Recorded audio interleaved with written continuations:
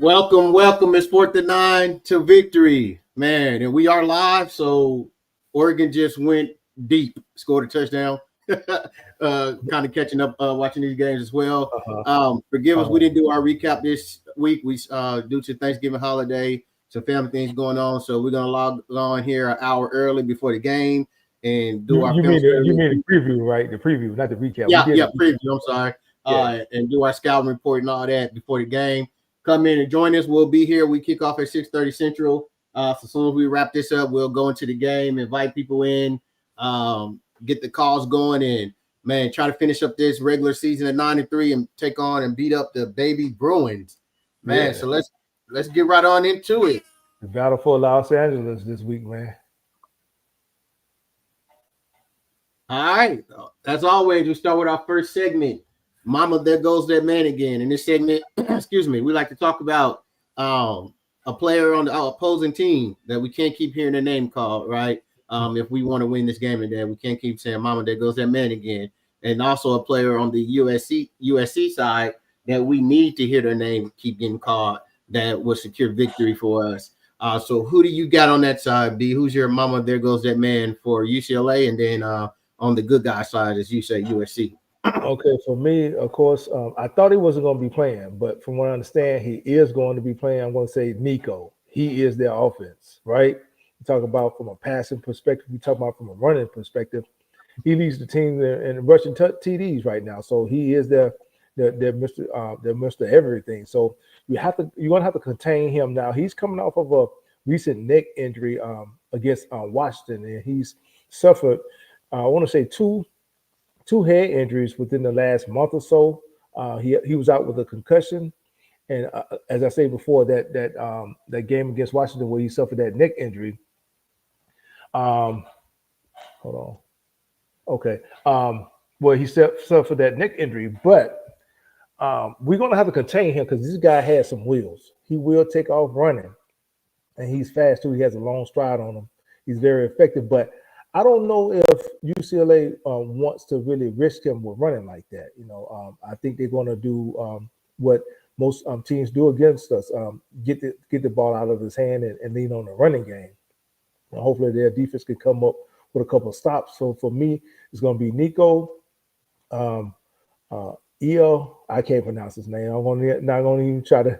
Yeah, Iamaliava. Iamaliava. Is that how you pronounce it? I might be wrong. Yeah. That's my best. I just say Nico. Everybody knows who you're talking about, right? But for us, for the good guys, for the Trojans in this battle for Los Angeles, I want to have to say it's going to have to be King Miller. Last week, we didn't have a run game, right? We didn't have a run game at all. The offense did allow Malva to get some passing yardage, but as far as the ground game, it was almost non-existent. So for me, it's going to have to be King Miller. Now, I don't know whether or not Waymore is going to try to play today. I know they said that he made the trip on last week, but I don't think he dressed. He may come back this week, but then again, I think we're in good hands with King Miller and with B. Jackson. So I look for Riley to get the running game back started. Again, last week we didn't do too well. We didn't fare too well on the ground. So I'm going to say for UCLA, Nico, and for SC, I want to say King Miller. For me, Mama, there goes that man. For UCLA, it's going to be Nico as well. It's very rare that you see the quarterback leads the team in yards per game and things of that nature, but he is their complete offense. As you know, he's going to look for a lot of RPO tonight. That's basically what they're going to run, what he ran in Tennessee. A lot of one route reads, throwing a slant. He loves to throw it. He throw it well. We've seen our struggles with it. Expect to see it, but we have to stop him, especially on the ground. We know our issues already with just stopping running backs on the ground. And so it's going to be a big challenge. We cannot let him continuously throw the slant right behind the linebackers on their RPO, as well as continue to run the ball, especially if we allow them to get 5 and 6 yards on first down, right? Right. That's true. And keeping third and shorts, he'll get with his leg. On my side, take your pick. Anybody on the offensive line, because football is very simple, right? It all starts up front. Offense and Right. defensively starts up front. The reason we couldn't run the ball last week, the reason we couldn't run the ball against Notre Dame, the reason we couldn't run the ball against Illinois effectively like we have the other teams, they were able to stop our run, get pressure with the front four. So my mama there goes, and man, I need to hear is anybody along the offensive line that can move some bodies and open a hole. Right. We have to be able to run the ball. This is a Right. game we should be able to run the ball. They're bad against the run like we are, and so there's no reason that we shouldn't be able to run the ball and stay balanced today and totally move some bodies with the offensive front. So I'm gonna say take your pick. Anybody on our offensive line? Okay. Excuse me. Whew. Man, it's cold out here, man. It rained out in this room. I think I'm getting a little cold, freezing. All right, our next segment, USC keys to victory. What does USC need to do to win tonight? Protect the quarterback. Quick score update. LSU just went up 3 on 13 to 10. Oklahoma. Oregon is up 26-14. As we came on, you heard me say they had just broke for a long pass, a bomb. And so, all right, what's your keys to victory, B? Keys to victory, I want to say the offensive line, like you just mentioned in the last segment, open up those holes for Riley to get back to his running game. If you notice, we said that Miami is at his best when he has a running game to complement it, right? Last week he had to throw the ball 42 times. We ended up turning the ball over twice, off an interception. So I'm going to say the keys to victory for SC is the offensive line opening up those holes so we can get back to that ground game. Before we had a couple games to where our run game was pretty much ineffective. That was against Oregon and against Notre Dame. And the other games we pretty much rushed for 200 yards or more. And in those games, we look to be more so balanced than anything. You don't want your quarterback to have to throw the ball 40 plus times. So your quarterback having to throw the ball that many times, especially in this conference. Now, it's not like it's the Pac-12. We're in the Big Ten now, but if you have to throw the ball that many times, then something is wrong. So we want to say balance, get back to the run game, control the clock, and definitely open up those holes so our running backs can eat up yardage on the ground. Got you. And sorry, everybody, I thought I was showing our slides and everything, and never popped it up. All right, USC keys to victory for me. Make somebody else beat you. Don't let Nico beat you. Don't let him. He's their total offense, right? Right. Again, offensive line, show up today, right? Especially in the run game. Last week, too many pressures, couldn't get anything going on the ground. We got to be able to run the ball. Our offense is most dangerous when we're balanced, right? As great as Jaden Miles is, when you're asking him to throw 40 plus, right, into 7-man coverage where people can get pressure with 4, you don't have no run game. I think that's asking too much of any quarterback, right? You throw the ball 40 plus times, interceptions is going to happen, especially when they're getting pressure with 4 and dropping 7. We have to stay balanced on offense. Have to have a run game. Have to be able to run the ball. Offensive line has to move some people. Defensively, I mean, it's the same story we've heard since that we say since the first game, right? We can't continuously keep people in second and third and short, especially second and short, right? At least get teams to third down, right? Last week it was too many times they were getting first downs on first and second down, right? Because have to call some negative plays on first down defensively, get them behind the sticks, right? Do front 7, stop the run. Like we contain the run. I'm not going to say stop the run, contain the run, right? We can't continuously let teams run for 5 and 6 yards of carry on us. Just the hard way to play defense. With that, they're going to stay in third and shorts, right? And it's very hard to get teams off third and short. Got to create some negative plays, right? The defensive line, interior guys, got to get off blocks. Got to make some tackles behind the line of scrimmage, right?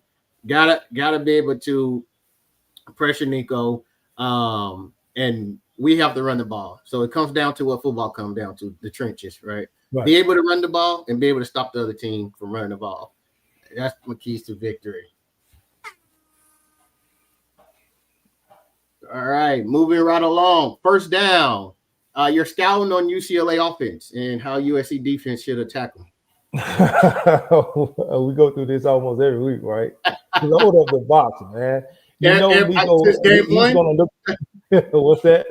since I game don't know one, what, it's the same thing. right. Same thing since game one. We keep saying it over and over again. I don't know what it's going to take, but one thing I noticed about him, if they're not getting the ball out of his hands, they don't like for him to have to go through 2-3 progressions before he get rid of the ball. It's pretty much a quick slant or a pass out to the boundary, and hopefully the wide receivers could block. So they're gonna and if that isn't open, he's waiting on the defensive ends, the rush ends, to over pursue up the field, and he's picking a lane and just running through it, and he has just enough speed to pick up that 10, 12, 15 yards, to get that first down. He has that long stride. And believe it or not, he appears to be wiry thin, but the kid is strong. I've seen him shake off some tackles, so we'll have to wrap him up. So again, for me, it's going to have to leave a spy on him. Don't allow him to get outside of that pocket and make him hold on to that ball. UCLA doesn't have the strongest of an offensive line, so I look for Denton Lynn to really put some pressure up the middle on him and force him to his left.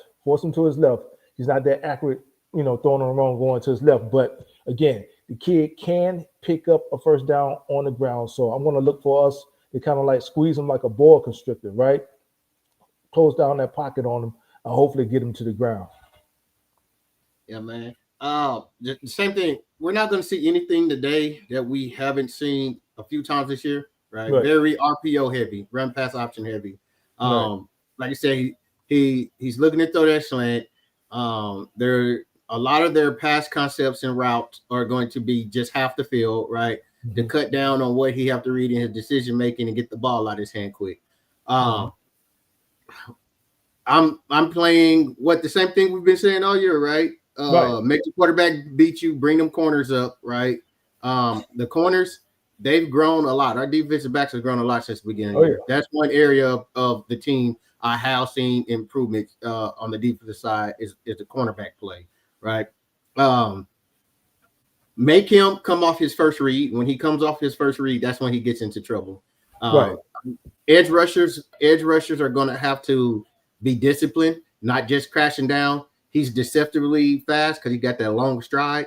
He will take off and he can run the ball, and he will keep it on the zone. He will keep it on the zone read a lot and run it.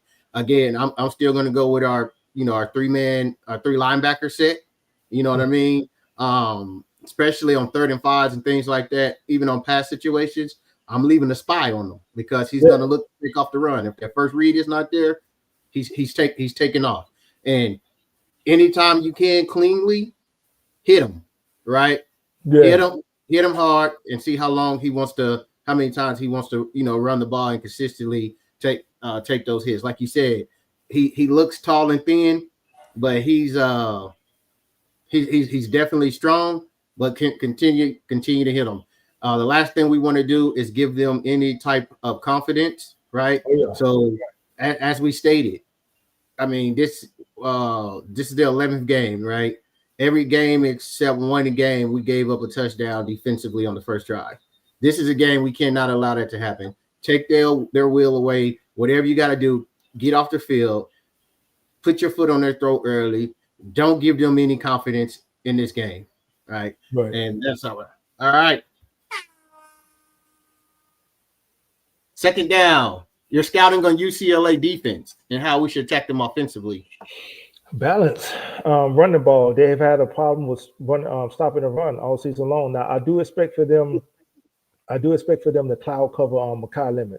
That goes to say, what pretty much everybody's doing. So it means it's going to leave somebody one-on-one coverage. If we do, if we find success in throwing, I expect for Jacoby Lane to have a big day, but also our freshman wide receiver, Tanuk Hines, he's been showing up big, and he showed up big last weekend. I look for him to build on the success. So I don't know whether or not they're going to play a lot of zone, especially once we get the running game established. If we can get off into a running game, 6-7 yards apart with King Miller, bring in B. Jack, then they're going to have to come out of that zone and pretty much go man. I think that's when Riley will strike and hit those weapons on the outside. But for me, for the most part, I'm looking for us to reestablish that running game. Like I said, prior to a few games that we missed on this season, in the Oregon game, I want to say the Notre Dame game, and maybe one more game, we've been pretty much effective with running the ball. I look for them to get back to that. So their defense have problem with stopping the run. I say we reestablish our run game. Those are my keys to beating their defense.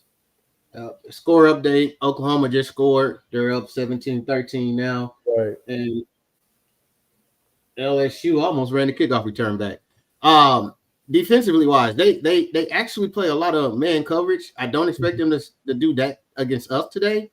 Because if they try to man up on our wide receivers or receiving quarter, they're gonna be in trouble. Their biggest weakness is similar to ours. It's their rush defense, right? They're giving up over 6 yards, per carry. So the way we attack them, especially if they're playing that man, is going to run the ball against them, right? The last couple of weeks we were saying use the pass to open up the run against Iowa and all that. This is a game where you want to use the run to open up the pass, right? They like to play a lot of man. And so once you're running the ball on them, that means what? They're going to have to bring those safeties up even more. And their other biggest weakness of this defense is that they give up big plays and they give up a lot of points. Mm-hmm. This defense, because they play man, because they struggle so bad in the rush game, they got to do extra bodies. So they're susceptible to big plays. They give up a high number of them. So run the ball on them, make them load the box, come up, and while they're playing that man, hey, Mekhi Lemon, Jacoby Lane, Tanuk Hines, right? Even the tight ends. So that's how I would attack them. I would stay doing what we've been doing all year, run our offense. We don't have to switch up to do anything different. We shouldn't against this team and this defense, but come out, establish the run, offensive line, move some people around, open up some holes. We don't need a repeat of the Oregon game, the Notre Dame game, the Illinois game, where we couldn't get any holes opened up. All right, let's go on down. Third down. You got it. Third down. All right. What's your expectation for the I got third down. What's the expectation for the game? Will we beat the spread? Will we cover the spread? The spread is 21.5.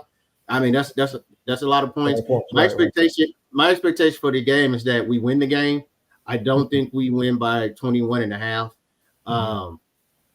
Is it possible? Yes. There's two scenarios I see. One, it is a blowout. Two, we win comfortably, like by 10 points, 2 scores.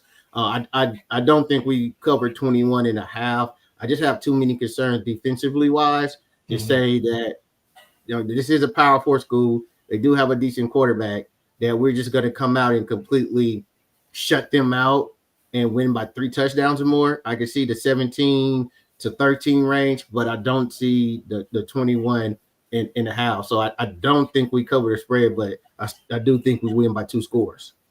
Well, this 20.5, 21.5, it depends on which site you look at. That is a lot of points. We're talking about 3 scores. And we're also talking about a rivalry game. So we're talking about 3 touchdowns. 3 touchdowns. Yeah, 3 touchdowns. Yeah, 3 scores. So in most rivalry games, you typically can throw the records out of the window, right? Right. So I don't know why Vegas would set it up that high. Of course, they got a lot of experience, setting these point spreads, and they've been pretty much, spot on, especially when it comes to SC now. Spot on. They're spot on in our losses. They're never spot on in our wins. Now, if you look back, especially over the last 2 to 3 seasons, UCLA has played us close. Matter of fact, in a couple of those seasons, they've beaten us, right? So I don't expect for us to win by 20, by 21 points. Again, that's a lot of points, and especially in a rivalry game. I do expect for the team to win, but by three touchdowns. I don't know. That's kind of a tall task, even though we're at home. Even though we play tough at home, I just look for both teams to come out with a sense of pride. I don't know. They're not going to make a bowl this game. Yeah, this game, are they? I don't They're think not gonna so. make a vote. No, they only got 3 wins. So nothing would make them more satisfied. They Nothing just would playing be for more pride. satisfied. Yeah.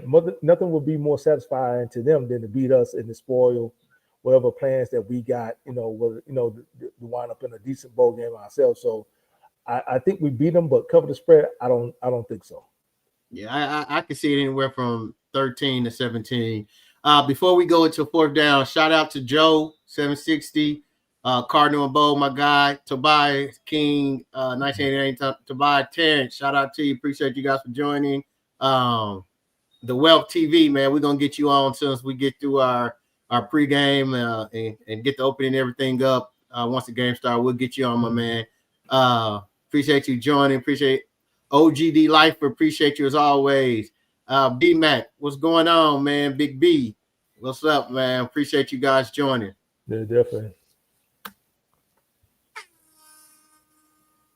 All right, moving along to fourth down. Offense and defensive impact players of the game.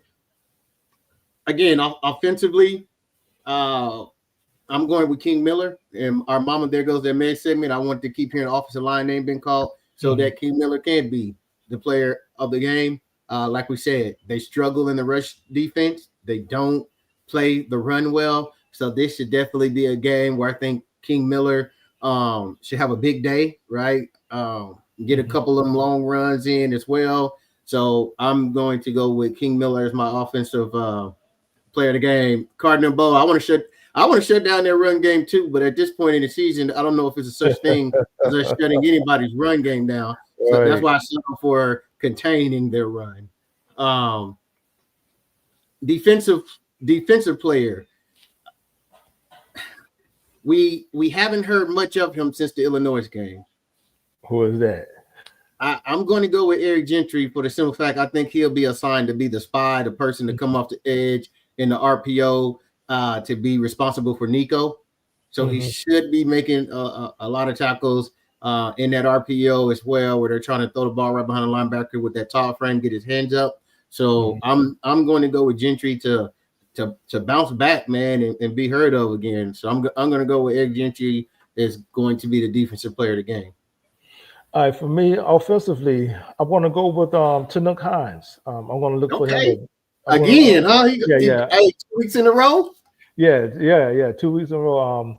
I look for him to continue to build on success as greatly warranted. Kyle Lemon, he's going to see double teams. I mean, he's just going to have to get used to that until he moves on to the next level, right? So he's going to see the double teams. Even if last week's victory with the 2 TDs he only had a total of 34 yards catching, which means that Riley had a hard time scheming up plays or designing plays in order to get him open, with that double coverage. And Jacoby Lane, he did his thing, but I look for Tanook Hines to really take another leap forward and solidify himself as the top returning receiver for next season. I expect for so you said Lane definitely gone, huh? I'm thinking Lane is gone, man. Yeah, I'm thinking he's gone. So I look for Lemon and Lane to go on to the NFL, and I look for Tanook Hines to be that number one guy for next season. On defense, I want to say Cam Crawford. I look for Cam Crawford again. They want to get the ball out of Nico's hands fairly quickly, but they also want to. They still want to use his legs. I look for Cam Crawford to run a couple of stunts. I look for Lynn and Henny to design some stunts for Cam Crawford to really get back there to him. We'll really apply some pressure to Nico. You want him seeing ghosts back there. So I want him worried about his blind side the entire night. Again, UCLA's offensive line is not that good.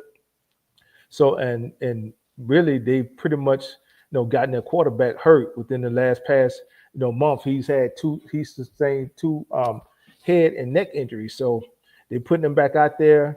I look for us to play bump man on the outside, really apply some pressure to Nico. Hopefully we can force him into coming, having to go to his second and his third progression, right? So I look for Cam Crawford to have a big day on defense. Man, quick little update. Oregon 26, Washington 14. It's a minute and 20 seconds left. Washington just threw an interception, so that game is over. So Oregon gonna pull it out. LSU and Oklahoma is 13-17. It's 4th and 2. LSU got the ball on Oklahoma's 28-yard line. They need a touchdown, but they got a minute and 20 seconds left. All right, moving right along. Everybody buckle in. Oklahoma stopped them. Yeah, but you know what? That should have. I don't know why they didn't call sideline interference with that, because almost the entire team rushed out onto that field, man. And well, it don't matter. That's dead ball. Well, with the sideline interference, they pick up the first down, right? Nah, not after that was a dead ball. Shout out to sideline interference is a dead ball. That was 4th down. Yeah. Shout out Baby T in the house. Beat the Bruins. Are you at the game, right. Baby T? Let us know. All right, everybody buckle in. It's that time of the week. Our last segment, and then we'll get more into the game. But buckle up, man. B is about to do his segment, which is entitled "Job's Not Done." This is where he talks to the team. This is where he gets them ready. We started this. Yep, Baby T is in her seat at the Coliseum. She said she's in the collar right now. How everybody looking, man? Is it crowded over last in there? Week? What? We're not gonna let Oregon beat us twice. We better not. Is it crowded in there, Baby T? We started this segment before the Michigan game, man, and it seemed like the team really. I don't know if the team heard it or not. They probably didn't, but it just seems like it, man. And so we do it every week. In our previews and film study videos. So sorry, everybody, we didn't get one out Thursday. You guys know that was Thanksgiving. So we decided to hop on it's starting to fill up, she said. We start to hop on an hour today to do it. So yeah, most definitely. We're going to go into this segment. Pass it over to you, B. Let's get these boys pumped up and ready, man, for the baby Bruins. Man, it seems like it's been a long season, but it's been so short. And yet, some may feel like, we've fallen short of our goals, which is to ultimately reach the playoffs. But, today presents a new challenge, a new day to do what? To go out there and get a win. Now, this is a familiar foe. It's somebody that we're very familiar with. There's no love lost. They've kept us from reaching our goals some seasons. We beat them in consecutive seasons. But again, when there's a rivalry game at stake, you can throw all wins out of it. I expect nothing less in this game right here. It's going to be a tough game. It's going to be a hard-fought game. Emotions are going to run high, but we're going to have to stay within our emotions this week. Last week, we kind of fell short to succumb to our emotions and let them get the best of us. And we made some boneheaded plays last week that we can't do this week. We have to go out, on a high note to end up in a good position for the postseason. Again, you may have fell short of your goals, but you still got a lot to play for. And this game right here is the Battle of Los Angeles, right? The battle for the victory bell. It's bragging rights for the next 364 days of the season until the next time you face off. A lot of these guys are friends. They see each other all the time. They speak to each other. A lot of these guys played against each other. But when you step between those hash marks, when you step onto that field, there's no friends out here. There's no love lost. There's no kind words to be, spared to each other. There's no helping each other up off of the field. We're out there to win. We're out there to win, period. Just like they're coming out there to spoil whatever season that you got going. They can care less about it, and we can care less about them. It's kind of similar to the situation where I talked about with Oregon. There's no elephant in the room. There's a mutual hate for each other when we are there on the field. So I expect for them to think nothing less about this game than they thought last week. The only thing I ask that they do is to control their emotions this week, harness those emotions, go out there and play assignment football. You may think that you don't, you fell short of your goals, but you still got a lot to play for. We got virtually 8 more quarters left in this season. 8 more quarters until a lot of the kids, a lot of the seniors on this team will never put on shoulder pads and a helmet again. Everybody's not going to the NFL. That's just a fact of it. So why not leave everything out there on the field today? You got 8 quarters left. A lot of you got 8 quarters left in your football career. Some of you going to go on to be professionals. Some of you going to go out there, go on to be family men. But these are the times that you're going to remember right here, suiting up with your brothers for 8 quarters. So let's go out there and execute. Let's go out there and be disciplined. But for most part, most importantly, let's go out there and win it for the seniors. Let's go out there and win it for the guys who are never going to put on shoulder pads and helmets again after this season.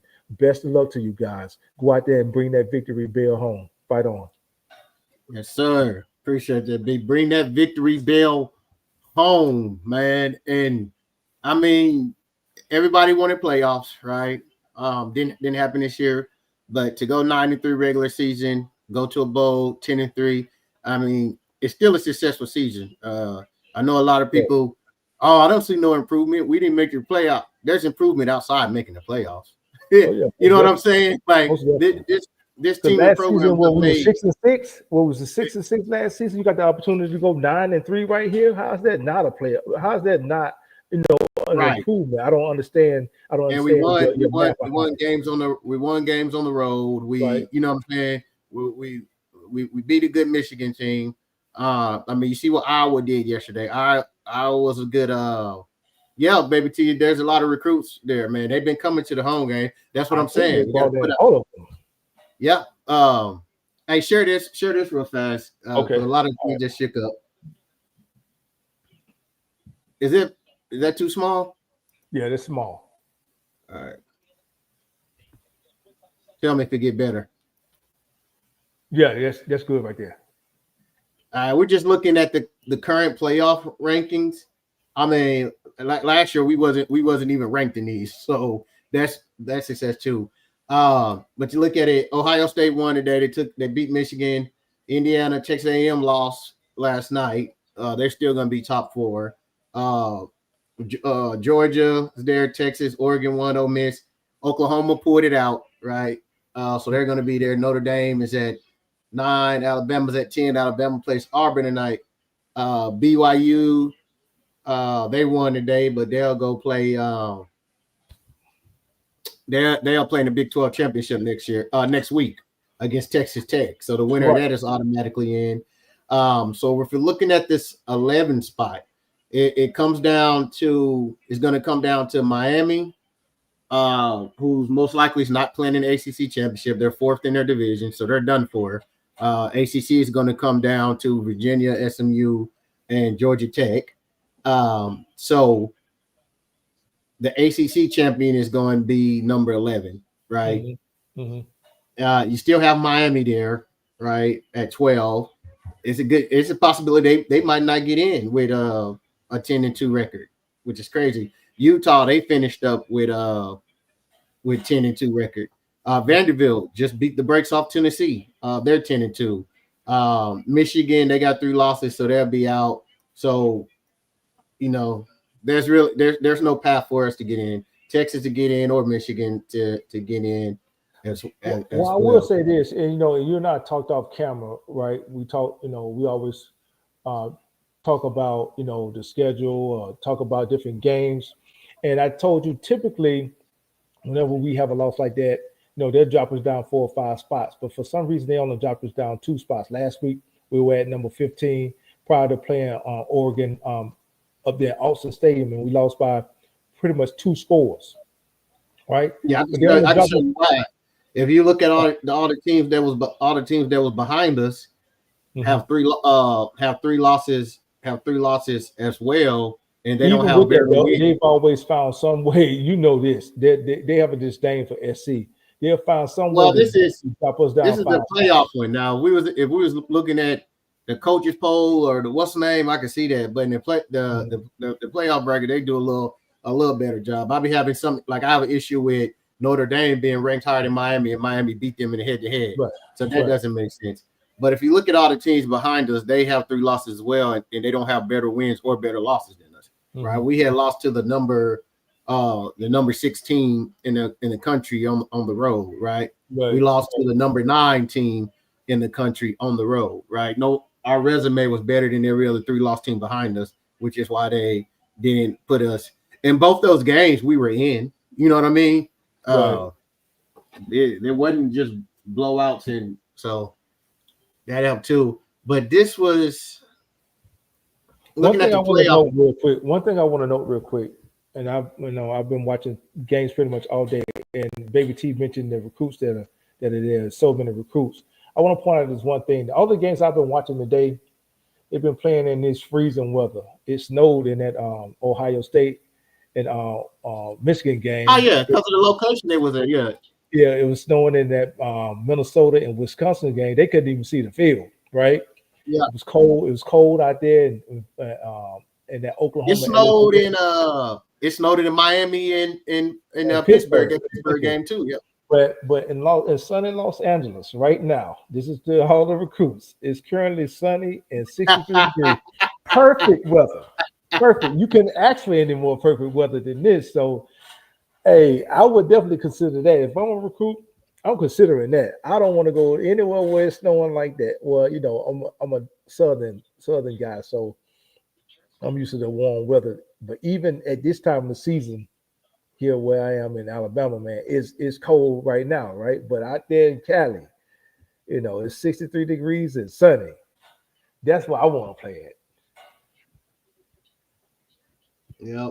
And if we look at this is the projected bracket right now. Mm-hmm.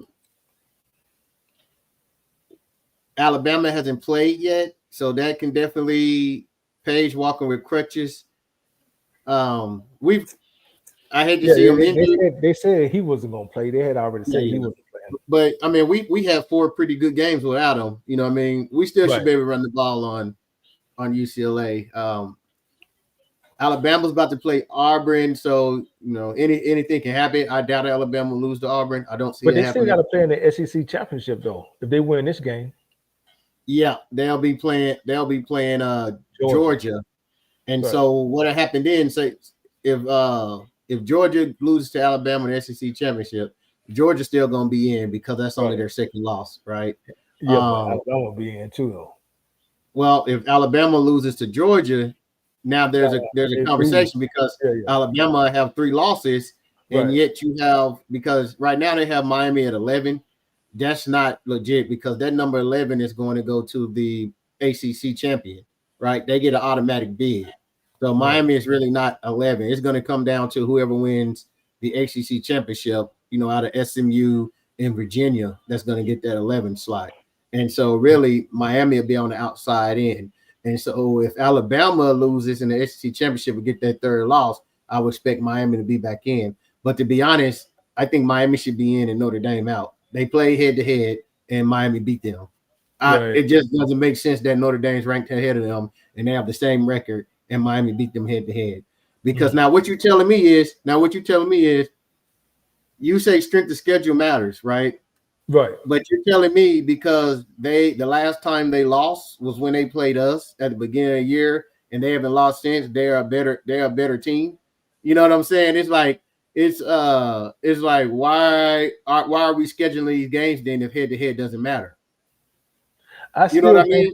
And I still think they're gonna find some way, and that's all they've been talking about.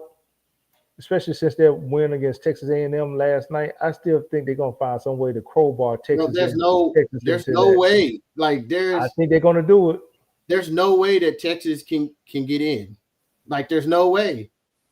They've been lobbying for them on ESPN, man, and the SEC is run by ESPN. So yeah, but the college playoff committee ain't SEC and ESPN. It's from all over. But there's no way, because look at this. Vanderbilt is in the SEC and they're 10-2. They only lost 2 games. Like, Texas can't. Is no way. Like, it's no way. You acting like the committee has never screwed a team before. I mean, why are you doing this? But what I can tell you, the team hasn't been screwed before, man. What I can tell you is I've never seen them put a 3-loss team over a 2-loss team. Yeah, it's a first for everything, though. I've never seen him do that. Shout out to Mike Williams, man. We appreciate you being here. 2-wheel trucker, man. Appreciate you being here, man. He says if Alabama lose, Miami take their spot. That's a possibility. Yeah. Shout out to man. We appreciate you being here. Thank you. Well, here's what I'm saying. I believe. Look at what Terrence Mann just said. Even though FSU wasn't turned out to be not that good, they got screwed. Yes, they It did. wasn't that they wasn't. It wasn't that they wasn't that good. They that quarter. It's because their quarterback had broke his foot. But what they They ended up got nothing doing to was, do with it. They earned that spot in that game, though. They had nothing to do with it. but what they ended up doing was putting a team in with the same record, and they were saying based off the last few games, we think this team, you know what I'm saying, was better. They have not put a 3-loss team over a 2-loss team. What's up, young Tiny? That's what Lane Kiffin was crying about. That's what Lane Kiffin was crying about last year because they had 3 losses and he wanted to be in over that over SMU, who was undefeated and lost in the ACC championship. Didn't know Ohio State when, yeah, they did. They did. But Texas won't be in there. Yeah. They who was that? I think his name was Cornell Jones that they won. Yeah, that was him. Big chunky fella. He was running all over. Yeah, he was. Hey, that was a big kid, man. That dude was man, big. We're about 10 minutes away from game time. Mm-hmm. Yeah. And to what because I think Tobias got 2 different. Because I think that's him too, the 2-wheel trucker. I think Tobias got 2 different YouTube names on here.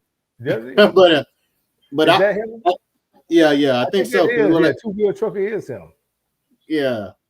Nah, but he got another YouTube name on here too. King 1989. King T. Yeah. But I think when the final rankings come out and all that, I think Miami will be in before Notre Dame. Like I think they're gonna go in and that head to head is gonna matter, like it should. Well, you got to get into the politics of it. You know, they've been trying to get Notre Dame to join the conference for the longest, but you know, Notre Dame won't bite. And anytime you got an NBC contract like that, I don't blame them for not biting. I don't blame them. Well, some of these conferences do some foolish things too. I mean, look what the Big Ten try to do. But at the end of the day, when they get in there and they do resumes and they look and they see that, okay, well, both of them played Pittsburgh. Miami beat Pittsburgh a lot easier. And where's the Notre Dame? They beat Notre Dame to the head-to-head. Like, to me, when it come down to it, if we got the same record and we played on the field, that's all that matters on the field. Who won on the field? I don't care if it was at the beginning of the game, the season, the middle of the season. But they on here talking about our 2026 class. Yeah, we got them coming. We got them coming. Hey, and majority of them are at the game today. That's what I was saying. You got all of those recruits out there at that game, man. I'm sure they've been keeping up with the other scores, but they've also been able to see, you know, them out there playing in the snow. But when you're in a situation like that, man, where they out there in t-shirts and shorts, and here it is going into December, man, listen, I wouldn't want to play in no snow like that. We gotta finish this season off right, baby. Come on. Oh yeah, most definitely. Got to finish it off right. So what as a coach, what are you saying? I thought O'Connor was playing. O'Connor. I think it's John Ray Reed is playing, Baby T. What's the name got hurt last week? O'Connor got hurt. Well, it was because he went out of that game against Oregon, didn't he? Yeah, that was last week. Yeah, so we so man, what are you talking to the kids about?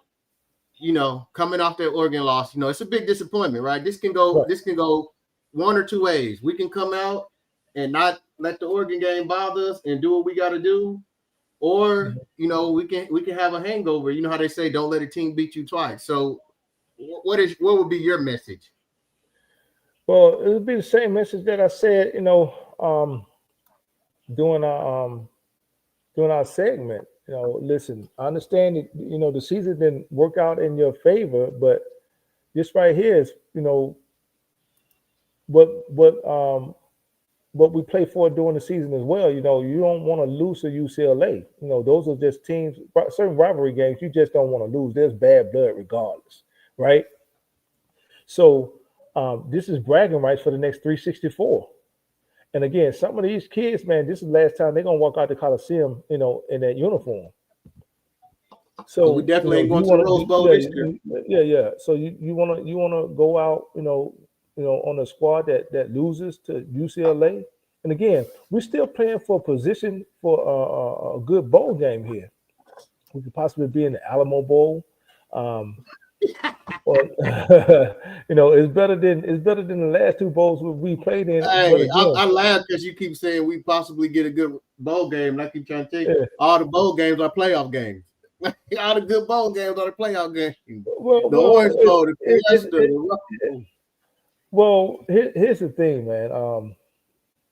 Again, there's bad blood both teams. There's bragging rights for the next 364. And then again, those seniors, you want to go out, you want to play strong for them because be the last time that they walk out of the Coliseum in a uniform. You want to play tough and strong for them. We just got to come out and stick to the game plan, go out there, execute, and get back to being a balanced team. We let some things, we let some possessions, some games slip through our fingers. Just think about it like this. I truly believe that we were 2 from being in the playoffs this season. 2 points. And that's that game against Illinois.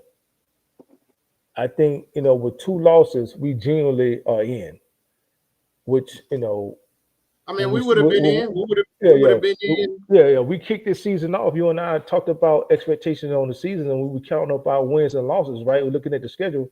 You and I both said what the ceiling was 10-2, and the floor was 9-3. Right. Right. I think right now, from a progressive standpoint, we're right where we need to be at. We got some deficiencies. If we're being transparent, we're being honest. We got some deficiencies on the defensive side of the ball and on that offensive side, on that offensive line. Right. I don't want to be in a situation to where if we just so happen to get in the playoffs and get embarrassed. Why? Because we're not built like that in the trenches. That's one thing to lose a game in the regular season. There's another thing to get embarrassed in the playoffs. Right. That could leave a bad, taste in your mouth. For the next year because everybody be saying like it's so you. Like you ain't if we're being honest with ourselves, are we really ready for the playoffs right now? I think we're on a good trajectory right now. 9-3. We got the potential to go 9-3. When last season we were 6-6. We were actually fighting for a bowl game. We had to switch quarterbacks just to get into a bowl game, right? So again, and this is no shade at no other players that we lost. I think we kept the best of the best, but I just don't think from a Trent standpoint, and I understand, the staff went at some of those big players, weren't able to land them, but now we got a GM. It might be a little different, but if we're being honest with ourselves, can you honestly say from looking at the season, you think that we deserve to be in the playoffs, considering what type of talent we're gonna be going up against? We're talented at a lot of skill positions, but where it counts most at in those trenches, I don't think we're ready right now. Yep. And a lot of people talking. We are. I've been seeing that too. Projected maybe the Alamo Bowl against BYU. I know BYU played in the Alamo Bowl last year. A lot of times they don't want to take the same teams like 2 years in a row. That's the only thing that I'm not for sure if it's going to be BYU since they played in the bowl. But if we do play BYU, it's not going to be a cakewalk. BYU is a physical team up front. Yeah. On the offensive side and defensive side, and right. While they don't have the athletes, we don't even know what our team is going to look like in that bowl game. That's why bowl game. Yeah, that's why in bowl games I don't. If it's not the playoffs, I want to win every game, but I'm not too concerned with the bowl game because you don't even know what the rosters are going to look like. You're going to have people transferring out. You're going to have people sitting out. Like the teams are going to be totally different. I can tell you this BYU team is going to be the same. Yeah, because they normally got 25, 26-year-old men that's leaving. And they ain't going nowhere, right? They're not transferring out. They're not. They're playing. You know what I'm saying? But it's possible our team look completely different. Like especially Jacoby. We normally don't have success in the Cotton Bowl. That's what we normally don't have success at. And that I can't stand the Cotton Bowl, man. Every time we go there, man, we don't have success at AT&T Stadium. We don't have it at the Cotton Bowl. Yeah, that's the Cotton Bowl. Yeah, exactly. Well, no, the Cotton Bowl is actually the Cotton Bowl is actually its own field. No, didn't we play them? Didn't we lose to Tulane in the Cotton Bowl? Yeah, but the Cotton Bowl used to be played at the actual Cotton Bowl, and then they moved it to AT&T Stadium once. Yeah, Yeah. yeah, But what I'm yeah, saying yeah. is the Cotton Bowl is actually a field itself as well. Mhm. But we lost we lost at AT&T Stadium. We lost to Tulane, and Yeah. we got beat bad by Alabama. I was at that game. I Man, left at halftime. I don't even want to Paid up. revisit that game, man. That was Well, I awful. left at halftime. I was so hot. I paid all that Well, money. well, I didn't hey, even care. you know what happened, right? You know, Sam Darnold should have been in that game, man. Yeah, I know what happened is we jumped out to a 3-0 lead. I thought we were gonna do something. Jalen Hurts. Well, I have to be honest. Jalen Hurts in. They put Jalen Hurts in the second quarter, and it was over. Even with that though, Jalen Hurts fumbled the ball on his first possession, man, and we recovered the ball. They just gave it back to them. But we started off great on defense. As long as they had who was that? Blake Barnett in the game. Yeah, they brought Jalen Hurts in. It was over. Hey, Kiffin switched him out quick, didn't he? Yep. Kiffin, I was like, who was that? He bring it in, not this kid. Oh man, Kiffin switched him out quick. Because the Alabama fans were like, Jalen Hurts come in, the freshman from he came in completely changed it. I was the same way. After he fumbled that first ball, man, it was lights out. Yeah, but the Alamo Bowl is not played at AT&T Stadium or the Cotton Bowl. It's played in San Antonio. It ain't in down. Right. But still, man, it's 6:30. We about to get there, man. If you want to go ahead and here in a second, we're gonna drop that link. I'm dropping it right now. What was the gentleman name that wanted to call in? What was his name? The Wealth TV. The Wealth TV. Yeah. Was that him? Yeah, the Wealth TV wanted to call in. Man, and our good buddy, what's his name? Austin, he actually at the game as well. So he not. Yeah, that's right. He did say he was going to the game. Yeah, and he told me to keep Leon to check the call him if Leon. Man, I remember. But I don't even see Leon on today. One of the worst games I ever watched SC play against UCLA, man, was when Pete Carroll lost that game to them 13-9. I think who was that? That was John David Booty, first year starter. It was the year after we lost to Texas, and we were getting ready to head back to the national championship game and lost that game to UCLA 13-9. Man, I was like, Jesus, where did the offense go, man? We had no offense that game, none whatsoever. Man, Pete had a dynasty and all that, but man, sometimes like in the off season, I'll be bored. So I look at old games, whatever be on the classic, and I get to looking at some game, and I'm like, man, there was some games in there too, to where the team just didn't show up.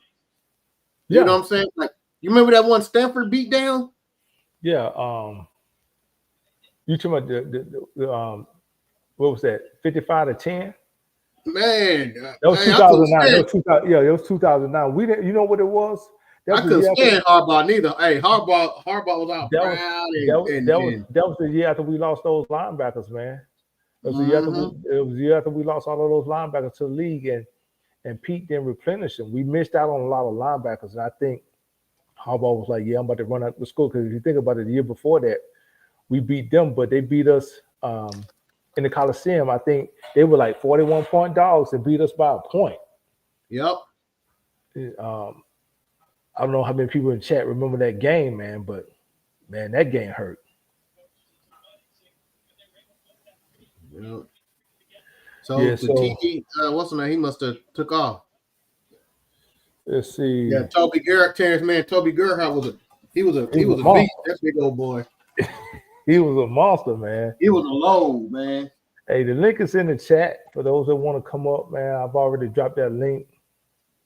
Yeah, you're right, Joe. He was a beast, but it was some games that we lost, man, that kept us out of that natty, like that loss up there in Oregon State. They wanted Fort Dallas. Boy, I remember that. Dallas, man. Mark Sanchez with the quarterback. That was the only blemish on their record from 2008, man. I think they had the best defense in the nation that year. Yeah, and we had the best defense in the nation that year. And they had them Rodgers brothers. Yeah. The problem was you couldn't see them behind that offensive line. By the time they popped their head out, they were 9-10 yards down the field. One was a wide receiver. They had one at wide receiver and one at running back, boy. And the youngest brother was at the running back. That was the youngest brother. And like again, you couldn't see him behind those offensive line. He was so short. And by the time they saw him, got hands on him, it was like 9, 10 yards down the field. And Mark, they weren't twins. They were brothers though, but they weren't twins. Yeah, no, they weren't twins. No, they weren't twins. And Mark Sanchez, he didn't have the best of day. You're right, Terrence, man. Stanford did hire to Pritchard. I don't know. That was the quarterback that beat us, though. That was the quarterback that beat us in college. I know Andrew Luck is the GM, and he Leon is on a trolley ride. Call him a few. Okay, appreciate that. Appreciate that. Public transportation system. Yeah, I know Andrew Luck is a GM at Stanford and all that, but I was kind of surprised by that pick as head coach. Yeah, like where's he been coaching at? I don't know. He might maybe at the high school level, or maybe at the JC level. I was kind of surprised by the pickup. But I see what they're trying to do. Bring one of their own in. Somebody care about. You know what I'm saying? A lot of times that don't work though, man. A lot of times that don't work. You see what happened with UCLA, right? Right? Bringing in one of their own, Foster. They got rid of him in what? 1 season? 1.5, yeah. 1.5 season. He gone already. So I don't know about that, man. But yeah, they definitely hit lightning in the bottle when they hired Harbaugh. So Pritchard been he's been a quarterback's coach for Jaden Daniels at Washington. That's where he came from. Okay. Yeah. Well, he got some coaching experience. Yep. Some coaching experience. He definitely got that. Yep. So what do you think, Lane taking the LSU job or staying? Oh no, that's a lot of money for LSU to pay out, right? So of course, they tried to railroad Kelly and said that they didn't fire him, that he was still, considered to be the head coach, but he ended up getting an attorney, and I think they're gonna have to pay him that 54. Yeah, they got to pay him. They officially came out and officially said he was fired. Because he said he want all of his, and I don't blame him. He want all of his 54, so that's a lot of money. They're gonna have to pay him. Well, they're paying out more than 54. I think it's like way more than that because they got to pay his staffs out too. You know what I'm saying? Mm-hmm. Yeah, and then you talking about giving Lane 90. You talking about giving Lane 90 and then giving him another 20, 25 for NIL to go out and get the players he need. Man, that's a lot of bread. Well, here's the thing. Lane Kiffin said it's not about money. He said the only money that he's concerned about is his NIL budget, right? He's I think one of his biggest issues at Ole Miss is that he's been having to supplement so much and build through the portal.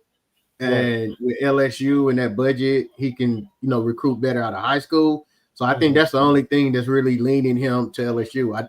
I really don't think he want to leave Ole Miss, but he just thinking, long term and NIL budget, things of that nature. But Ole Miss said that they would match any offer that someone's giving him. So we'll see. He's supposed to be talking to that AD tonight. But here's my thing. I didn't know Ole Miss had it like that. I mean, they probably have and just ain't been giving it. And this is, you know what I'm saying? But here's the thing about it. I mean, almost $100 million is, I mean, I know people talk about the contract we gave Riley, but he made the playoffs. He won Big 12 championships. Kiffin he'll make the playoffs this year, be his first time. Yeah, he hasn't won a SEC championship. Well, he's won a national championship as coordinator. He's won a few, right? Right. We're talking about head coach. Yeah. I definitely get what you're saying. J-Dub says, hold on, let me highlight this real quick. J-Dub says, you guys, why isn't Rob Ryan on the sidelines? I heard he's always in the press box. I don't get that. I don't know why he's not on the sidelines. I think they can only have so many on the sidelines, right? Or maybe he want to get an area view. Where his linebackers are messing. I didn't realize he wasn't on the sideline or the press box, or he can be up there if they using him as an analyst. You know what I'm saying? To be like, not as an analyst, but to talk down to what's going on. You know what I'm saying? he might have a better eye than So like, hey, you go in the box. You tell us what you see and report it down. Right. I didn't realize he wasn't on the sideline, but him being on the sideline, I don't think make a difference to why the linebackers play the way they play. I think he understands or down there. I don't think that's really big. I'm pretty sure Manning's, Archie, and Eli will pony up some bread to try to keep Lane there. Well, they could probably go out and do some lobbying to get some more money for him. But like Chris was saying, his primary concern is that NIL. Being able to compete at Ole Miss. You definitely got more resources at LSU. You definitely got a better recruiting base at LSU. You don't have to travel as far. Those kids are right there in your backyard, and a lot more kids that want to come play for LSU than they would for Ole Miss. The issue is. Because he already said he's not right. The issue is money is not a motivator for him as far as his money. He's already rich. You know what I'm saying? So Willie McGinnis is leading the team out of the tunnel. Can he put the 55 jersey on and play? Don't put on the 55. Just put on somebody else's jersey. They might recognize me like, no, that's not Willie. I'll say Willie McGinnis right now. What you say? To start him Mike right now? Hey, hey, just give him another jersey and tell him put on one of those dog visors, man. Right. Like, hey, that guy looks familiar, man. No, that's not Willie McGinnis. That's not him. And you can't give him a crazy number because then everybody will be trying to figure it out. Like, who out there is 67? So give him number 88. That's Floyd Bacard. That's right. I can't take him out of there. No, I can't take him out of there. Well, let's not get in there. I ain't gonna. Hey, Baby T said he's in the 55 jersey. He said he looks ready. He looks ready. I'm sure he does. Oh, sure he does. He probably want to play, man. Give that cat a helmet, man. Beat the brakes off them. Hey, if Ramsey's not playing, give him number 7. If Ramsey's not gonna play, give him number 7, man. You ain't using it tonight. You're gonna give this one. And you see how UCLA wanted to wear the home jerseys after Pete Carroll did it? You remember Pete Carroll went and lost the timeout to put playing at UCLA. He started that and put us in our home jerseys. This is our deal because we was always going to Hey, you know who else I wish we would do that against? Notre Dame. I wish we would do home and home against Notre Dame, man. But the reason Pete Carroll did it though is because we were, we own the Rose Bowl. That's what he was saying. So he was like, we playing at home when we went to Pasadena. Yeah, but I wish they would do that for that Notre Dame series. Yeah, here comes UCLA, man. It's a genuine, it's a dislike. You could tell, man. You could tell both teams really hate each other. Mm-hmm. I wouldn't. It wouldn't surprise me if I saw a fight or two tonight. Here's the thing: we got to have composure. We can't be like last week when we was in a hated game and we lost all composure. Last week we just broke all the way down. Last week, didn't we? They forgot they were playing. We lost all composure. Yeah, they forgot they were playing last week, man. It's gonna be the same. It's gonna be the same way. You know what I'm saying? There he is, Carter. What's going on, man? Shout out to Carter Sports. What's up with it, y'all? What's up with it, fam? I thought you would be at the game, bro. I thought you would be at the game. Nah, I couldn't make this one. Carter. Yeah. Man, your boy called back in today. Who the restaurant dude? Yeah, we told him to call back. I said you wasn't in yet. He said he's gonna call back. So what you think, Carter? What you think about this game, man? What's the game plan? Man, we need to finish the season off right. Is Nico playing? I heard he playing. They said he was. They said he was playing. It might be a good game then. We can't underestimate UCLA. A rivalry game is tricky. Like right. I didn't see sorry UCLA teams give good USC teams problems. So this is a rivalry game. Like we can't come into this thinking we just gonna win. Mm-hmm. We gonna have to play. Yeah, most definitely. I know UCLA gonna get that effort, and you heard that coach. They like, yeah, we gotta win the trenches. So I'm listening like they think they could compete with us in the trenches for him to even say that. Like, yeah, we gonna try to win the trenches. Like Carter. Yeah. if you was an opposing team and you've watched the film and you've seen this year, would you think you could compete in the trenches? Hell yeah, excuse my That's what language. I'm saying. Right. Heck yeah. Hey, so what's your game plan defensively, Carter? If you Lynn and Henry, what's your game plan? My game plan is to make them one dimensional. Okay. Make them Stop the pass. run. So, Right. I would be aggressive. I would run blitz and Nico pass. got wheels, right? You know Nico got wheels, right?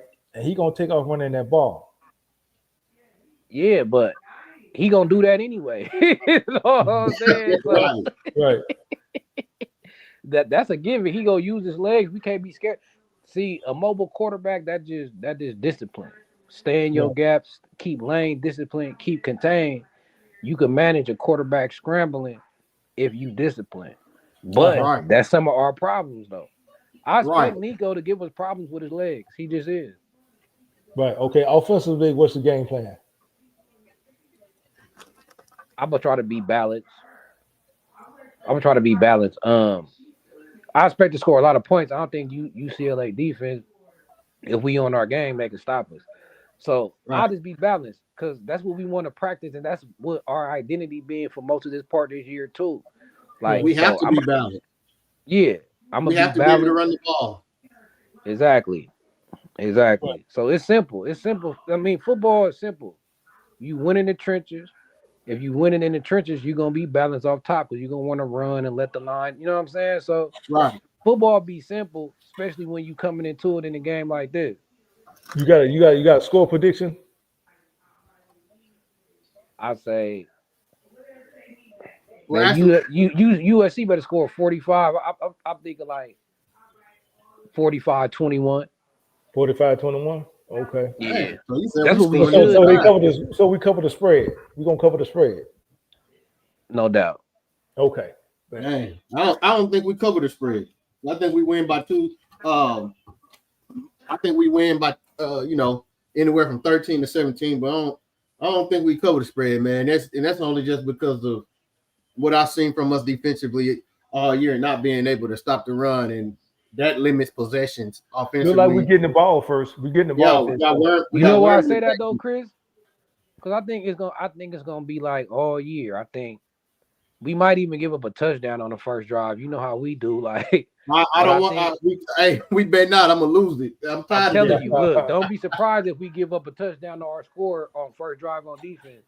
But I expect the same thing. I expect Lynn to finally know what to do and come in the second half. I think our defense might pitch a shutout in the second half, or it's gonna look different. This is one of them games where it's gonna be classic Lynn. Like that's what I was talking about with USC fans the other day when I be making content. I be talking like the Anton Lynn seems like he's not a great pregame coach. Like he don't know what this like. He can't predict what a team gonna do against USC by watching them play other teams. It's like Lynn got to watch them in person for 2 quarters. Then he know what to do with them, right? So you look at even in our losses, Illinois, who else we lost to? Oregon, Notre Dame, and Notre Dame. Notre Dame did what they did all game, and so did Illinois from beginning to end. But it still looked harder for them, though. I remember thinking in the second half of all our games that our defense looked a little better, had more life at least. I mean, y'all don't agree? Like our defense played way better in the second half, right? So the Illinois game, they didn't punt at all. They scored on every drive except 2, and the 2 that they didn't score on, they. But remember, they was at least getting turnovers though. Remember, I think they had one. They fumbled going into the end zone. Gentry got the fumble. Didn't they have like 2 turnovers against Illinois? They scored every drive except 2 going into the end zone for a touchdown. Yeah, okay. But I'm just saying, hey, at least the defense made a play. So this is hold on, Carter. Hold on. This is interesting, man. Riley started Lemon and Lane off on the bench, and I'm thinking they're giving the senior receivers a chance to get out there and play. But for some reason, they started off on the bench today. Yeah, actually, Tanuk Hines just got a pass. That's your boy. Yeah, that's the one I called. Boy, Yeah, that's why I That's the said he's boy. gonna have a good game. But for some reason, he started limiting Lane off on the bench today. Could be a disciplinary thing. Hey, Carter, you heard anything about that? What's going on? Nah, I mean they scheduled to start. Like they on the they ain't hurt, they ain't out. Maybe something off the field, we don't know. Maybe them other receivers did something in practice. I don't know. Like Yeah, we'll but find out though. both of them though. I can see Lane, and I'm not, I'm not, stereotyping. I can see Lane, having, some type of off the field issue. But Lemon, he been a model player all season long. And you mean to tell me he get down to the last game of potentially his college career, and he make a boneheaded decision to where he doesn't start? I mean, we don't know. We don't know why he's not starting. I'm just saying the only thing I could think about if they're not. No, they're a freshman. They're three. Yeah, we seen Tanuki. Yeah, we see him, man. I don't know why they're still not in. Run that rock. That's why I try to tell you, man. That's why I try to tell you, UCLA is terrible against the run like us. We should be able to run the ball. We better be able to run the ball. That is strange that they ain't been in this whole first drive.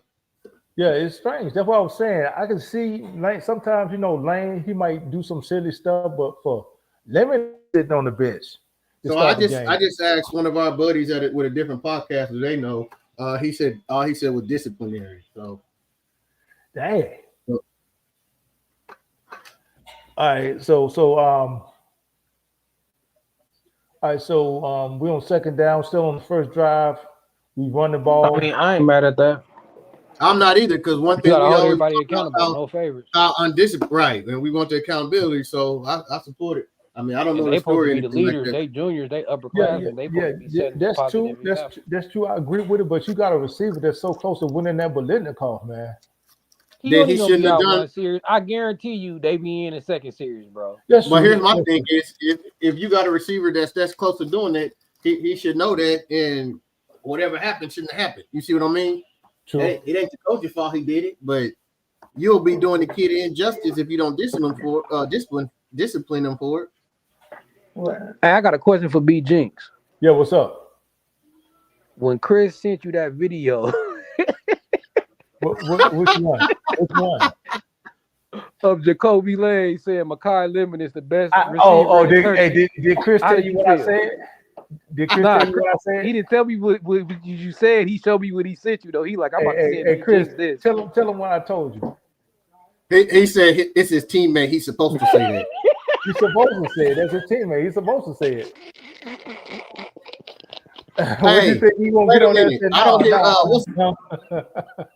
don't hear what's best in the country.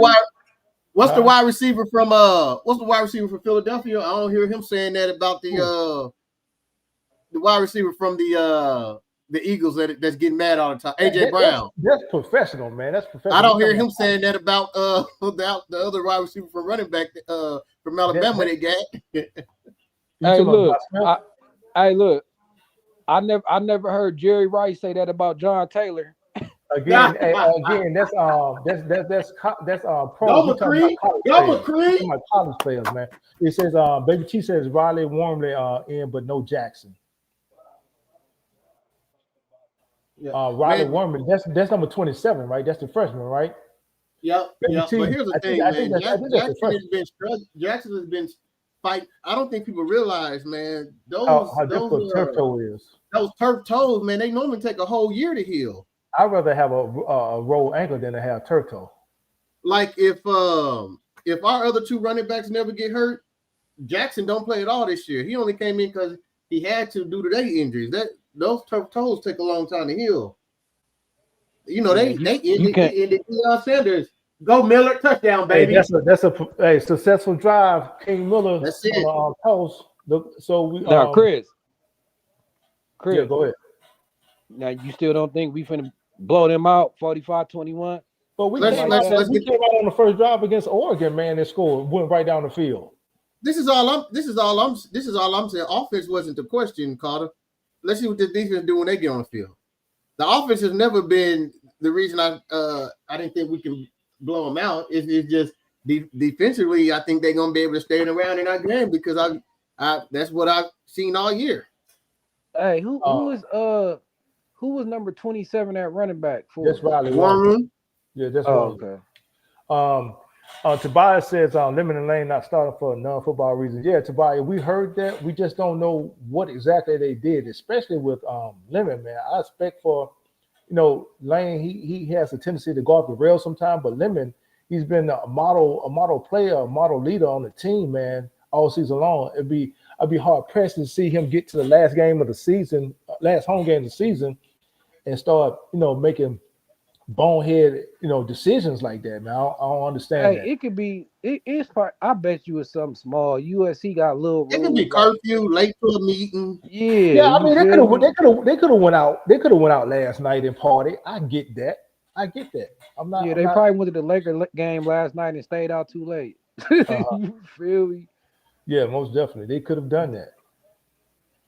I know it ain't nothing major, especially if you got Lemon involved. Here's the thing. I do expect for both of them to head out to the NFL draft after this season. To be honest, I don't even know if they're going to play in the bowl game. You don't think so? If they go into the draft, they definitely ain't playing in the bowl game. Now, if it was a playoff, Lemon is the type of dude that still would though. If it's the playoffs, it's the playoffs. Yeah, but we're playoffs. Well, hold on, just wait.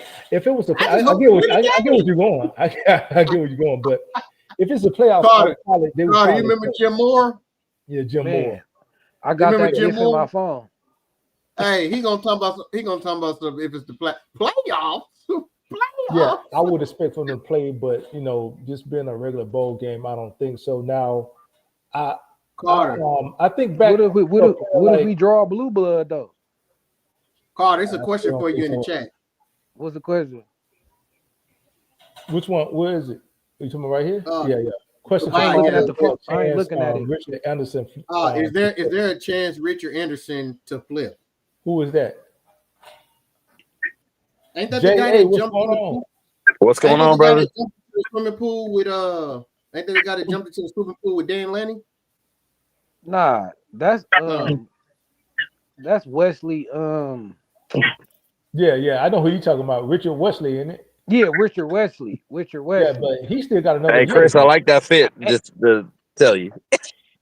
Look, Richard Wesley is by the bag. Man. Hold on, Richard Wesley is by the bag. So if USC want to match his bag that he getting from Texas?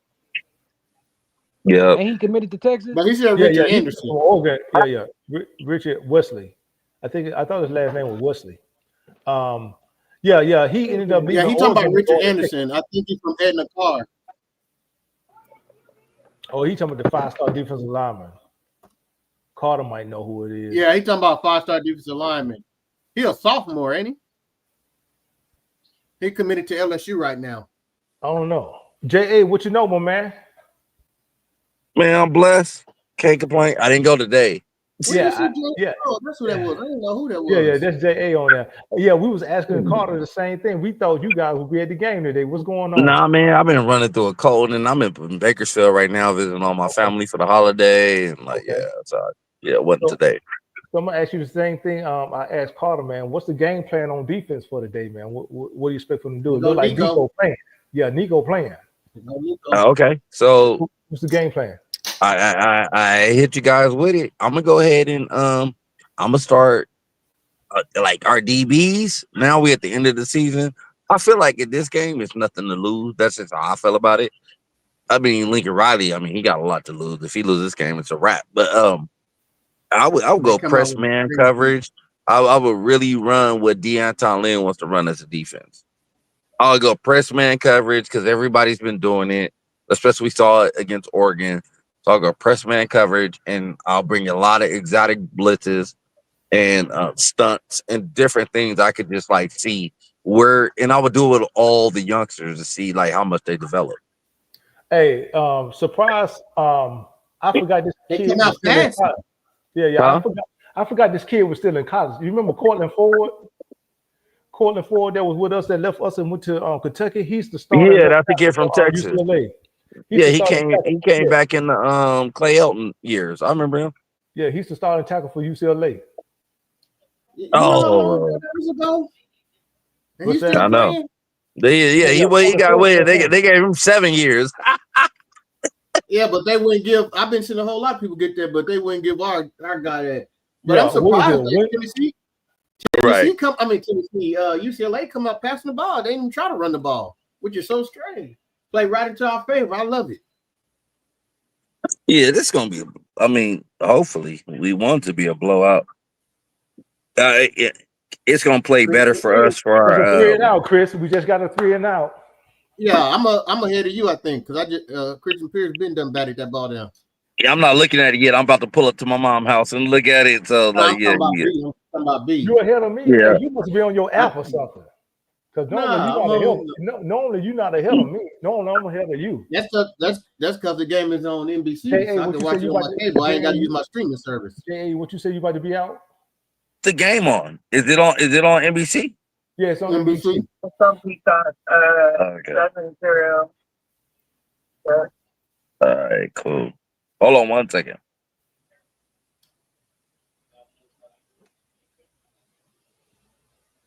You got the walk on receiver. I agree. Tabaraki, go. You're not ahead. Hey, of me. I agree. He said we need a defensive lineman over wide receiver. I agree. All right. Everything in this offseason, especially Porter related, it needs to be getting another center to back up Keelan since he gets injured a lot. And John Ray Reed is going to be graduated. We need a center. I told Carter in the offseason, man, we needed another center. But I mean, on that show, for this year, for this year, we made it through with those two centers. But we're gonna need another one next year because by the skin of our teeth, yeah, of course we did. But we had both of them go out during the season. Yeah, and the other one just came back in with that one. So this year we're gonna. I wanted to respond what J Dub said. He said he wanted to respond. Go ahead, Carter. You said you wanted to respond to J Dub. J Dub was saying that because old boy was asking about Richard Anderson. He a D lineman. He a 5-star D lineman or whatever. He was saying from Louisiana. that we couldn't flip. He was saying we couldn't flip Caden Dixon. Why? Because we didn't have the money, so we can't flip a 5-star D lineman. And I wanted to tell him like, nah, we gonna drop a bigger bag on the D lineman than a wide receiver. Right. We ain't worried about the wide receiver position. Did you see that'd Mosley? Be a luxury to get Caden Dixon Wyatt. The D lineman, that's a necessity. Yeah, we need to pay more for it. Baby T said that. Baby T said we better hit the portal for the trenches, linebackers, and trenches. I agree 100%. We definitely need the trenches. Interior defensive line and linebackers. And the and some offensive linemen. We got to replace some safeties too. I mean, we got more. We got to give some more safeties. Because I know we got a whole group. I think, not to cut you off, Jay, and I want you to keep going. I just want to say I think we already got the safeties on the roster. We just ain't played them. You're right about that. Because when I see Isaiah Rubin, I'm like, oh, that kid's big. Like he come in, like and then Reddick and Reddick got a lot of run, especially in that Illinois game. Yeah. What we need Dyer. We're gonna need another center because Kill Switch get injured a lot. We're gonna need another senior, and we're gonna need interior defensive linemen and linebackers. That's the priority. I feel like when it comes to the offensive line, I feel like that coach is so good you don't never know what you got going on over there. Now we need another center. Yeah, but Kaylon Miller for y'all. They say Kaylon Miller like really should be playing center. Hold on a second. What did they do? Baby T, she's at the game. She said it's still no Makai Orlane. What exactly did they do, man? I mean, nobody knows, B. We don't know. What happened? She said they already acted like they going to the NFL. So Lincoln Riley probably said, well, I might as well play the future shit. Right. Might as well. I don't know. If they out more than the first possession, then like, is it the first half? Like, damn. Oh, but you guys heard about what happened, right? No, we didn't. Oh, y'all heard the scoop? No, we hadn't heard it. Last weekend, they had some players go out at a club in downtown LA. I'm not lying. I know this for Last weekend they was in Oregon though, right? last weekend when they got back to LA or during the week, because you know it's Thanksgiving. The kids is out of school the whole week. Right. I got you. Players didn't go to practice, or even they either came late to practice or didn't show up the next day, or with a day of practice, they caught him at the club. Oh, Lincoln Riley put it. So he sat them down. I guess they're supposed to be sitting down like either the first quarter or the first half, but they didn't put the names out. So like now you see who did it. Hey, they ready to go. Hey, BG, they going to the league. They already getting ready. They You feel me? I think you're right, B Jinx. Jacoby and Makai going to the NFL, bro. Yeah, Yeah, they're probably not even gonna play in a bowl game. They're good. Like, yeah. Where'd you see that story at? Well, you know, he out there in the mix, man. They're not gonna put that. Hey, bro, I know for a fact. Like I'm telling you, like that's what happened. They didn't say the players, but they said it was a number of players that are not gonna play like the first quarter, first half because of the fact that they went out, or like they're gonna be limited playing time for real. And it was like Lincoln Riley's law put down. Well, again, I respect I didn't expect for Lemon to come back. No way. Now Lane, he was kind of like borderline because you know they was out there fucked it. I'm telling you, they was at that club out there. He's been hurt a lot. What's that street? So I didn't expect for Lemon to come back, but Lane, I did. He was on the fence. I know he definitely gone now. He definitely gone now. Well, because didn't he did some stuff last year too? Last year was about some tweets and stuff when they made the quarterback. Yeah. But I'm pretty sure he happy about it now. He should be happy about it last year because that's a free play. What you guys give it? What you guys giving him for a grade? What you get? Lane? Yeah. I don't limit first round for sure. He top 15. Yeah. But Lane probably gonna be third or fourth round. No, he ain't going that late, man. He got his measurables. Not gonna let him go that late. BG, you too high. You too high on Lane. Yeah. I think he go drop, bro. He gonna drop. I think he go second round. No, I don't think he gonna drop the third because the NFL they love receivers. They want to feed their quarterback. Especially with his measurables, man. That kid got a 38-inch vertical and he's 6'4". You know his radius on his catch radius. That dude ain't going to. And he come down with all those handers. That's what's gonna get him. Look. I ain't gonna lie. When they break down Jacoby tape, he gonna shoot up their stock for sure. It depending on what they looking at him at from the start. Well, they're gonna be looking at his tape. They're gonna be looking at maturity. They're gonna be looking at consistency. That's gonna hurt him. Well. Yeah, that's gonna hurt him. That's why he ain't gonna go first round. But he is a first round wide receiver, like for sure. No, he is. Because if he didn't get hurt this year, we got two. They got a bunch of immature dudes in the league, man. They just tax. Marvel. Hey, y'all see Marvel with that Reggie Bush stick foot? Did you that cut? I don't know about Reggie Bush. It might be Sam Donald. That's too slow. That's too slow for Reggie. Reggie be in the end zone. That Reggie Bush stick foot, right. Yeah. Nah, that ain't no Reggie. Hey, you better tell him that ain't no Reggie. Oh, nah, man. Reggie come back, he's gone. He's gone, baby. You can the good thing about this is we're seeing Marvel without his top two guys. We're seeing the future of our wide receiver core with Williams out there, Tanuk and all that, and they're not missing the beat. I know it's UCLA, but it's still good to see that next year, we got some guys on the outside. Who number 10? That's the guy. That kid. What's his name? Johnson. He from we moved him from defense. Oh, the freshman. We moved him from defense. Yeah. They played him at tailback last week. Yeah, we moved him from defense 3 weeks ago. Yeah, we moved him from defense 3 weeks ago to play running back. His high school tape was sick. I remember I did a live. BG, you was on there. We was watching. Yeah, I was on there with you. Remember we was debating like, said he played DB or wide receiver. That was the debate. Well, and then he was getting off. He was getting off. I mean, when you put the live on, he was getting off on special teams though. He was getting out like, oh my. Now the question gonna be is this, huh?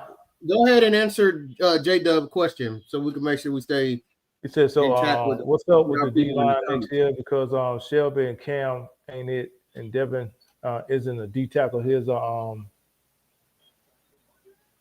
Devin ain't a D tackle. Here's an edge player. We need two. Hold on, somebody just came in. New two D tackle starting for him.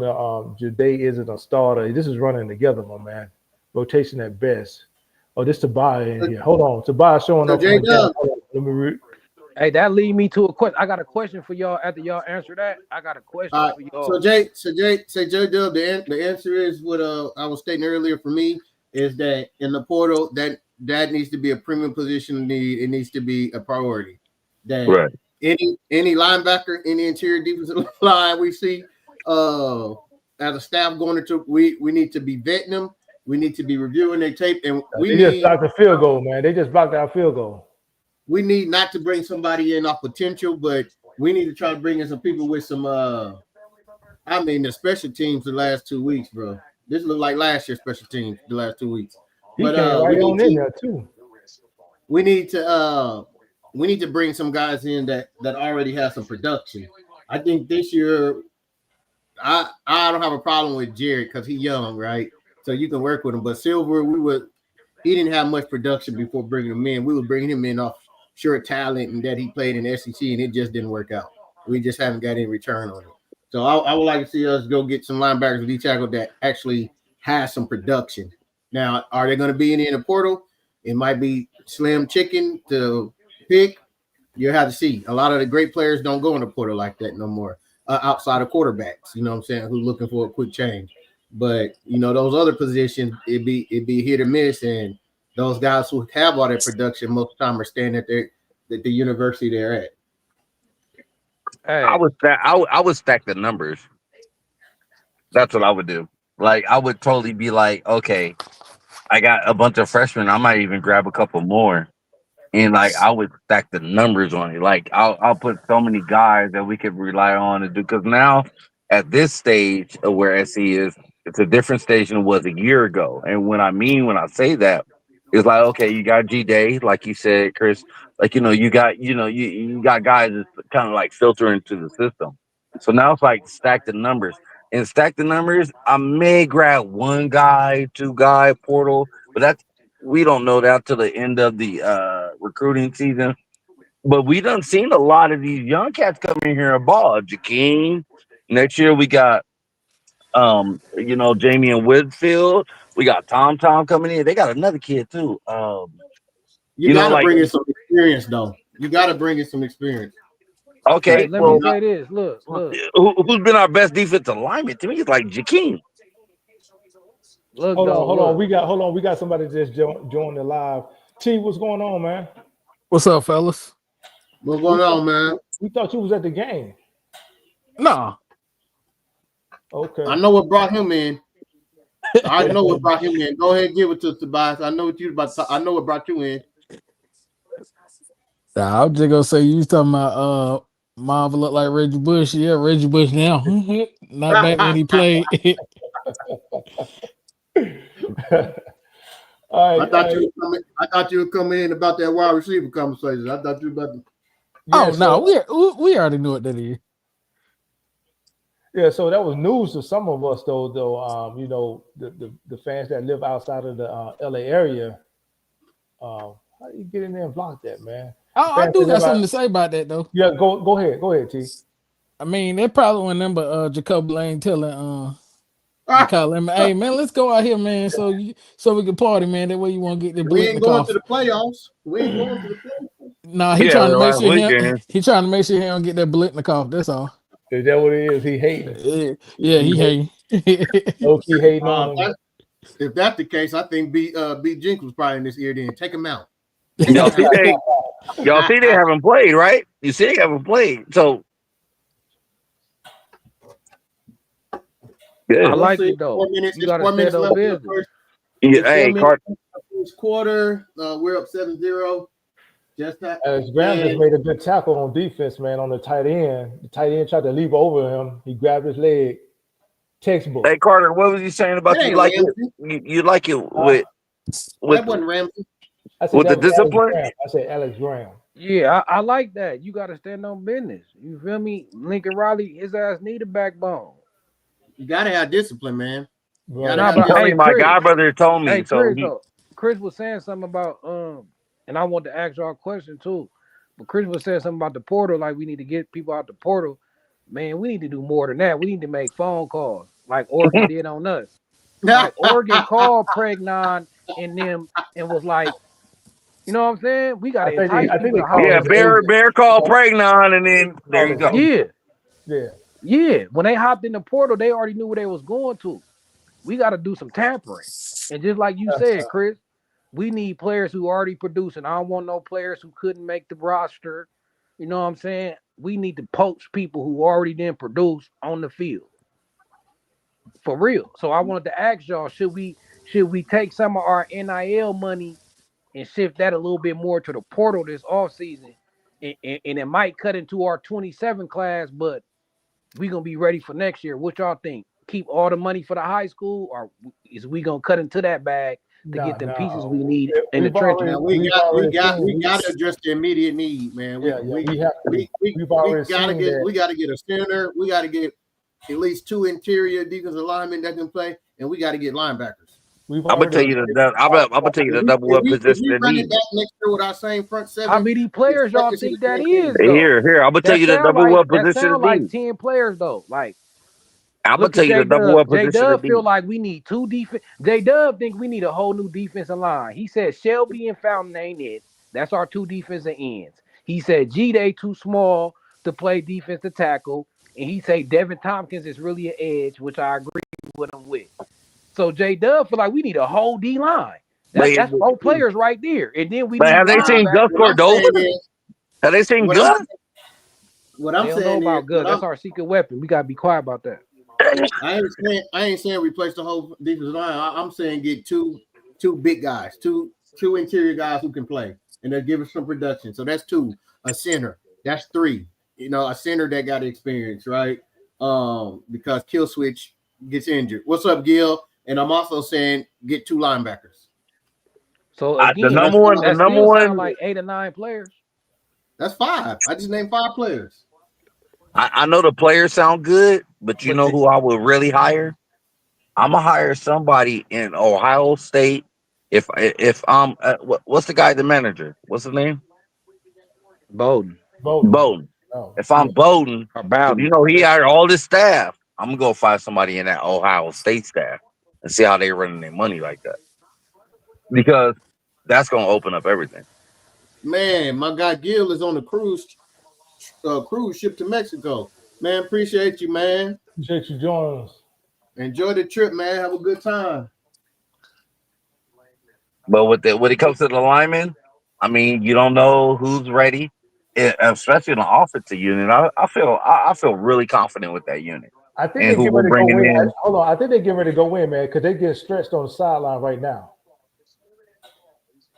So Lemon here, and Lane getting stretched on the sideline right now. I think they get ready to go in on the next That next probably from standing in one spot. man. So here's the come on, J.A. Gus would be all right. But here's what's going on game wise. Have you okay, hold on before you say that, Hold on. Chris. Have you seen Gus? We was back there. Carter hooked me up to get back there. I'm like, oh, I thought the kid, like, I'm like, I can't believe he's not even playing. If you see how big this kid, like I'm talking about, dude, built There's a to the reason max, I'm a body. firm believer. I'm a firm believer. Look at that, undisciplined. I'm a firm believer that if you're not playing, it's for a reason. I don't think coaches just don't not like you. But what's going on in this game is that they're doing the same thing that Oregon was doing, and we still haven't even adjusted, right? They're lining up throwing it with to the four. boundary, throwing it down I to mean, the boundary. They're lining up with 4 wide receivers like Oregon did all yesterday, last week, and we only got 2 defenders out there, and so that's 5-6 yards every time, It's your and we boy just Lynn. adjust. Chris, I told you, our defense gonna look like it don't know what it's doing in the first half, and in the second half they gonna be better. Like we should know this by now. This game 12, y'all. Like I Running right already up the know how this middle. game gonna go. Right. Lynn Running gonna right up look the like he middle. don't know what he doing until he go into halftime. Like we know this. Well, I will But say here's this. the thing, Carter. We've been saying that, but it's not like I see any really different adjustments from the first half to the second half outside of the players just making plays. Like I don't see any change in scheme. I don't see any change in calls. Most of the time, I see us have success in the other games in the second quarter is because offensively we go up and teams have to get away from the run. I think it's to a point to where he already knows what they're gonna do in the first half because they all do the same thing, and all he has to do is adjust to it, and he puts the players to move faster. Well, So I he's will like, say this. okay, It's bam, a like it okay, be here, and If he's we done it. don't He's know, done it. He even did it against Oregon. I know they gave him some points, but that's a better quality team. We're gonna But we're gonna it's like definitely we're gonna definitely need some experience inside of the trenches. We got a bunch of young cats down there. When you think about the likes of a Bucard, you think about Thanos, those are true freshmen. Gus Cordova haven't really seen the film. Carlon Jones been getting a lot of runs. Yeah, but they're young. And then we got Tom coming in, we got Winfield coming in. Those are all young cats, right? Mm-hmm. So I do think that we are going to need to hit the portal for a couple interior defensive line. We just can't miss this year. Last year we missed, like you said, what's his name? Jared. He's a young cat, but he's been hurt. But we can't miss next year like we missed this year, man. This year we missed. We missed on that portal. We need some linebackers too, because you got Gentry going out. Mm-hmm. Kind of slow this season in the back half. He hadn't really been that productive. Only reason why Gentry been slow is because he's put in a different position than what he was, where he can attack. You got right Desmond now Stevens. he's playing Yeah. Gentry. Gentry's been forced to play stand up line. Last Yeah, year, we had two true linebackers who ran yeah. downhill. If he's down in the box, he's creating havoc. Yeah, Like, he better coming off the edge and creating mayhem and stuff and being moved around. He's been having to play that stand up Mike and Will this year, and them big offensive linemen just been able to get to him, and with his frame, it's been difficult on him. Chris, you absolutely Look, hit that point right there. We already know that Lynn will play you out of position. Look at Kamari, like. Mm-hmm. But that's due to all I the don't injuries. care. I know what you're gonna say. I don't care. No, if you Kamari Ramsey had a first round, second round grade last year, I ain't finna move him out of position. First of all, I ain't finna do him like that. Cause first off, I'm a college coach, and my number one job is to get you to the NFL. Let's keep it real. When you recruiting these kids, you telling them that you're gonna prepare them for the NFL. That's why they going to you. So I'm not finna crash your draft stock because we got a gang of nickels hurt. Not in your draft year. I can see if he was a freshman or sophomore. I mean, he can come back. That's what I'm saying though. But it's like, come on now, like Like I would have never moved. I would have never moved Kamari to the nickel. Yeah, because you're like, hey, you spot on, right? Oregon hit big in the portal again, right? And the people they brought in contributed. Now, if you look at our season, you'll say we failed in the portal, and I'm not going to argue with that. But we attempted. We brought in the number one defensive lineman that was, in the portal. We brought in a high offensive lineman. Unfortunately, he had no eligibility. How we didn't know that is still, crazy to me. We brought in another, Josh Jarrett was a top 10 defensive lineman in the portal as well. It's just that the attempt was there. It's just what manifested itself on the field with these players. It didn't hit. Hold on, Chris. I gotta get on you about something though. Okay. I heard you was like, oh, yeah, if you ain't playing on the field, it must be something wrong. Because you must be ain't. Nah, what happened with Gus Cordova is we thought our defensive line, first of all, was better than it actually was. Facts. But if you was at the spring game, he was like he was the MVP of the spring game on the defensive line. He looked better than what we got now. I think they just thought our spring game. So I don't have access to see that. Hey, check out what Baby T just says. I see what she's saying, but tell that guy behind you too to look at our nose tackle getting pushed 5 yards back again. I mean, I don't know what to say. Hey, we got to give it a year because also for the strength and conditioning. So, like, we have to because they have a new facility, no old school stuff. Like everything's upgraded, so you have to do that. And it said it's supposed to be here in like I think June is supposed to be when it's done. That's going to be a big benefit. That's why a lot of kids are flooding into SC as well. I think we just playing Let down me to the ask Chris competition something though. right now. I don't think Let it me has ask- nothing to do it. I think we just playing down to the competition right now. That's what we're doing. I want to ask Chris something. I don't be. I think we see the same defense we've seen all year. Nah, I'm No gonna matter who ask we you something, play, Chris. we can't I wanna stop the ask- run. I want to ask you something though. Go ahead. Honestly though, bro. Honestly. And I know you know football. I listen to you, bro. Do you think that Lynn has lived up to his expectations? Has he met expectations for you? So here's the thing: we only have one season to go off of Lynn. I know. I'm just saying. Well, we got to Wait, go wait, off. wait, He this is got what I'm two. saying. This We is what got I'm two. saying. No, I'm saying coming into the expectation, we were saying he did this with UCLA, top 9. He turned that defense around and all that, right? But we seen the athletes, we seen the players he had as well, right? We seen him come in to USC last year, right? We had undersized defensive linemen. We trying to put meat and stuff on people and all that. It ain't like we had a whole lot of grade A defensive players just sitting on the bench waiting, from the Grinch years and all that stuff like that. And this year, we're sitting here looking at it, and my whole thing is that when it comes to coaching and when it comes to a defensive scheme and all that, I don't know how you overcome your 3-0 techniques getting pushed 5 yards back. It's not a play that you can call to counteract people just getting pushed around and getting blown off the ball and linebackers not coming downhill. Now, my issue with Lynn would be if what you're saying is that there's better players that sitting over on the sideline that's not playing and we're not playing them. But I know that for sure. Okay, I understand what you said, but I just don't see a defensive staff and a team that's trying to win not playing their best players. Now, if that is maybe they evaluation, not to cut you off, but just like I was watching Inside the Huddle, them dudes over there. They were saying how the coaching staff was talking about how great the defensive line was, and then we come and see how they are not that great. So I gotta question your evaluation talent.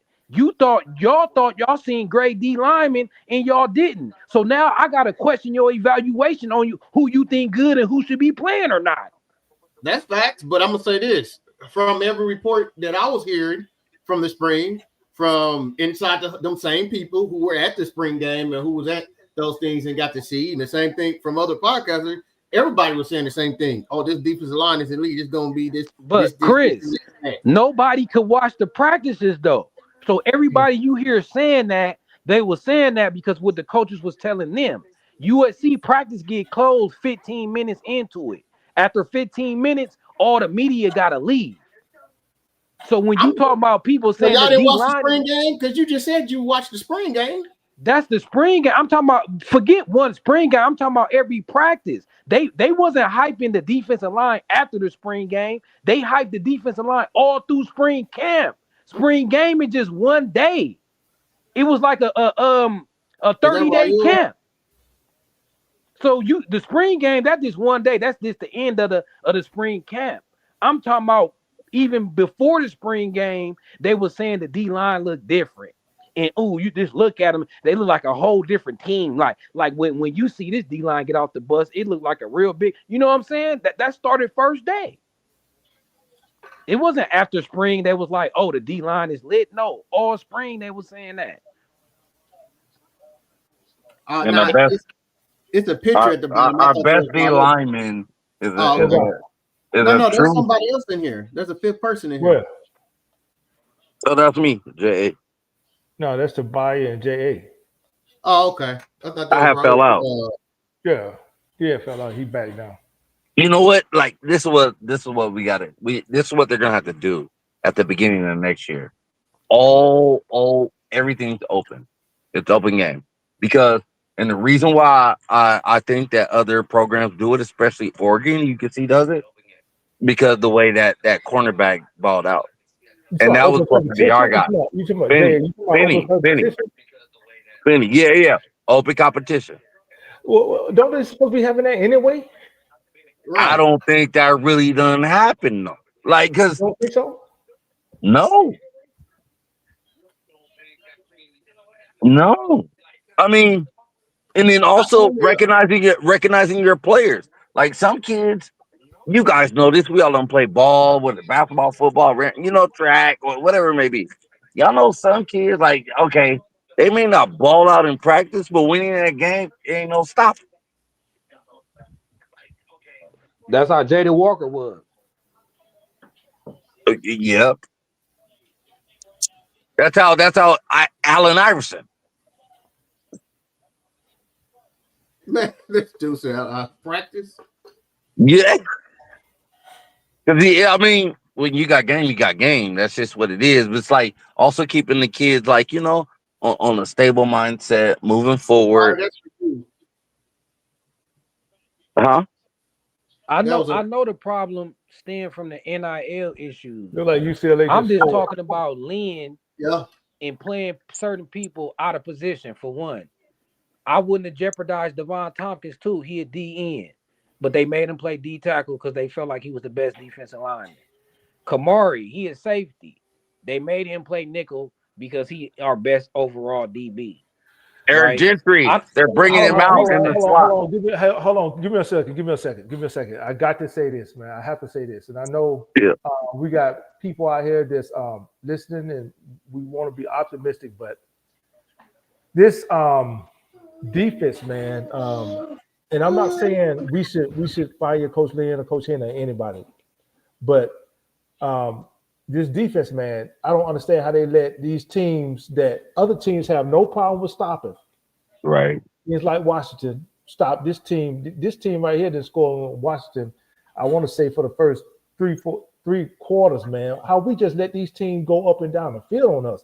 So J-Dub says, Carter, all of the problems with the teams all stem from the main issue. Our NIL was trash. The recruiting, elite D-line, linebackers, cornerbacks, safeties. Remember, we offered Walter Nolan $50K, and we were paying Jonah $30K. Come on, bro. I agree. I made a video. Now with the whole Jonah thing, you talking about Quentin Jonah, the running back. But we had this conversation, Carter, about the running backs. Now the defensive line, I agree, but about the running backs, I disagree, and I gave you my reasons why. Right? When we talked about premium position of need. Now either it's gonna be, hey, look, we don't have the talent, or these coaches are just not putting them in the right positions. But I find it hard pressed for all of the teams to be able to stop a team like UCLA, but us not to. What do you say? Can I tell you why? Can I tell you the difference? Yeah. The team you just talked about, Washington, their defense is much better than ours. They caused Oregon all type of havoc today with their they don't have more talent.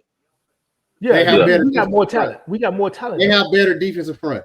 Yep, that's exactly what we got more. They have a better defensive front, and they have better linebackers to where they play the There is no way they got a better defensive front like that. That's like that. That can never. You don't think they got? What are you looking at? Washington. Come out. What are you looking at to say that? Look at every game that Washington has been in and how they play against the run and how we play against the run. I think it's like how you utilize them. You're looking at names. You're looking at names and stars. Or are you looking at the better? Or are you looking at the overall performance in the front? That ain't the point, though. The point is we talk about coaching. And talent-wise, I'm just saying, I guarantee. Look, I guarantee if we look at the Washington defensive linemen coming out of high school, I guarantee you 75% of them was 3 stars. But what we I'm got telling all you 4 stars. We got all former 4 stars and 5 stars. Anthony Lucas was a 5-star on some sites. But what I'm telling you, we got dudes that was all 4 stars. Fountain and Shelby was 4 stars. Josh Jarrett was a 4-star. The problem is it's clear to see why teams can move the ball on it is because we can't stop the run in the front 7. And it's not if you're looking at it and you watching every game, you see it's not scheme. You see, no matter when we load the box with 5, we do it with 4, we even put 6 in there. Chris, when your interior guys are getting pushed 5 yards back, when your interior guys are getting blown off the ball, Chris, that's where it starts. Chris, coaching don't start with the scheme, bro. That's the last part of coaching. It starts with fundamentals. It starts with that. But okay, it starts with mentality, though. First, it start with mentality and accountability. That's what it start with. I watched the Oregon game. One of them dudes messed up. Dan Lanning was on. He benched him immediately. Yep. When he got that yeah, he got a flag thrown on him. Yeah, our Cuss players him do out. stuff. Cuss him out and like, nah, you ain't playing. Like Desmond Stevens did something. He stayed in the game. So first of all, it started there. So when I look at teams like Texas Tech, Indiana balling, and they said you the can't Indiana tell coach me is like it ain't coaching too. Because I could show you a defense with less talent. I could show you a defense with less talent that play way better than ours. So I agree. We do need another level of talent. But we need better coaching too. You say Texas Tech. Do you understand? They got Jacoby Lane, but do you understand what Texas Tech brought in the portal? What they bought in? So again, so we was at the beginning of the year. Everybody, I was like, pay the money. Hold on, J.A. Hold on. Nah, hold on. Again, that's coaching. They was able to identify the right players in the portal. We identified some trash. That's coaching. Hold on. That's NIL and having your NIL together to be able to get those people early. And BG, she was on there. I don't know if you was on there, Chris. All right, bro. But I remember the live hack Carter did, and like when Bailey was in free agent. Go Miller. Mm-hmm. You talking about David Bailey from Yep, and I was like, go get him. Like, and everyone's like, oh, we got like, I'm like, nah, he proven, like, go get him. Like, everybody didn't want to go get him. I remember Chris and B Jinx it was on that live. Well, here's the thing, man. Y'all didn't care about Bailey. I'm like, go get Bailey. Let's discuss the whole Bailey thing again. You talking about this was prior to SC getting a GM. I just don't think that they had the budget to go and get a player like Bailey, because you got to remember, I think Texas A&M was trying. I think they paid this cat close to $1 million. They paid everybody. They paid Art Telback who came over there. They paid everybody. So I don't think they had the budget to pay a Bailey. Again, they were working without a GM. Riley was doing pretty much everything. They had him negotiating.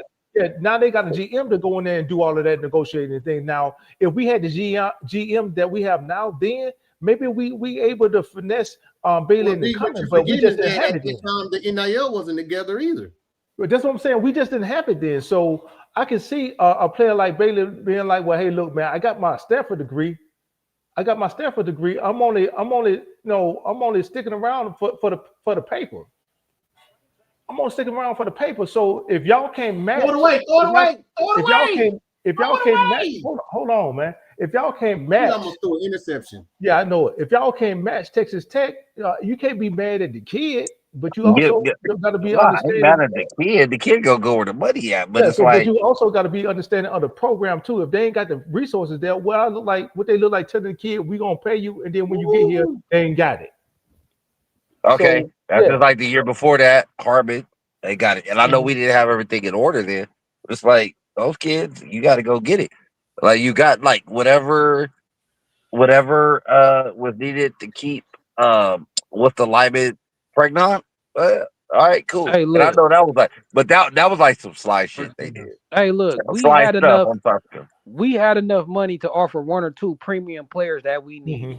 Right. Maybe not how we got it now, but we had enough money for one or two players that we needed in the trenches. Right. So so what did they do? They went out to trench players, right? Who they thought was going to be productive. They went out to Silver and Jared. Both of them out of the SEC. So you automatically thinking, okay, this kid right here, good pass.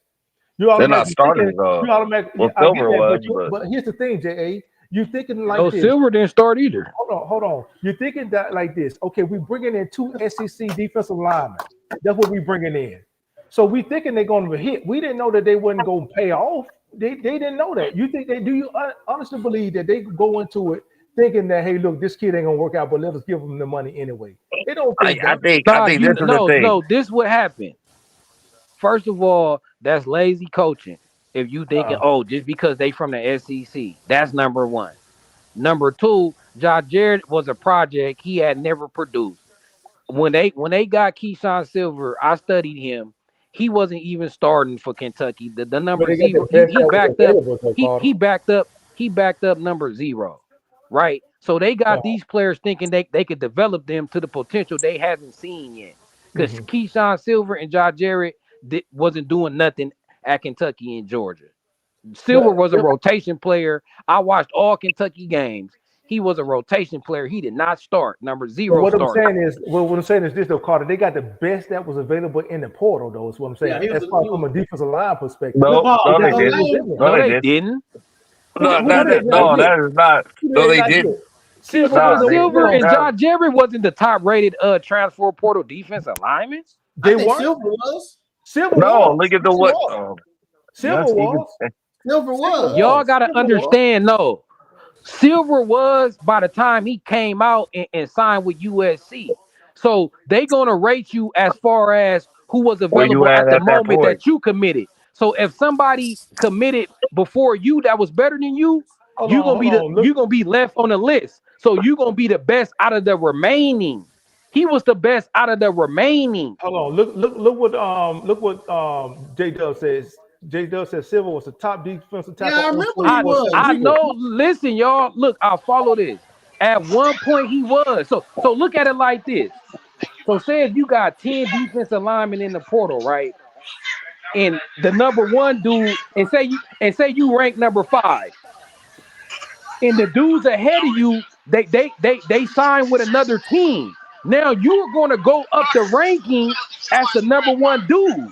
But you really started off at number 5. But number 4 and number 3 and number 2 and number 1 already signed to the team. So now you're the best one left in the portal. So Keyshawn Silver was the best, was number 1 after some other dudes already left. But somebody background real loud though. Yes, Leon, appreciate you joining the show. What's going on, my man? Hey, fellas, what's going on, man? I'm in St. Augustine chilling with the family. What's the game look like, man? What's the game look like? It's 7-up right now. We got the ball. We driving.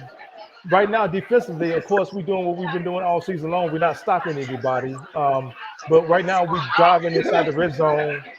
It's 5 minutes left in the second quarter, and we actually that's fairly incomplete. We actually had a field goal kick block, so we could be up 10-7 right now. We only up. The score's only 7 apiece, and we look like we're about to kick another field goal right now.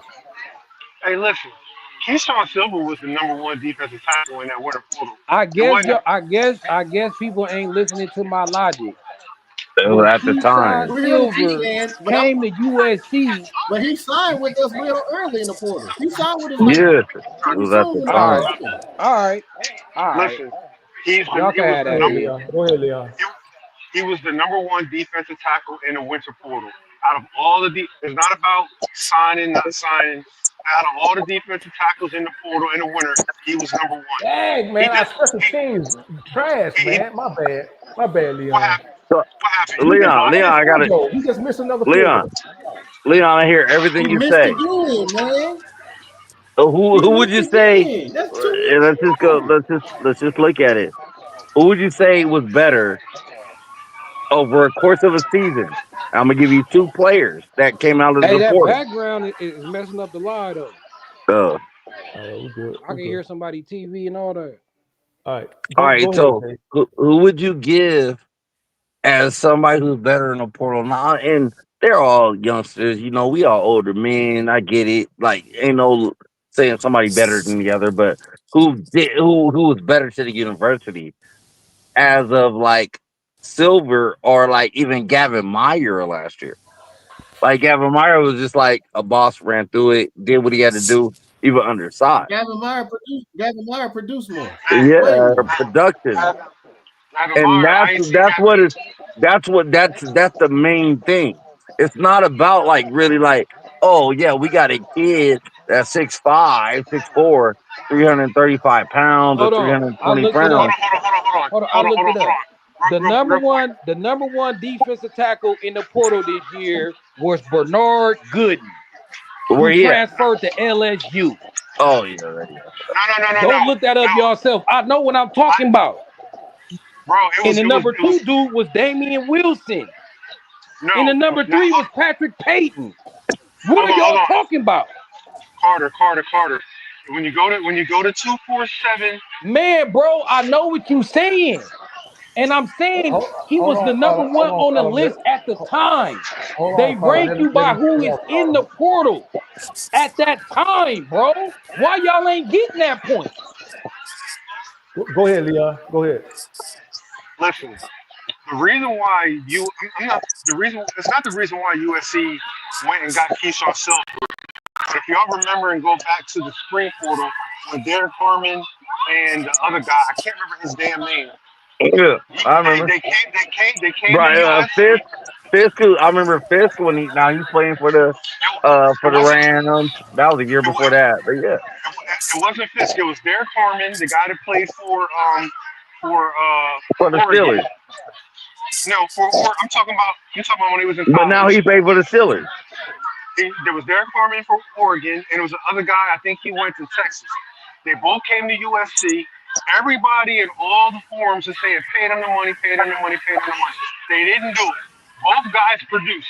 So in the winter portal, when Keyshawn Silver was ranked number 1, everybody was saying, "Pay the money, pay the money, pay the money." They paid the money. Dude ain't produce, man. Dude ain't produce. So can't just be going out there just spending the money all willy nilly on the number 1 guy in the portal.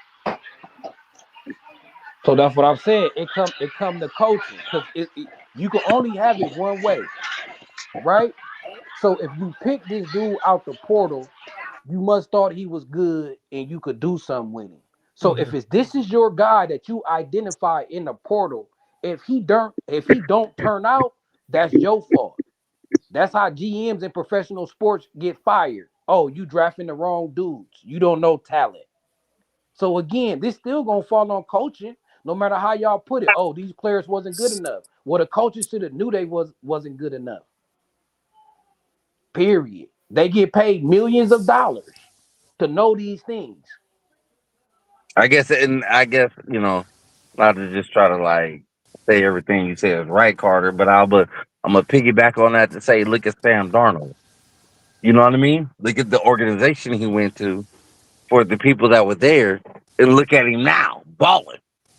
Exactly. When Coaching matters in the football so coaching much. changed the whole everything for him, the different system, and I love Deanton Land. I think he's a great coach. That's It's not. cool. It's not. It's not just But coaching. I It, think it's, he it's hit the early. players around him and the talent level of the players around him.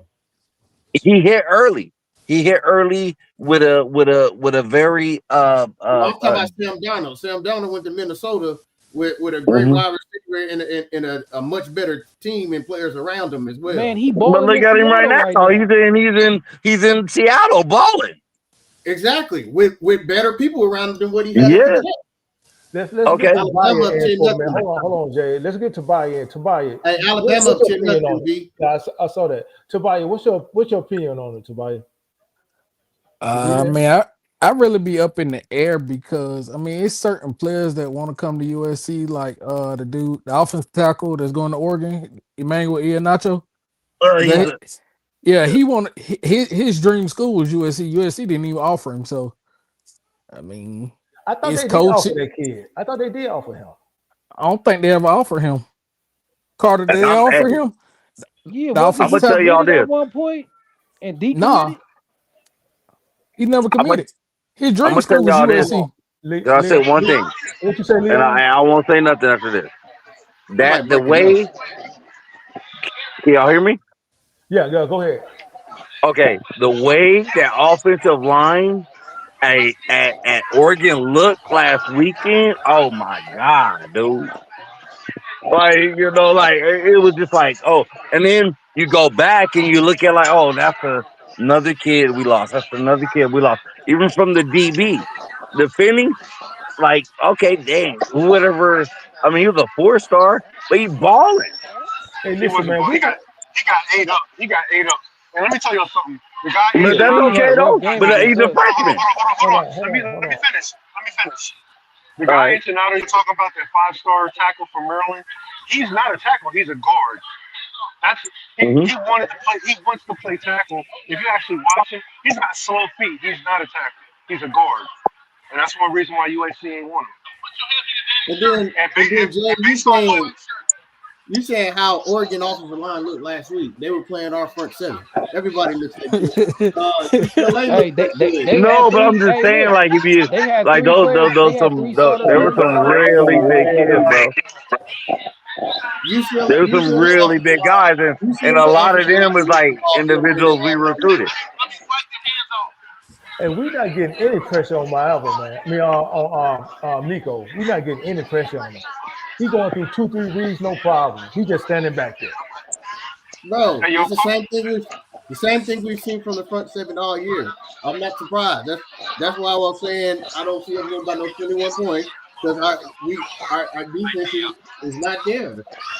Good job by the team on that tackle. It's hey, some what is it? It's hey, like Carter, loud somewhere. hey, Carter, let me tell you something. I just went and looked it up on 247 on 247 transfer portal for 2025. Keyshawn, if you hit the drop down, it says defensive line, but you have to select D line, not edge included. If you look at just D line, he's the number one guy. At a 93 rating, he's the number one guy in the portal. Yeah, Is that on ESPN? I see that on I said 247. 247. He's the Yeah, number I Oh, one see it guy. on okay, I got you. 247 Yeah, I'm too. looking at it right there. And let me ask you a question. How you heard of composite rankings? No, Yeah, because nobody talks about that. No, composite rankings is when they combine all the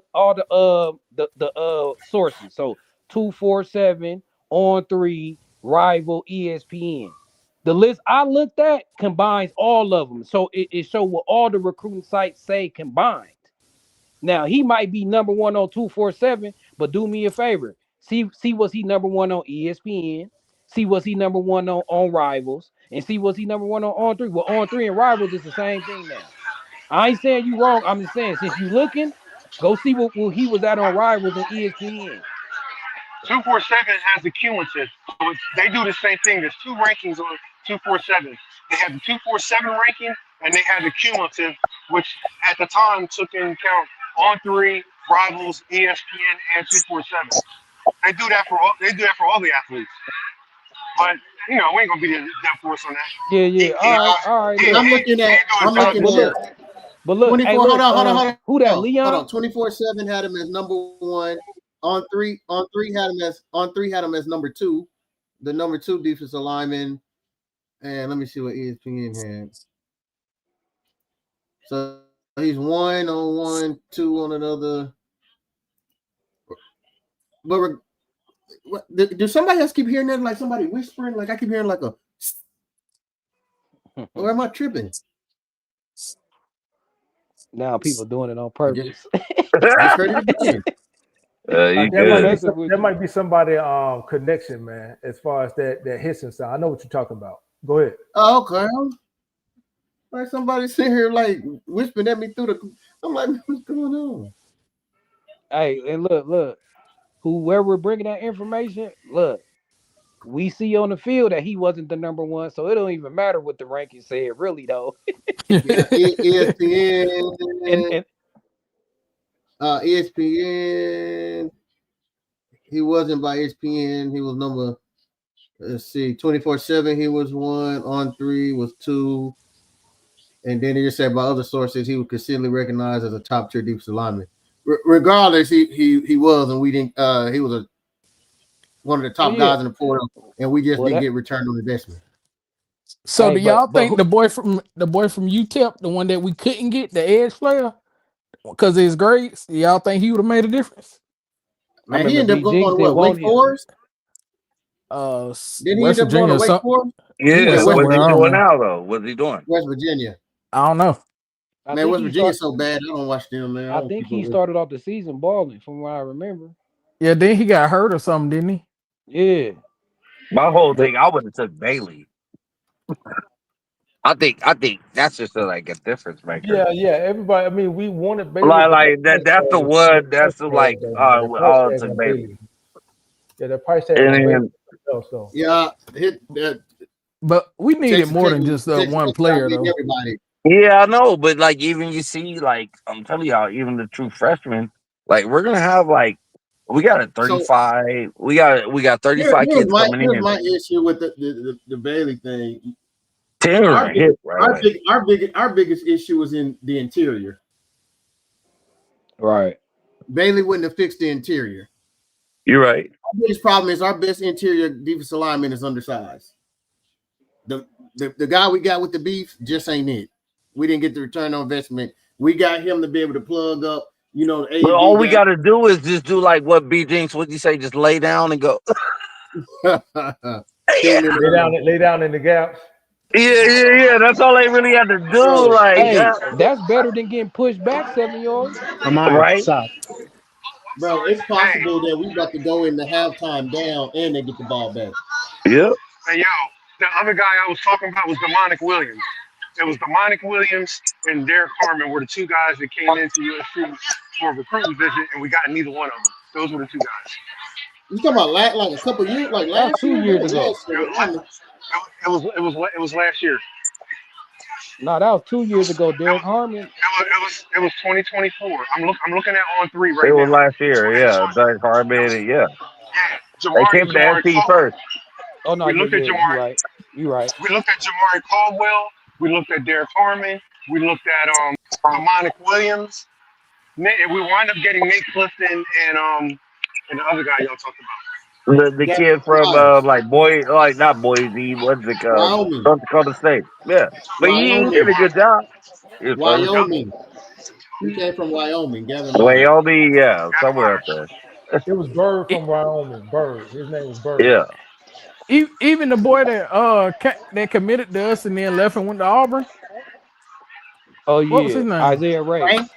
Yeah, I don't think he was no good though. Well, he was another big body. Hey, well, Chris, we know what big bodies look like. They just look. Hey, did y'all see that touchdown in the Michigan game where Jeremiah Smith caught it, then he juggled it? You talking about the touchback? Yeah. Well, they called it a touchdown, but the answer was a touchback. Yo, he didn't have ball. They want certain teams not to lose, don't they? You take that touchdown away, Michigan still didn't have a player. Well, it changed the momentum of the game, though, man. That's what it did. Hey, I'm telling y'all straight up, whoever, they got to find somebody in that system that's with Ohio State who got everything going on and hire them. It's like, how are y'all doing? Like, get the logistics of the inside of what's going on. It's the trench play. It's the trench play. So what it is that Ohio State has had a top recruiting class for the past decade. No, it ain't even that. It's that, but really, you know what? All right. They got the money. They dropping money. When you seen like a couple years ago, you was like, what is I need $30 million just to retain my roster. Not even get the new recruit. Just to retain it. I need 30. We understand our NIL hasn't been together to the past 6, 7 months, and so it's like retain money. We really gonna see what happens after this year. Josh, I retain your roster. Man. What you know, Josh? What you seeing? What up, Josh? Can you guys hear me? Yeah, we can hear you. Go ahead. All right, man. Okay, man. I can't even watch this game right now. Okay, what's up with Jakeem Stewart, man? He was just pissed off leaving the sideline. Well, they took him out the game, which I don't understand. He had just got a He's the only one that gets. He may have been at that party. No. He. I think they took him out the game. Maybe they switched up. Man, I'm telling you, they had a fat ass party in LA.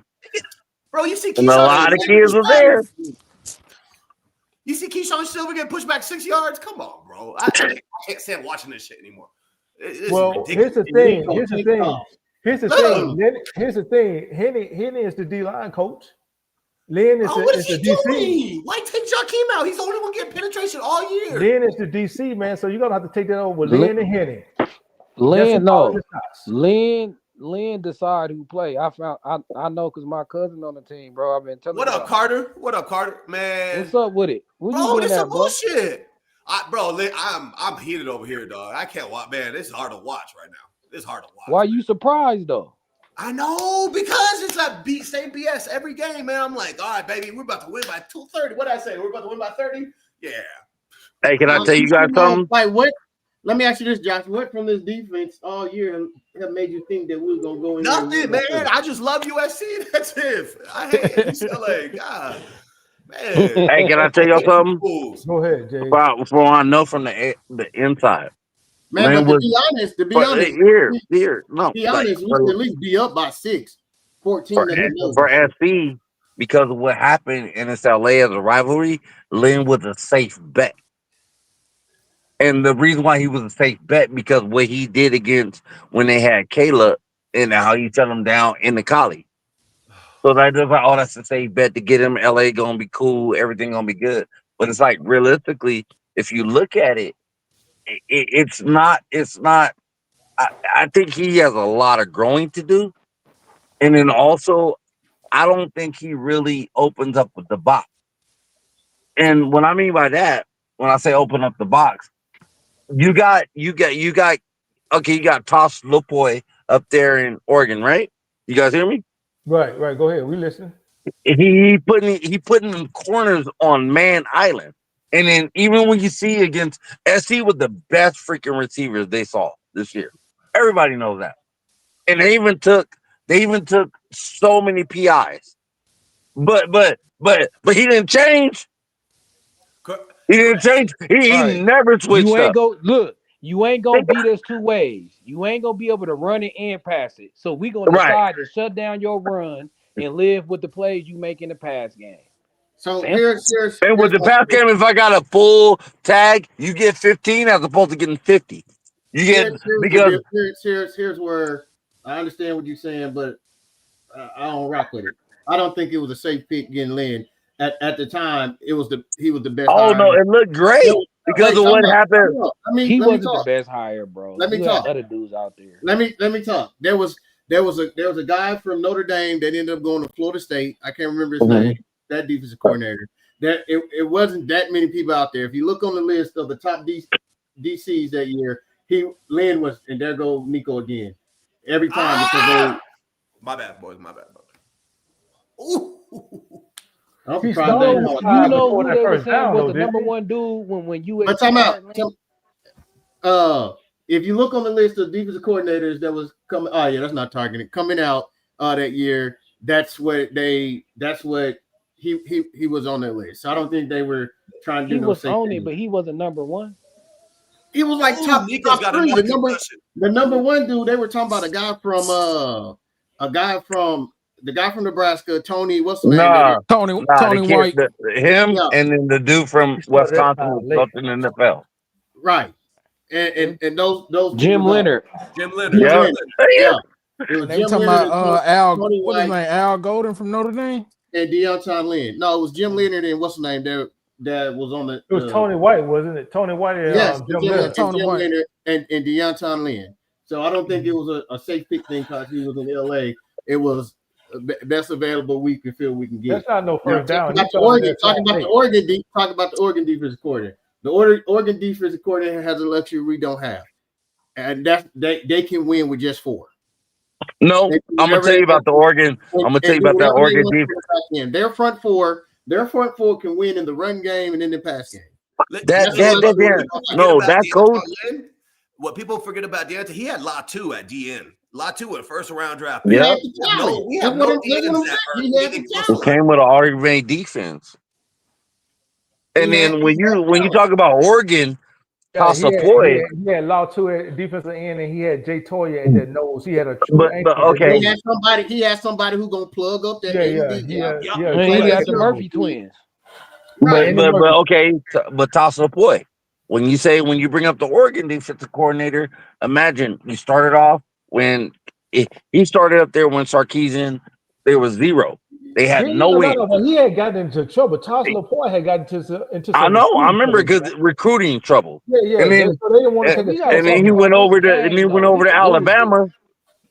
And then after that, it's like it's been all hit, no misses. He learned the game. He has the talent. What? He has the talent. Well, so even when they turned around that season in like 2 years, 3 years. Well, I think in like 3 years at Washington. So that's when he became like big, and he's like a super intelligent, great recruiter. And if you even look at them teams against Washington defensively, they still gave up a lot of points and yards. They just had that high-powered offense. But they was winning. You know what made me even more sour on Lynn? Did y'all hear what he said last week? Yeah. What? What did he What? say? They was asking him it seemed like you even made the defense even more simpler through the year or whatever. They was asking him about the defense. Oh, I heard. Yeah, I know what you're talking about now, Carter. Yeah. Yeah, and he said something about experience, like when you got young players, whoopty whoop. Sometimes he you got to. Now hold on, I went over the roster on our defense. We got like 12 or 13 dudes that's in their third or fourth year. Correct. So what are you talking about? Anthony Lucas is in his fourth year. Gentry's Devon in year Thompson, 5. Pierce is in year 3. Exactly. What are the young dudes are you talking about? Exactly. Nicholson, DeCarlos, he's in year 6. Yeah, all these are seniors. What is So he I talking don't about? like Lynn. You a retard saying that. Hell yeah. Because I'm a fan. I'm finna look like, okay, you saying you doing this because the defense is young. No, it's not.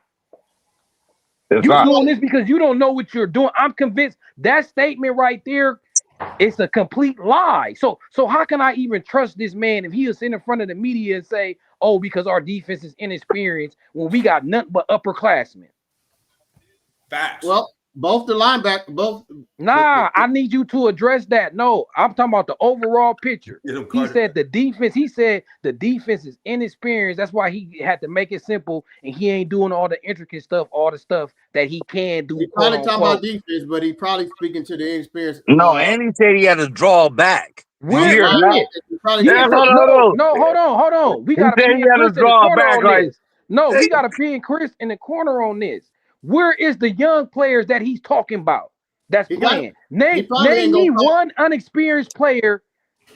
The defensive line ain't inexperienced. What are you talking about? Lucas is in his man. You going to the hold on.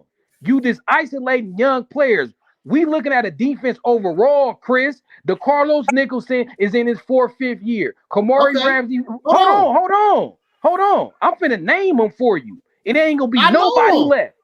Okay, so what young inexperienced players we got playing? You talking about Devin Steesman? That's the youngest one, and he in his 2nd year. Got you, but he's inexperienced. His 1st year playing. Our starting corner on the other side is inexperienced and young. Our best interior defensive lineman. Hold on. Who fault is that? We got DJ Harvey. We got him out the portal. Another thing. You asking me to answer the question about who playing, and now you're asking me who fought it. I'm just telling you who the inexperienced players is. All right, go ahead. My bad. That don't have experience, right? You right. Go ahead. Our main linebacker, right, used to play safety. Is his 1st year playing. We have a corner that's inexperienced. Our best interior defensive linemen are true freshmen, which are inexperienced. I don't think he's gonna come out and say it, but bro, I really think you see, you just named 3 players, right? What about Keyshawn Silver? Hold on, let's look at the game right now, though. What about Keyshawn Silver experience? Lucas experience, Devon Tompkins experience. Behind him you got Kobe Pepe experience. Kobe Pepe don't get no time, so I don't even know. I'm just saying though. Who are the young dudes? You got DeCarlos Nicholson in his 4th year. Just like I said, our safeties is in their 3rd and 4th years, right? Okay. So this is what I'm saying. The majority of the defense. You won't let me answer. You gotta let me answer the question. You gotta let me answer. I want you. You're not. You won't let me answer. Like, I mean, go ahead. Go ahead. You right. Go ahead. Go ahead. What I'm trying to relate to you is I don't think he's trying to call out individual players. So he's saying we're inexperienced. We have some inexperience in a key position, and it showed up this year. And that's at that linebacker who heads everything. I don't think it's an experience. I think it's the scheme. Facts, same. Yeah. Not the scheme, bro. Yes, it is. All right. Definitely is. So why was it our 2 linebackers last year was a lot more productive in the same scheme? You said what? Our defense still sucked though. You Yeah. talking about Why was our linebackers? why was our linebackers more Last productive? year, last year he got the win because this is exactly how it goes. Last year, Deontay Lynn got the win because of the fact that he came after what We need a field goal. who was the defense coordinator before that? Grant. Grinch. Grinch. So that was like an easy, like, okay, we was in 105. Now I come up to 40. That's not the Right. This question. year, That's no, not the no, no, no, question. no, no. This year, That's you're not the supposed to question be in that the was asked. 20s, the 15-year mark. Facts. And Facts. and you gotta look at Lincoln. Lincoln even went all out to be like, I'm gonna open up the playbook this year. Because he didn't do that last year. But you're not. That's not the. What Linemen. all you They said just was got to irrelevant to Marvel with what was 3 just down said. linemen, man. This is ridiculous. They got to Marvel Oh with my 3 God! down Come linemen. on. 3 Three down down linemen they linemen. got to Marvel. 3 against 5. They got to The Marvel. question I asked was, why was the It ain't- linebackers last year? If it's the scheme, why was the linebackers last year way more productive than this year in the same scheme? This is sad. This is What sad. linebacker do you talk about? Cobb and No, we just Mascarenas was a lot more effective and a lot more. Like, oh, hold on. Crit. Hold on, we arguing semantics right now, man. Right now we down 10-7. Man. no, everybody on Listen, this hold cool. This on, is good. Jay. This is Teammates great. on This the is great field. talk. Hold on, Jay. At halftime. Why you trying to fight? Hold on, Jay. Right now, Yeah. man, we down 10-7. We playing down to the competition. Mhm. UCLA is outplaying us. They out scheming us. It is scheme. You remember when I said a couple weeks ago? Yeah. I said the only reason why the fan base hadn't called for Lynn and Henny's job is because of who they are and the coaching pedigree that they got. If this was Alex Grinch, they would have been calling for his job right now. I said this Mhm. probably 2-3 Right. months ago. I said that. I So said let's if say you this. replace, Let's say this. I said you, Let's say I this. said if you didn't watch USC football in the past 2 years and you watched one of those games, I said you swept it down. We still had Grinch as the defensive coordinator. I said that. On my mama. On my So say mama. this. Hey So boys, say I this. gotta bounce. The reason- I'll see All right, y'all in a man. little bit. All right. I'll get back on. Later, boys. My disagreement was there that if Grinch was there, teams would be scoring in the 40. But again, but my thing here, you're saying the scheme. Point out to me where the scheme issue is and not a player issue. Okay. I Oh, I can got point it. it out. Can I take this over? Oh, go ahead. I Easy. got next. All right. Go Okay, ahead. so like everybody, like we see Oregon, they got a true freshman running man on man with Ribbon, and they not True freshman. or they'll even do it with when he played Jacoby. We don't let none of our DBs come up and never play. We play that. Oh, I forgot like the half of the field. That's not true. No, that's the Keep number going. one. So that's the number one. And that's a lie. So keep going. Hold on, that's a lie. So We you don't said play. they allowed our DBs are allowed to play aggressive? Stop Like all lying. the way up, bump all game. Like Come out. that. Let's take the facts. Let's take the facts to what he said. Okay. First of all, he said that they let a true freshman run man on Jacoby on Mackay last week. That's not true. They were doubling him, playing a man over. They were rushing for it, dropping 7. But that kid, that every time that kid, Time out. Like if you let's get to the facts. Hold on, let him go, Jay. Let him go, Jay. I got it. Let's get to the facts. That's I what you love just Chris. said. It's good. That's what you just said. So that's not accurate. Then you just said that we don't ever let our corners play bump and play man. That's definitely not true either. B, how long did you call for it, and then they started allowing them to play it like that in the last 3 games? Yeah, they have. They definitely have. So They tried to in Notre Dame. Chris. Hold on, Chris. Of course, they didn't let him go one-on-one with Mackay. He the best receiver in the nation. But the other games, they was leaving him on the island. They sure was. Solo dolo. Here's the thing. You're you flipping what we've been saying. I'm going on. J.A. just saying. J.A. was just saying that Oregon let they true freshmen play on the island at corner for the whole season. And guess what? Number 1 rating. Look, that kid had the number 1 rating in the country. He only allowed 18% of completions towards his way. True freshman. Y'all know how development. That's coaching. Now he's a true freshman. Now go ahead. Your turn, Carter, because we're talking about where this is a The scheme problem with the issue, scheme. not a player issue. What's wrong with the scheme? This the problem with the scheme. It don't commit to nothing. It give up the run in the pass. That's the first problem. You gotta have an identity. You gotta be like, we gonna stop the run, or we gonna be a team that gonna harass the passer. We gonna get after your quarterback. We don't do neither. We be passive aggressive when it comes to stopping the run, and we be passive aggressive when it comes to stopping the pass. He's That's saying why you got an mediocre identity. teams. Like Hold on, you That's know, why. this is what you do. Hold on, Jay. JA. Hold on, JA. Yeah. Hold on, JA. Yeah. Look, I'm telling you that's the problem with the scheme. Is we don't even Oregon. Oregon said it. They said they scheme against USC was we gonna stop the run and live with what they do in the pass game. Every defense is picked a poison. Say we're going to take in sports, basketball, football. The coach's job is to say we're going to take away this and live with this. We're going to double Kobe, or we going to let him score 60. We going to double cover the receiver, or we going to put our number one on a two receiver and lock everybody else down. You got to have an identity on how you approach the game. That's the problem with the scheme. It's the identity of the scheme.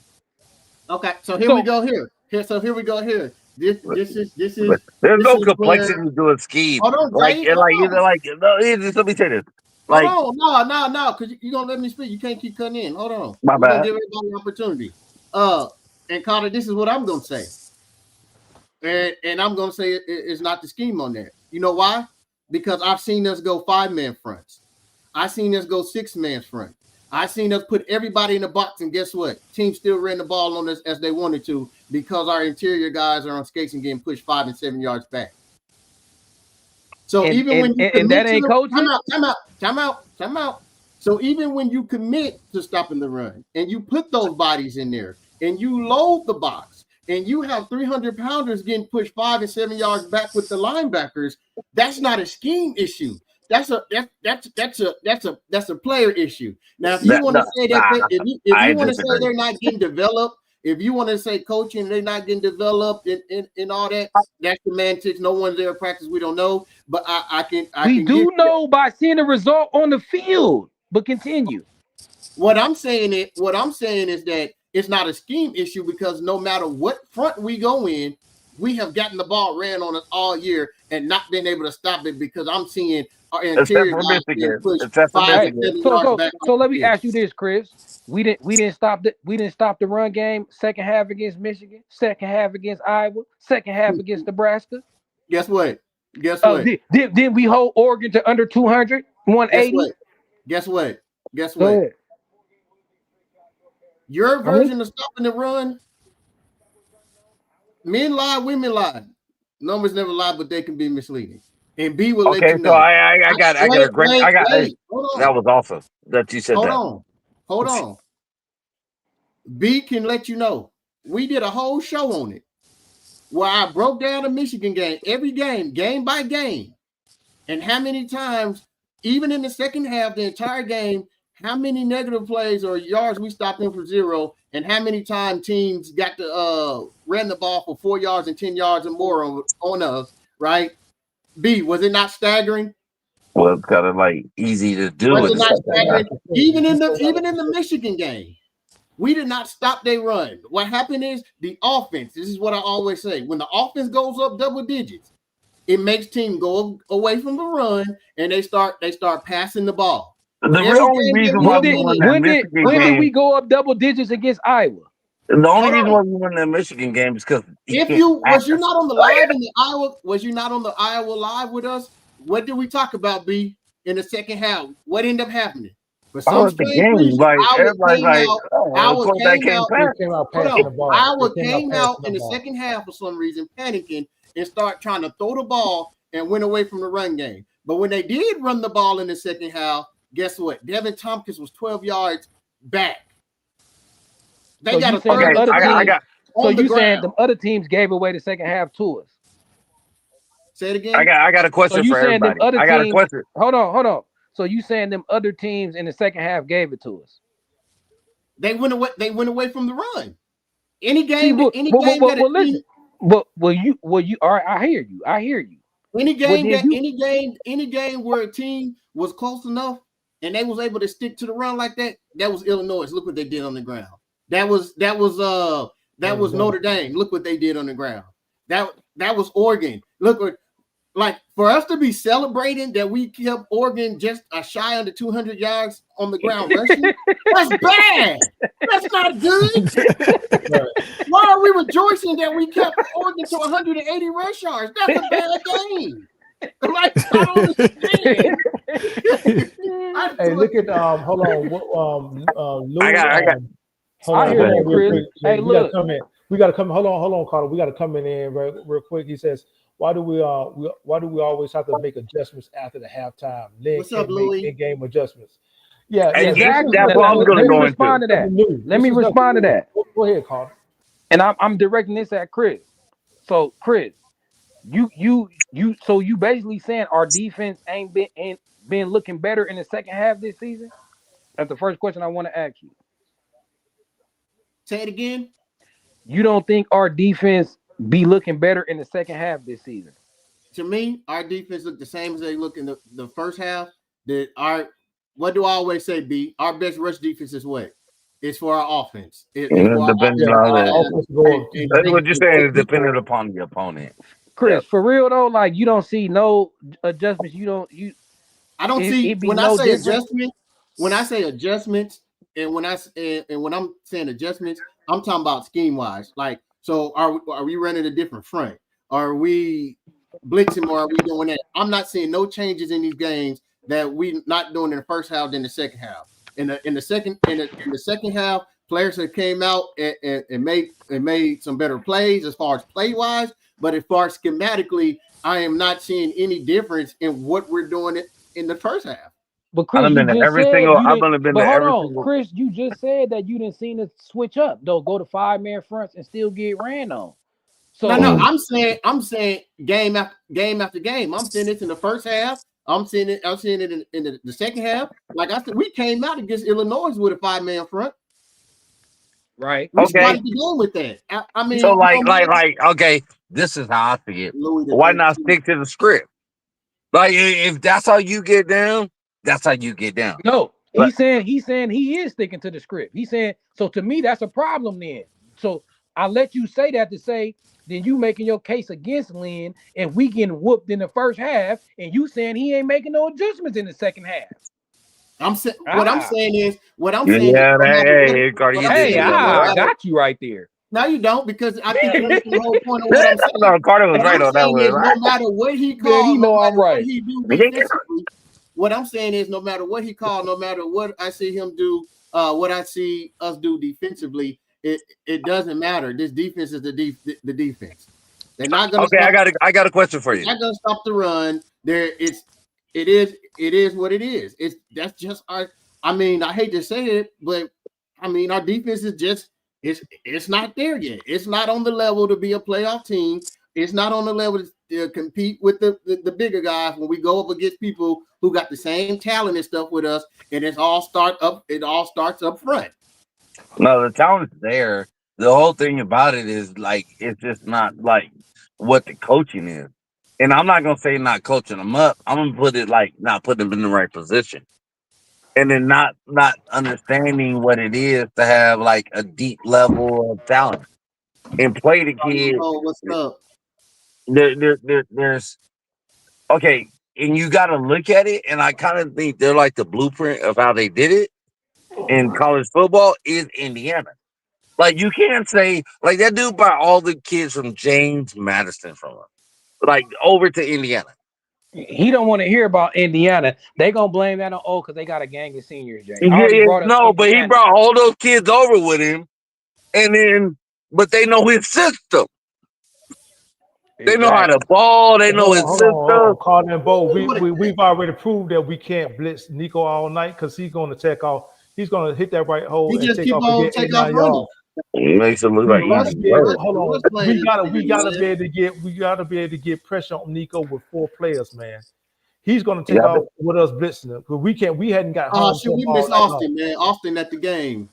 Yeah. He said he's at the game. So Connor and Bo, that'll be a bad mistake because we're not getting to him. And even when we do get back there, he's picking a hole and taking off running. We got to squeeze him in like a boa constrictor would. but we got to get Right. pushed from the defensive line. We not get any push from the defensive line. That's when the we do problem. get Against pushed from the, UCLA. but when So we do, Chris, I hear you. Look, when this we is my hold on, point, Carter. Chris. But hold on, Carter, and I'll go right back to you. We are on some of them. We are getting a push from the interior, but they out there rush lanes, and he's running right past them. He's stepping up and running right past them. Go ahead, Carter. Nah, I agree with you though. I think it's both, y'all. Like I just play devil's advocate. So Chris, I agree with you, bro. We do need more talent, but I think our coaching could be better too. I think that if we had an elite DC, even with our talent issue, we would look better, bro. Yeah, this defense was never gonna be no Alabama defense, no old Pete Carroll defense. You right, it's lacking the talent, but it could do better than what it's performing. You can't tell me that. You can't tell me that this is all on the players because they ain't good enough. They ain't great, but they better than what they show, bro. And I This is believe my, if we had a this great is my thing. DC, they would be a little better, bro. They would. This is my thing. This is my thing. As Hey, someone young who Tyler, played you at the football, game? and someone who played football, someone who coached the game, right? Mhm. I've been on some teams where we just didn't have it, right? And no coaching, no scheme would be able to. What is that? There we go again. That must be Tobias. I don't know. But no, I keep hearing that. But I got a question for you my after this. thing is, and again, you can, if you want to argue that, I give it to you, Carter. If you want to say it's practice, it's coaching, not seeing the right talent or what. But my whole thing is when it comes to scheme wise and all that good stuff, is that I don't see it being a scheme issue when your interior is being pushed back 5 yards. There's no scheme that can account for that. There's I know, nothing Okay. you can and call. I give There's it. Hold on, nothing hold you on. can Can I call. go here? I've been There's nothing you can call. There's not a defensive play that's going to fix if your defensive line is being blown off the ball and your linebackers are nowhere to be found as far as being able to read and come downhill. We so seen last week. earlier. So We earlier. seen we hold on, Jay. We seen I got last week, right? B, where Oregon said hike and did a sweep left, and our linebacker was to the offense left, and our linebacker, the play had said hike and did a sweep left, and our linebacker was standing up, pointing to the defense left, looking over there for some reason. Mm-hmm. All right, now if you want to say coaching on that wise, then I can understand that. But when it comes down to the schematic aspect of it, what I'm saying is it's not like we're running the wrong, front base, or we running the wrong stunt here and there. When I'm seeing our interior guys get pushed 5 yards off the ball, it's Right. nothing that you can do that can account for that. Like there's Okay. nothing you Chris, can call. Chris, you say you used to coach, right? Yeah. Hold on. Can I go right here, Quarter, please? Like, can I just go for a little bit? Go ahead. Okay. So like, I hear Carter didn't everything. want to let Man. you go. He didn't want to let you. Like I'm just gonna say one thing. If John, if you gonna say something, say something. Let me just say this one I was thing. gonna say this, like when we say schematic, when we say everything, when we say scheme, well, we all agreed earlier, all of us, every single person on here agreed that is Kamari playing out of position? Yes. Is EG Tompkins. Tom? They're playing out of position. Why not just keep them in their fucking freaking position? So they Go can Like, ahead. make like their impact. I'll answer that Look, question if you after put Carter wants to go Chris, first. here's the point. If you play Gentry right, now we got a pass rush. Let's talk about it. Let's talk Okay. about it. He really our best pass rusher, bro, and we don't blitz him. Okay. So and then you got what's the name playing Jesus, on the man, outside? You got Kamari, like he come in and out the box as much as he wants to. Like Hold on. Look at what Young Tiny says. Young Tiny says this: getting blown off the ball or missing tackles, not coaching issues. That's what Young Tiny I says. agree. Agree. no, But you're like, I mean, I agree with that, but It is. That's what I'm about to ask Chris. When they get blown off the ball, is you watching that technique? Is they winning the leverage battle? Is they technique correct? Because put it like this: if you get blown off the ball one play, and the next play you don't, then it ain't a strength issue. They don't get blown off the ball every play. Sometimes they win. not well. That we ain't gonna say they win because they don't get off block, but they Okay, get but blown they don't off. get blown off the ball. So look, put it like this: if I'm playing against my little brother, right? If you playing against your little brother, right?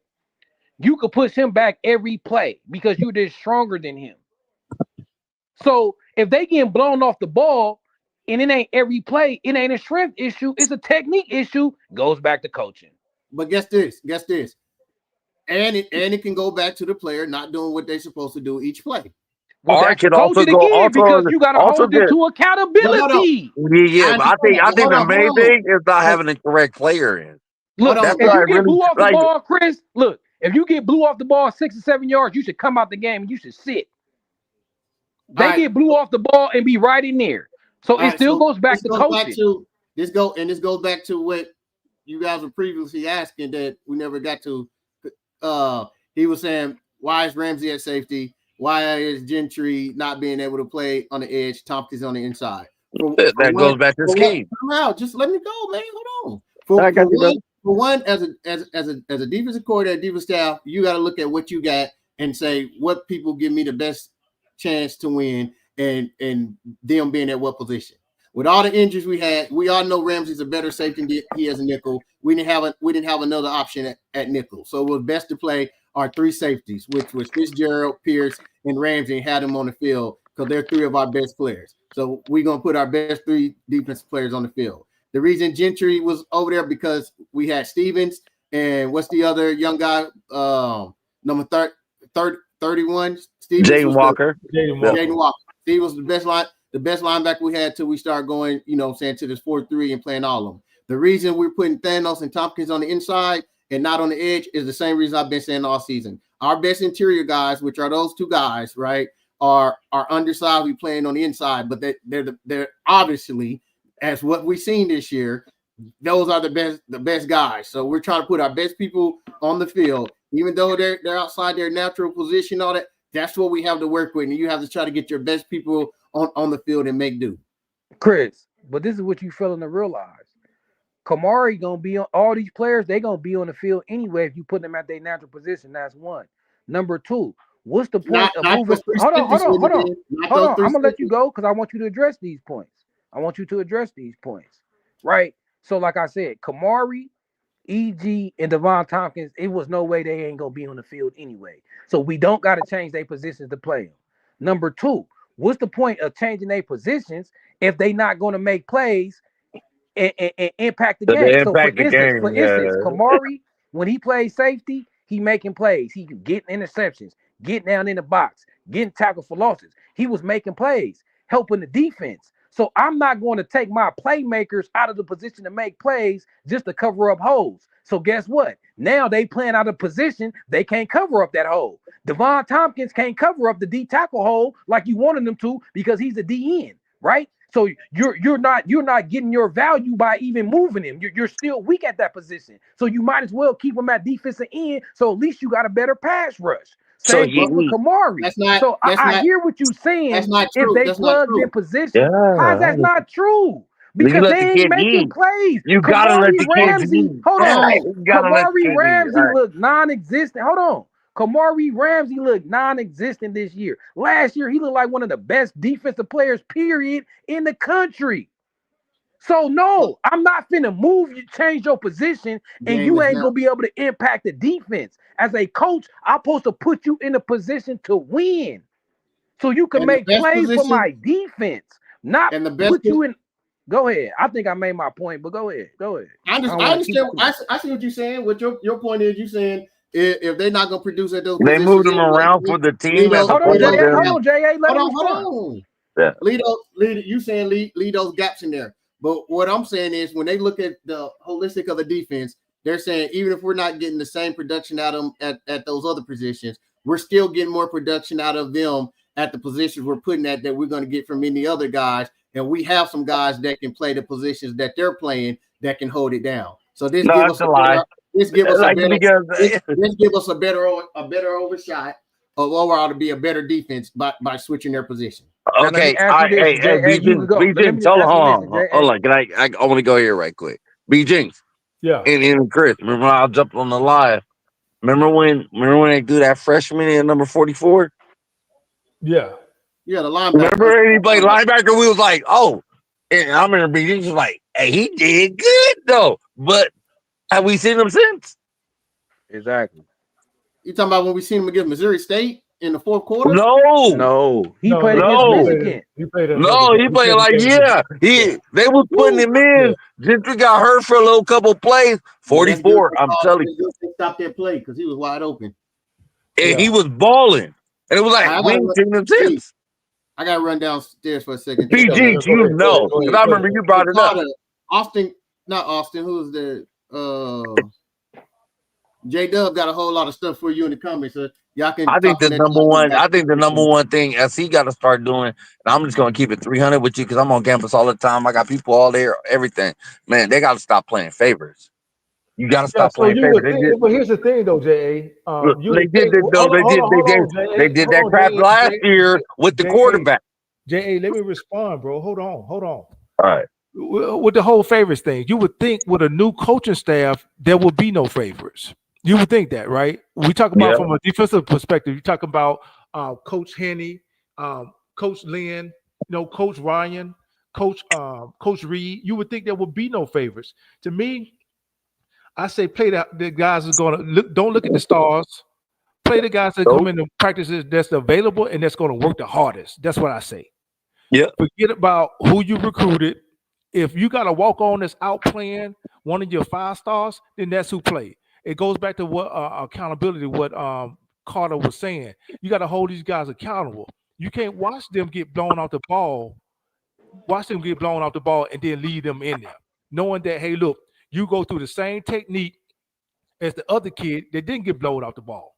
You can't continue to do that, right? So you got to make examples. Thanos just got a TFL in the first half, and then they took him out for whatever reason. I don't know. The kid was like ready to go back in. Those are the guys that I want, and this is a guy that's playing inside, undersized, and he's one of the youngest players on the team. But he's 17 years old, bro. 18 years old. That's who I'm playing. That's who I'm playing. I don't care if I have to play him 3-4 downs a series, series after series. That's who I'm playing. I'm playing the guys that want to be out there, man. That just putting forward the most effort. And right now, in the first half, I didn't see any effort out of that. Not just the defense, but the offense too. We not getting any pressure on these dudes. Nico just standing back there going through 3rd and 4th reads. You're exactly like that. Your co-host don't agree with you though. He said if dudes ain't playing, it's because opinion, the coaches know something we don't know. You asked me for my opinion. That's my opinion. I said it like 2 months ago. I said if you were to take this same defense, right? Even with the staff, with their accomplishments, with their NFL pedigree, and you didn't know that there had been a change along the defensive coaching staff, you were swept up and down. This was 2022. Right. Or 2022, 23, and we had Gritch. You were swept up and down. That was the case. That looks like the same defense. And I understand, okay, we're not giving up that many points, but the objective hasn't changed. We're still giving up. We're still losing games when we shouldn't be. We're still giving up yards on the ground. So only game that we lost this year. Hold on, man. I've been quiet this whole time, bro. So is it a talent issue? Is it a talent issue or is it a coaching issue? If we don't have the talent, go and get the talent, man. But don't keep telling me year after year we got one of the best defensive in the country, and then you come out here and show me something different. Because now I'm thinking, I'm like Carter. I'm starting to question. Okay, what are you looking at? Facts. That's all I'm saying. Yeah. And then you see the kids that we have on our defense are going and balling out in the league. If the kids that are giving you the like Caleb Bullock should have been, it should have been first round. If the kids that's giving you the most production are the youngest ones, play them. Play them, yo. Play them. Heck yeah, because that's gonna help your recruiting too. Right. And play them the whole season. Don't I'm gonna put you in this game, that game. I'm not gonna watch no upperclassman just because I gave him, a couple stacks to come in, even if he's from the SEC, which I think we just swung and we just missed. Even if they are from the SEC and they're not giving me any production, I'm not gonna keep putting them out there just because of what he's being paid. I don't back. What happened? It's on commercial. Yeah, well, we got a 3 and out. It's time, and they had to punt. Now it's time for the offense to come out Good. and do their thing. So now the defense, the defensive coordinators, the staff, they made the adjustments. The defense came out and did their thing. What was the adjustment? What was different? They stopped them. That was the adjustment. They stopped them on 3rd down. We gotta stop. But why can't that happen in the first half? Like what happened? I could tell you why, J.A. Because DeAnton Lynn don't know what he doing until the second half. But what was you the gotta adjustment? see somebody hold? Okay, I got okay. Oh, hey, actually, that was a good point, Carter. I got to piggyback on that. So But what was the last year, adjustment? last year at the Did Penn they get a State game. penalty? Somebody trying to throw? What was? Yeah, they got a penalty on the kickoff. They got a unsportsmanlike on the kickoff, and then on the offensive drive, they got I think it was a false start or illegal. Okay, motion so or something like that. they aided Right. the defense to getting behind the sticks. They Yeah, finally last they year- still had to stop them though. And in the first Last half, year- I'm just trying to see what the adjustment. Okay. Because that's what it is. Yeah. I'm trying to see what. No, I'm gonna talk to you about the adjustments right now too. Okay, what was the adjustment that they did different on their first Okay, drive? so last year we played Penn State. No, we're talking about what was the adjustment? No. I'm not, all you gotta do is see a cycle, what somebody would do and what happens within the whole damn how everything rolls, right? So like last year, USC first messing up my half. parlay. Yeah, it's all good, brother. So it's like last year, when we played Penn State, who was getting off? They had the 2 top belt tailbacks in the nation, but they had 2 this year, right? That tight end. He was getting off in the first half. Getting off. Like, oh, there really is like a 1-man show, right? It's like, okay, cool. Like, oh, we got to stop him. Oh, then he starts getting off in the second half. Then they decide to put Kamari on him. And that's when it all stopped. You couldn't recognize that earlier? Okay, that still didn't answer the question. No, when everybody in the stands is saying the same thing. No, and it's been happening the same thing this year. Okay, so like we haven't been facing the type of wide receivers that we have. We're facing good wide receivers, but not the ones we have. So like, how are we letting the wideouts go out? Not okay, cool. We got the tight ends locked in, but it's like, okay, we're not coming up and locking in man. Y'all know that's a whole different type of coverage. And then it also allows us to get the rush there. Because it seems like when we come on the rush, we're always like almost there. But if you got real confidence in your DBs, you let them go. Like even if they have to, they're going to get beat, it's part of it. You know? Line getting toe up, Josh. Offensive line getting beat, man. Hey, baby T up here? Yeah, she at the game. Oh, okay. Look at that replay. Hold on. If you go back and look at that replay, the DB was holding Tanu. Yeah, he was holding Tanu. He was holding him. I still didn't get an answer from what was different in the first half on that second drive besides them getting the negative play for quarterback containment, not letting Nico scramble. Right. So was that a defensive call or the players finally kept their containment like they're supposed to do? Hey, Chris, I already said I think it's a bit of both.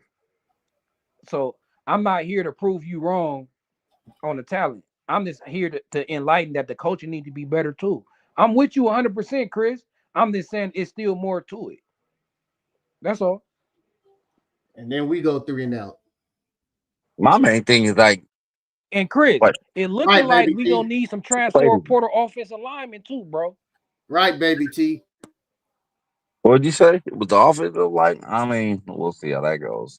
No, I'm telling Chris, we gonna need like 10 porters and 10 porter players. Baby T said it doesn't matter. The running back, the offensive line is getting pushed back 2 to 3 yards. Right, we'll get no push from the offensive line. That's why King Miller can't find a hole. Well, at least on that series. So I don't know. I think this is what it boils down to.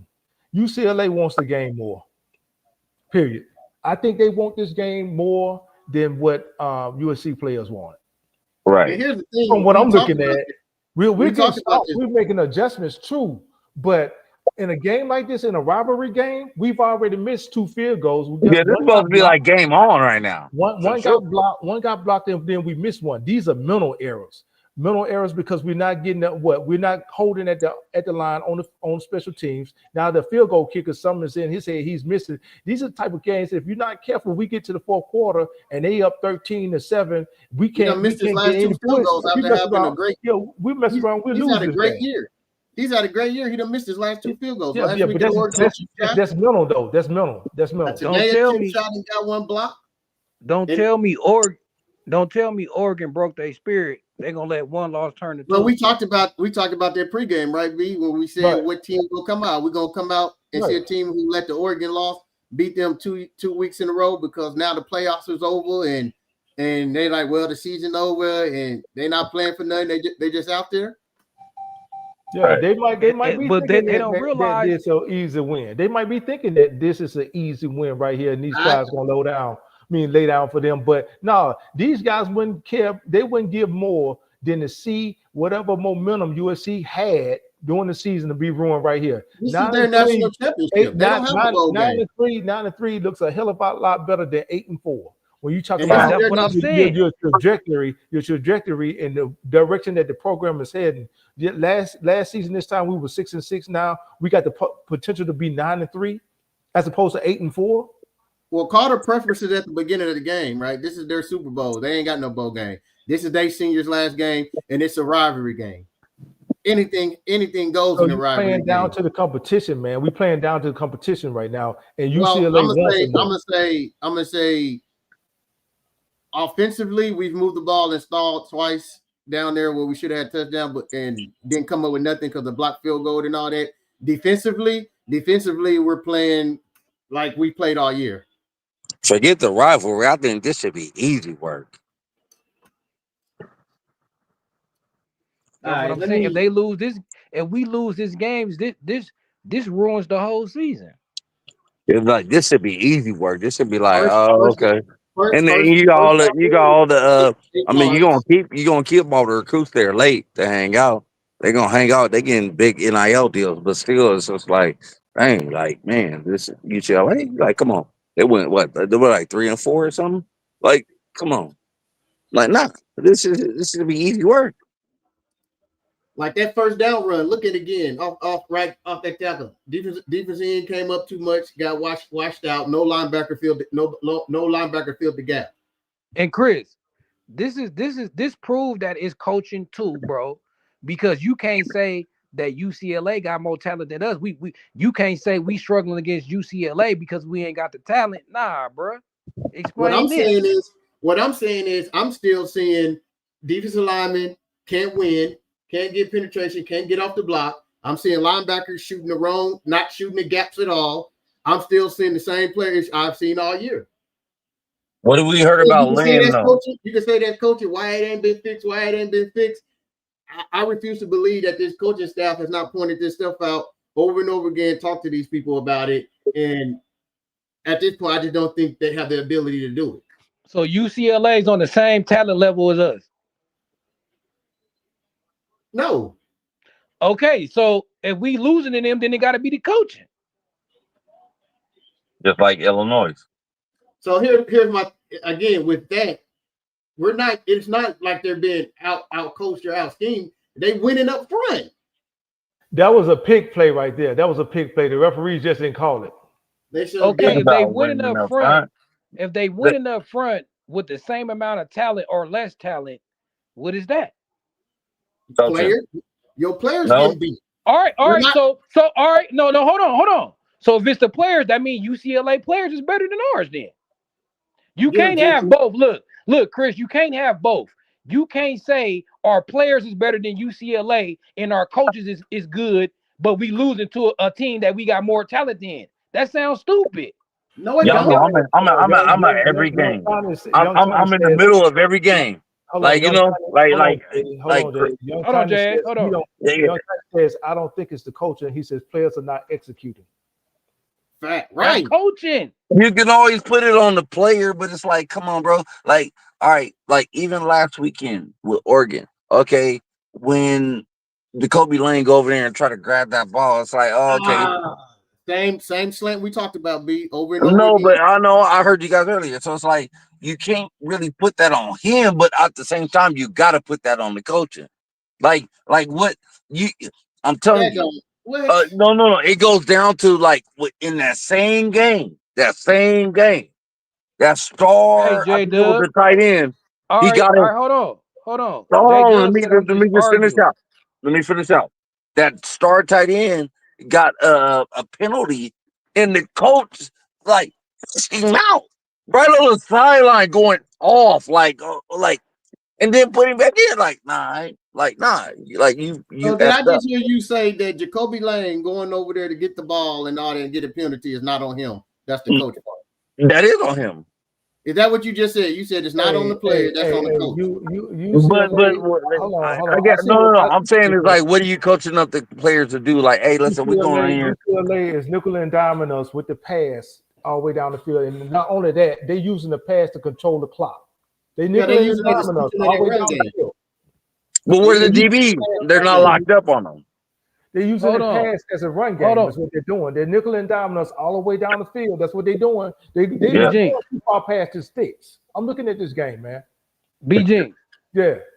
Now, if you can see that they're nickel and diming in us, if you know what the offense is doing, and if you're a good coach, you could draw up something to stop that. Yeah. All right, that's one. Now, number two, J-Dub said, I'm just arguing it's a talent issue. Okay, if it's a talent issue and we having these issues against UCLA, that means we on the same talent level as UCLA. Y'all can't say that, oh, it's a talent issue, but say we have more talent than UCLA, but it ain't the coach's fault that the more talent ain't winning. USC fans, what's wrong with y'all? Like, J-Dub, think about what you just said. You said it ain't a talent issue. I say, okay, then that means that if we're struggling, that means the other talent is comparable. Look what Young So you Tiny saying it's talent. So if it's talent, that means we got the talent of UCLA. But no, I bet you, J-Dubs, you would say that no, we got more talent than UCLA. So why are we getting whooped? Because we getting whooped in the trenches. And so UCLA got more talent than us in the trenches. And it's not. Hold on, no. Address what I'm saying though. Then that means you just said the trenches. So UCLA got more talent than us in the trenches. Oh my God, who was number? What's his name? Should have had that sack. What's his name? So J-Dubs, I want you to answer that. So okay, so Carter, UCLA talent is equal to ours. Did you just see that last play? Was our defense not in position to make that sack? I'm a play behind. You know, I'm always be like, okay. Hey, hold on. Read what Young Tiny said. I just want to see if that was scheme of their coaching. Young Tiny says UCL players not better talent wise. Our players just not executing, getting blown off the ball and missing tackles. So if it ain't the talent, that's what I'm saying. With sports, it's either going to be talent or the coaching. Reach his whole statement. He said the players are not executing. Carter. They finally got to him. He said it's not. He said it's not the talent. We got the talent. He said the players out there are just not executing. So if they're not executing, that means they're not being prepared well in practice. But here's the thing. What is your infatuation with the anti-Lynn and his coaching staff? Hold on. I don't get it. Let me sum it up. Because I understand what Carter is saying, and I don't want people to misinterpret what he's saying, because what he's saying and what I'm saying, we're talking about two different things, and just so everybody else in the chat. So when we're saying coaching, we're talking about schematic scheme. What Carter is saying, he's saying it all boils down to coaching overall. He's not limited it to the scheme or defensive play calling. What Carter is saying is that it's coaching because the players are not prepared. They're more talented. They shouldn't be getting beat up front in one-on-one positions. They shouldn't be missing tackles.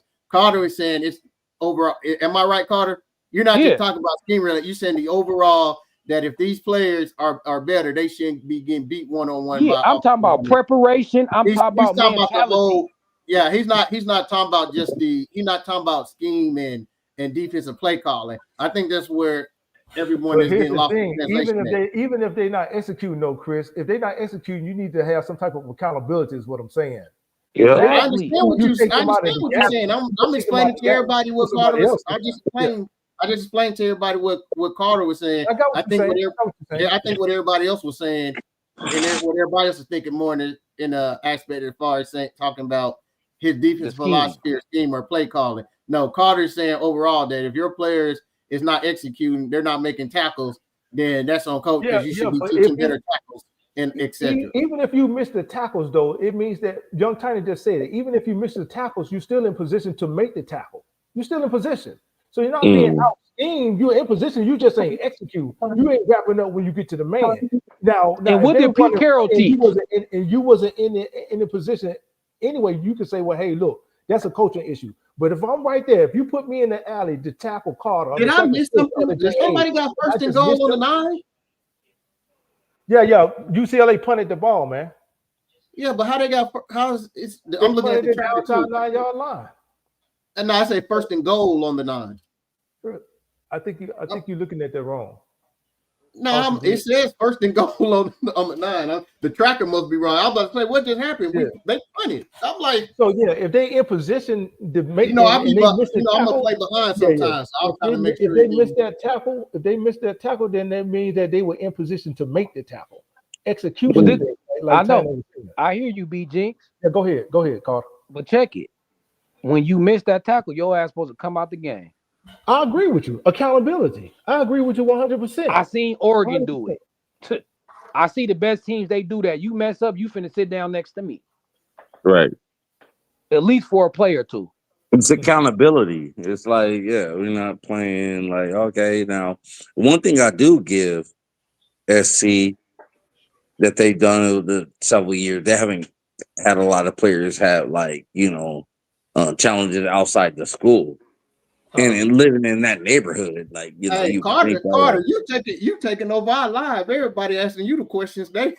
Hey, because I'm because I'm controversial. I be hard on my team. So Jay does want me to ask you a question. He says, ask Carter, this you can be more talented, but if you don't execute, that's on the players. And Gentry would start on a championship team. How's it on the coaching when the talent isn't there? Carter coaching can only do so much, bro. And you know what coaching can do? Look, let me tell you what coaching can do. It could take a bunch of 3 stars like Indiana and make them the number 2 ranked team in the country. Or like Texas Tech. Could do. Name me a player on Indiana defense that got more talent than Anthony Lucas, Gentry, and Ramsey. I know they got a star safety over there in Indiana, but they filled with a bunch of 3 stars. So that's what coaching could do, J-Dub. It could take a gang of 3 stars and make them the number 2 team in the nation. And y'all don't know ball. Y'all don't know ball, bro. Y'all don't know ball. Yeah, we do. And I'm gonna tell you this. No, I ain't talking about y'all. No, I'm talking about the comments. And it's not all about star rankings neither. It's about being able to bring in the right people that fit your system that can do the job you need them to do. And that's coaching. System. That's your ability as a coach to identify them players. It all go back to coaching, no matter how y'all twist it. It all gonna go back, especially in college football, bro. Somebody fire alarm need batteries changing. Look, football is the ultimate team sport. You got 53 in college, you got 100 players, 22 players out there on the field. It take a coach, the right coach, to lead all them players in the right direction. No pass interference, man. Our offensive line gonna have to move some bodies, man. They're gonna have to pick it up. But they definitely holding on the outside. Yeah, you can see it clearly on the replay. You can see it on the replay. They holding, but they holding the inside near the shoulder pad. Boy, that was clearly pass interference. Yes, pass interference, man. Of course it is. I'll be going off at them referees. That was clearly pass interference, man. And this third quarter flying by. It's flying by because UCLA controlling the clock, man. But now at least we starting to open up some type of holes. At least you are using Kurt as a top 0-1 example. They're playing man. That's why. Look at him right now. Bam, yeah, Kurt is an anomaly. No, he not. No, he not, because I seen Chris Peterson do the same thing with Boise State. What are y'all talking about? Like, he's not no anomaly. That's how coaches come up in the coaching ranks. They take a team with less talent and overachieve with them. Woo! Good catch, Jacoby. Jesus, he might be hurt. Yeah. That's how they play. He caught it. But he I wish we was hitting like that. I wish we was hitting them like that. Yeah, like hitting you, right? That's what I don't understand, man. I don't understand. Hold on, Chris. I don't understand that. You see that the Big Ten allowing them to hold. Why don't you hold? You see them allowing that you to come up and lay the wood. Why don't you come up and lay the wood? For some reason, we won't. Call the truth. Don't insult each other. Call the truth. No, but I ain't insulted nobody. He insulted me because we disagree on a sports topic. First of all, it's just sports, bro. So you if you a grown man and you get in your feelings. Say? Hold on. What did J Dub say? What did he say? He said I ain't got no common sense and I don't know ball. J Dubs, come on, man. Come on. We all family, Don't do that, J Dubs. Come on. We can agree to disagree. That's it. Hey, J Dub, that's his opinion, bro. He would never. He wouldn't do you like that, bro. J Dubs, he wouldn't do you like that, man. Come on now. Hey B, I was gonna say you said why we don't hit like that. I was gonna say we got to be 2 yards within the wide receiver to do that. Hey, we won't be close enough to the wide receiver. Yeah, that looked like the safety that came up and laid that wood on Jacoby. Yeah, he caught that. Oh.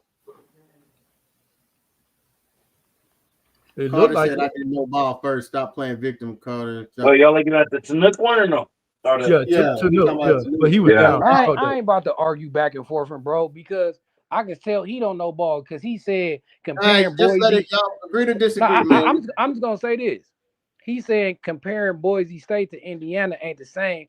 Also, it helps my argument more because Boise State even got less talent than Indiana, and they was able to play in bowl games to beat Power 5 teams. So what are you talking about? You don't know ball. It's harder to make Boise State ball than it is Indiana. So get out the comments because you sound stupid. Now I'm getting disrespectful. Hey, Carter, I thought we were gonna let it go, bro. Just let that go. No. Right. No. This is cool. This is cool though for entertainment. Yeah. Like I ain't really mad at him. I'm just saying you really making my point by saying Boise State and Indiana ain't the same. You're right. Ooh, it's harder to make Boise State ball than Indiana. Listen at what you're saying.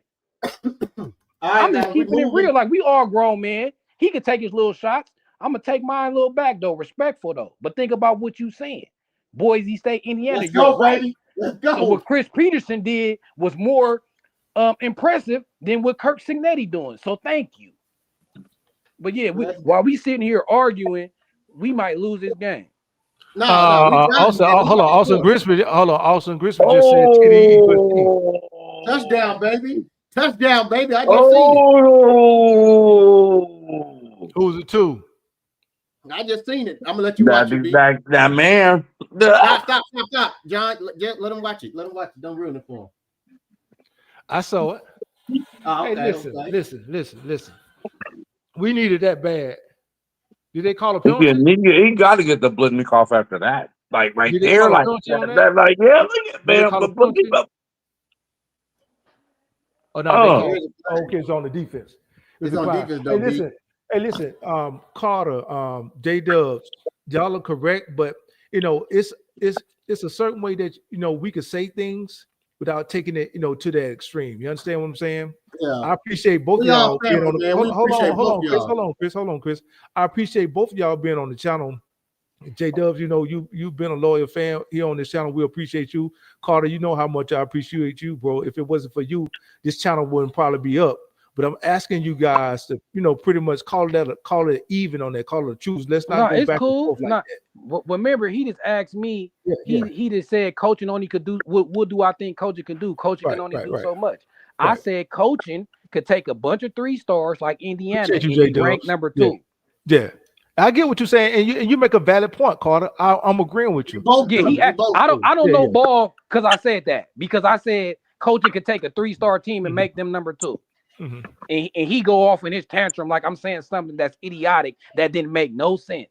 Okay, we both of you guys made good points, man. Agree to disagree. Don't lie to him. He didn't make no point. He did. Don't lie to him. He made a good point. He made it. There's some holes on this defense and some talent. And Chris, I agree. You Remember, agree. like 30 Yeah, you minutes agree ago, to I that. said, Yeah, you agree to that. I'm just playing devil's advocate, and I agree Right. with you, Chris. I said That's we what I'm do saying. got Both a of y'all talent made good issue. points. That's what I'm saying. Both of y'all made good, valid points. And Look, I do YouTube, so I know it's cool to debate. You feel me? That's our first take blew up. So if you taking a stance, I will take the opposite stance just for the debate, and if it's some truth to it. So you like, oh, it's talent. I'm like, I agree, but it's coaching too. That's make for good content. All right, let me call That's out the some only reason scores. I was doing. Hold on, let me call out some scores real quick, Carter. Right now, we got Virginia Tech up on. Virginia up on Virginia Tech, 27-0. It's in the fourth quarter. Alabama, and Auburn. Auburn making the game of it right now. Alabama's up 17-13 in the third quarter on Auburn. Of course, you know our game is 14-10. We should be up 20-10 right now. Tulane is handling Charlotte right now, 24-0. Cal is up on SMU, 17-7 right now. Cal up on SMU. Yeah, Cal up on SMU, 17-7. So right What it's now. looking like what's SMU holds right up- now? if it They're holds ranked up, number it's gonna, 24. if SMU. it holds right. up, if SMU lose, it's gonna be Virginia and Georgia Tech in the ACC championship. If SMU loses, All right, so let's address this real quick. Young Tiny says, so does North Texas have better coaching? Come on, man. Coaches got to do their thing, but players have to execute. Who's in the SEC after today? What's the that? SEC. Yeah, because Texas beat Texas A&M. Yeah, you Texas still is got not in. It's the hold same on. 5 teams they had in the top already. They gotta play the SEC championship first, right? So right now, Georgia That's is why I'm waiting thinking like who's in the championship. Georgia is waiting on to see if Alabama is going to beat Auburn. If Alabama wins, it's going to be Georgia and Alabama It's gonna- repeat. If it's gonna be Alabama Georgia loses, and it's going to be Alabama. Ole Miss If Auburn wins, it's going to be Georgia and Ole Miss. and Ole Miss. Yeah. Oh wow. Okay. Austin says 17-13. there's nothing off. Austin says there's nothing off with this USC team. This is who we are. I mean, who we are and have been for more than a decade now. Hey, so Auburn and Alabama in a dog fight, just like us. Well, it's a rivalry game, so I don't know why. Yeah, them rivalry games. I don't know why they favored us by 21 points the way that they did, but this is a rivalry game. Hey, B Jinx, you know why they favored us by 21 points? Why is that? Because the talent. Right. Because they know we got more talent than UCLA. Because that's what we should do. Well, even with that, though, Carter, let's be fair, Carter. Alabama got way more talent than Auburn, but Auburn is right there. Any rivalry game, Michigan, Ohio State, Auburn, Alabama. Don't matter the records. It don't matter what BG. the records are. No matter what the talent is, it's going to be a close game. It's going to be a close game, bro. You know this, Carter. The reason they favored us by 21, one, they didn't think Nico was going to play. Two, UCLA was 3-8. And we ranked 17, and we beat Michigan, and we just haven't got whooped in our 3 losses. And they figured this was a 21-point game. But anyone who watched us play all year, I told you coming to the game, there's no way we're gonna beat them by that. We just missed another tackle, though, bro. That's what I'm saying. Yep. We're in position. We're not making the tackle. We were in. Which goes towards Young Tiny's statement. We're in position. Right. We just not making the tackle. The player was right. He was right there to stop that at the line of scrimmage. That was EG. EG missed that tackle right there. Right there. What do you want the coaches to do about that, though? I can see it from both sides, Carter. I can see it from both sides. And I'm the one to say, hey, look, if the players are not executing, take them out. But we can't put it all on the coaching. Put it all on the coaching if the players are right there in position. When you talk about a guy like Eric Gentry, who's been a starter on this defense for 3 years now. He's been a starter. You get right there and miss the tackle. What do you want the coaches to do about that? I got a question for y'all. Go ahead. And I know this is, hey, Chris, because I know you be really on your game about looking at everything. All right, who's the linebacker was supposed to be the stud 2 years ago? We brought him in from Louisiana. You're supposed to be the man. You're playing safety and all different type of other positions. And now he's over at Wisconsin and not even starting. Oh, you talking about number Tackett Curtis? 25. Tackett Curtis. Yep. Tackett Curtis. But he wasn't. Yep. He wasn't. And we all blamed it on. We all blamed it like a lot of people did. I'm not saying everybody like told the chat or whatever, but a lot of people were like, "Oh, well, that's because he, it's only the Grinch defense." No, the kid, this wasn't good. No, he just went. So he's another guy that was playing safety in high school, and they moved him to linebacker. But he struggled. He struggled with us. No, everybody was saying when he was with us that year he was playing, he shouldn't have been playing because he was cutting into EG playing time. Remember, Grinch wouldn't play EG and was like, "Why? Why are you playing? Why are you playing Curtis?" And he was getting ate up. He's still at Wisconsin, but he ain't doing nothing. Yeah, he was Grinch boy.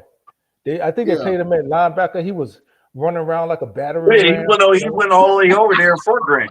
He was running around like a battering ram. Out of position, missing tackle. He was struggling, hitting people late, man. But again, he was a person that played safety in high school, and they moved him to linebacker. Yep, just like Desmond Stevens. But yeah, he went to Wisconsin with Grinch. He's still at Wisconsin, but he ain't. He's still out there. Man, we got to get off. We got to get off the field. Well, it's the start of the fourth quarter now. The third quarter is over. It started the fourth quarter. Yeah, I know. I'm saying, but we got to get off the field. They back to driving. Well, those 2 field goals that we missed, man, we should be up 20-10 right now. At least. And we should be up 20-10 right now. We missed 1 point blank, and the other got blocked.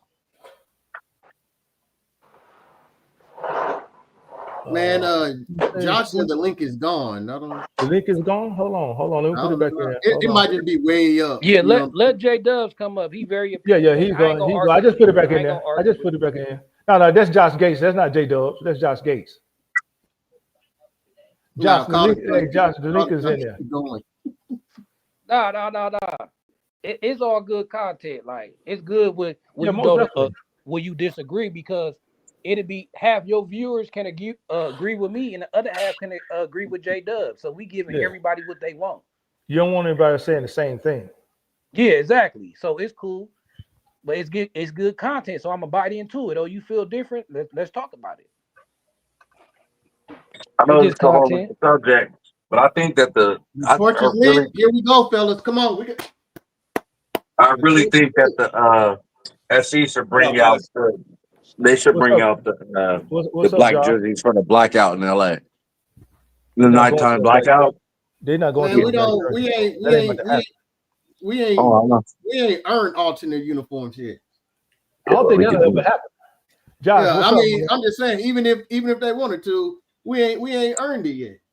Facts. Josh, what's up? Hey Josh, what up, man? What the chicks at? This is you what? What the chick said? I know you a player. Like they just left. Put up my Christmas tree, my boy. They just put up my Christmas tree. Over there in Utah, huh? Yeah, Josh out there in Utah. What part of Utah? Utah or Arizona? One of them. Josh, which part of Utah are you in? Another 4 yards on the ground on first down, man. We have to get a negative. Yeah, this is downtown right here. That's where the Jazz play right there. Cat Williams here tonight. Yeah. Oh, is he? I live on the 20th floor. Hey, somehow, I'm gonna have to pull up on Josh. Hey, come on, we're gonna have to cause a negative play, man. They're getting too many yards on first down on the ground. Still, they call them negative. Man, listen, I agree with Carter. Listen, it's got to be coaching because we have way more talent, man. We have way more talent. Oh my God, he caught that? Yep. Nah, he didn't catch that. Nah, he dropped that. Yeah, he dropped it. He didn't catch it. Yeah, he hit the ground. Yeah, we got to get off the field on this. That was a good back shoulder throw, though. That was a real good back shoulder throw. He almost caught that one. What's up, Michael? If USC wins this season's a bust, I'm going on record this time next year. You said if they win it. Even if USC wins it. Even if they win it. We just got the 3 and out, man. We just got the 3 and out. That's what we needed. That's what we needed. And Tompkins was on the end. Tompkins needs to stay on DN, man. He's Hey, nice in the end. I'm gonna tell He you nice this. I'm gonna at tell you Look this. at Jakeem. Jakeem's on the end. Yep. I'm gonna tell you this. I'm gonna tell you this. The biggest improvements in the growth has not been in the front seven defensive this year. It has been in the defensive backfield. Facts. Yeah. Facts. Yep. It has.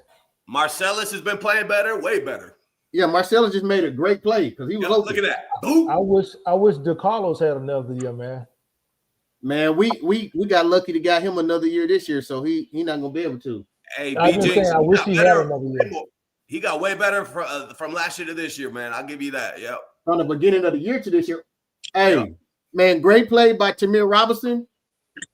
Did you That's see the Makai return by Leonard. Makai? Did you see the That's return by Makai. Makai? Yeah, that's the Belinda call. That's the Belinda. We've been. I wish he just. You know stopped what? trying I to hope people all the they time. don't try to. I hope they don't try to steal it away from him. You know, to get to. I mean, that got to be the Makai? highlight. Like, he's the best receiver in the nation. Josh, like, be nasty how you feel, because Josh way. Yeah. I'm way behind. Yeah. Hey, Chris, you do the same thing, man. Don't do Josh Hey, like that. now I just You want do to the say, same I way. see how you feel. Now that I'm like Chris. now that I'm like Chris, man. That happened like 3 minutes ago, bro. What you doing? Hey, Josh. How cold is it out there in Salt Lake City, bro? Hey, you see me? I'm in a hoodie and it's like 30 degrees. We're about to get snow tomorrow morning. So Are you? Right. Jeez, man, I couldn't do it. You should be in the cold weather too right now. I'm in the cold weather, but we're not used to it, man. You got to remember, 2 days ago it was 70 degrees. Yeah, Hey, but now it's 40 and sleeting here. Well, you in It happened Arkansas, it's not overnight. sleeting here, bro. It's not sleeting here in It Birmingham. happened overnight. It was raining ice today, but I was hey, like, are you in Arkansas? No, Yeah. yeah. Oh, Chris my is. parents live in Tulsa. My adopted family lives in Tulsa, Oklahoma. So I know all about that sleep. Okay. Yeah. Okay. So, Josh, what you think? What you think so far? Now we got the 3 and out, man. The offense has. man, some we got success to last get another week. score here, baby. What We you got to get think, another Josh? score here. We need a spark. We need a big play, man. But I don't know, man. I don't know what it is.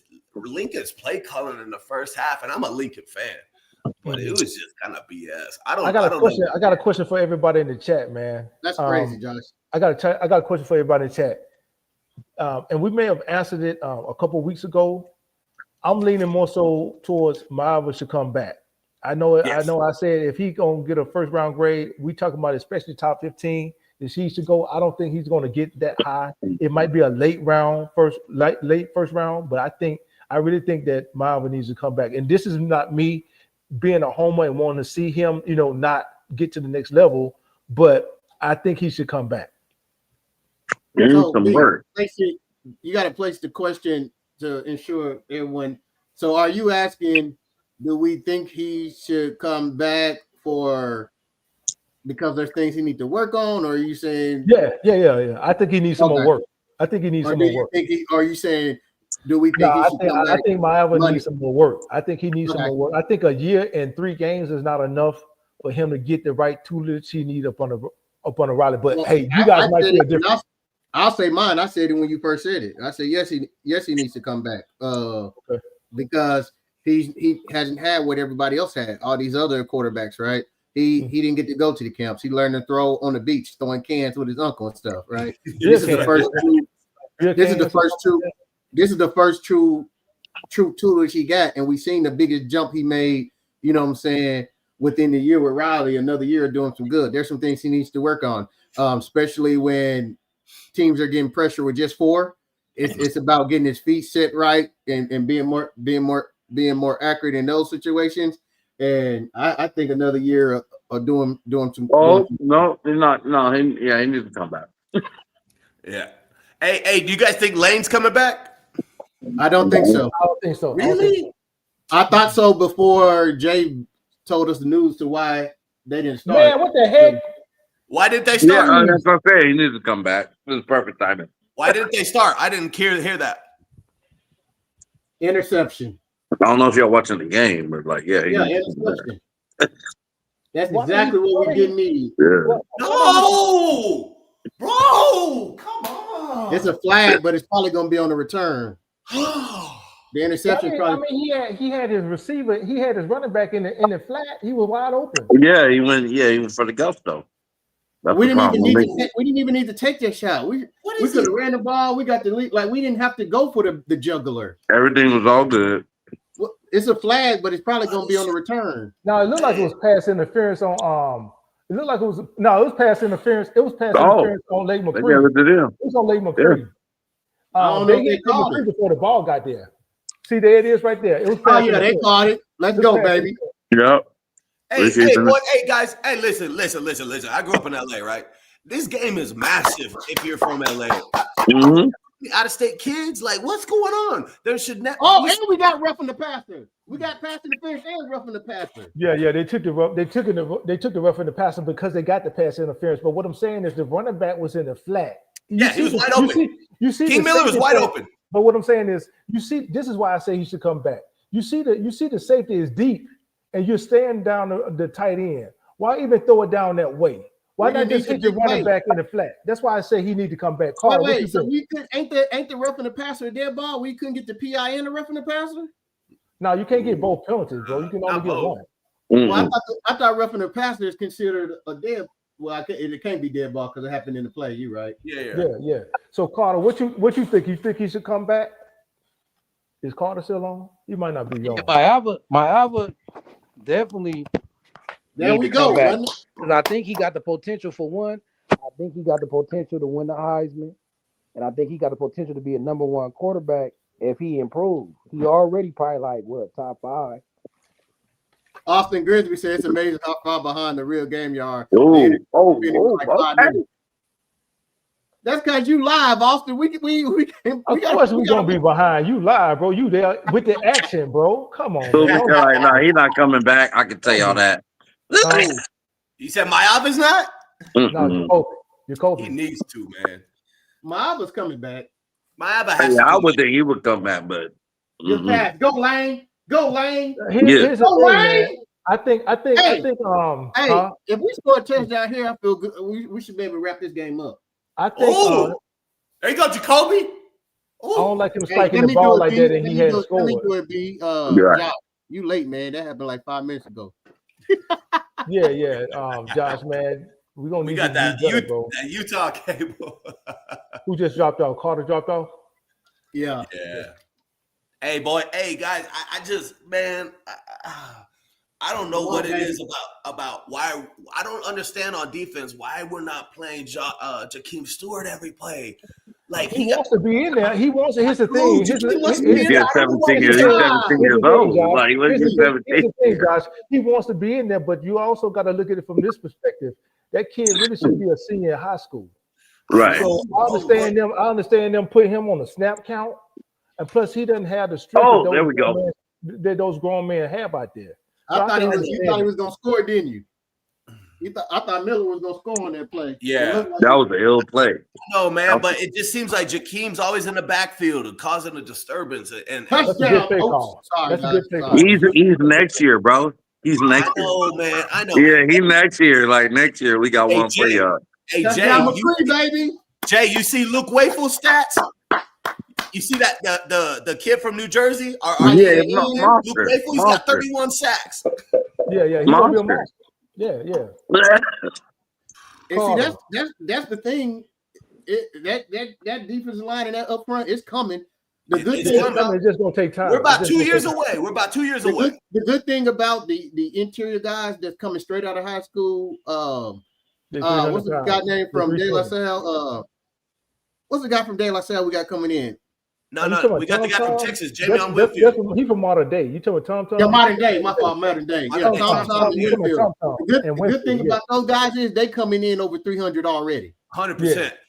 And Jamie and Whitfield, the guy from Texas, he's 320. That's what I'm saying. They both coming in over 300 pounds already. Hey, Winfield's a monster too.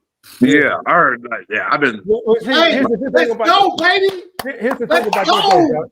Here's the thing about that, though, Josh. You got to remember, we still got young talent like Floyd Boucard. That's a monster on that defensive line. Carlon Jones. I like Carlon. So those trenches they just gonna be really young. I like Jakeem Stewart. Can I say something? I don't like Jakeem Stewart playing on the interior like that. I think he's more of an edge. You see what I'm saying?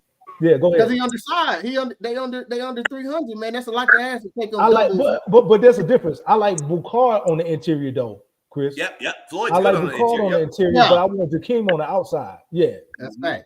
Hey, can I say something real fast? Go ahead. Carter, are you on?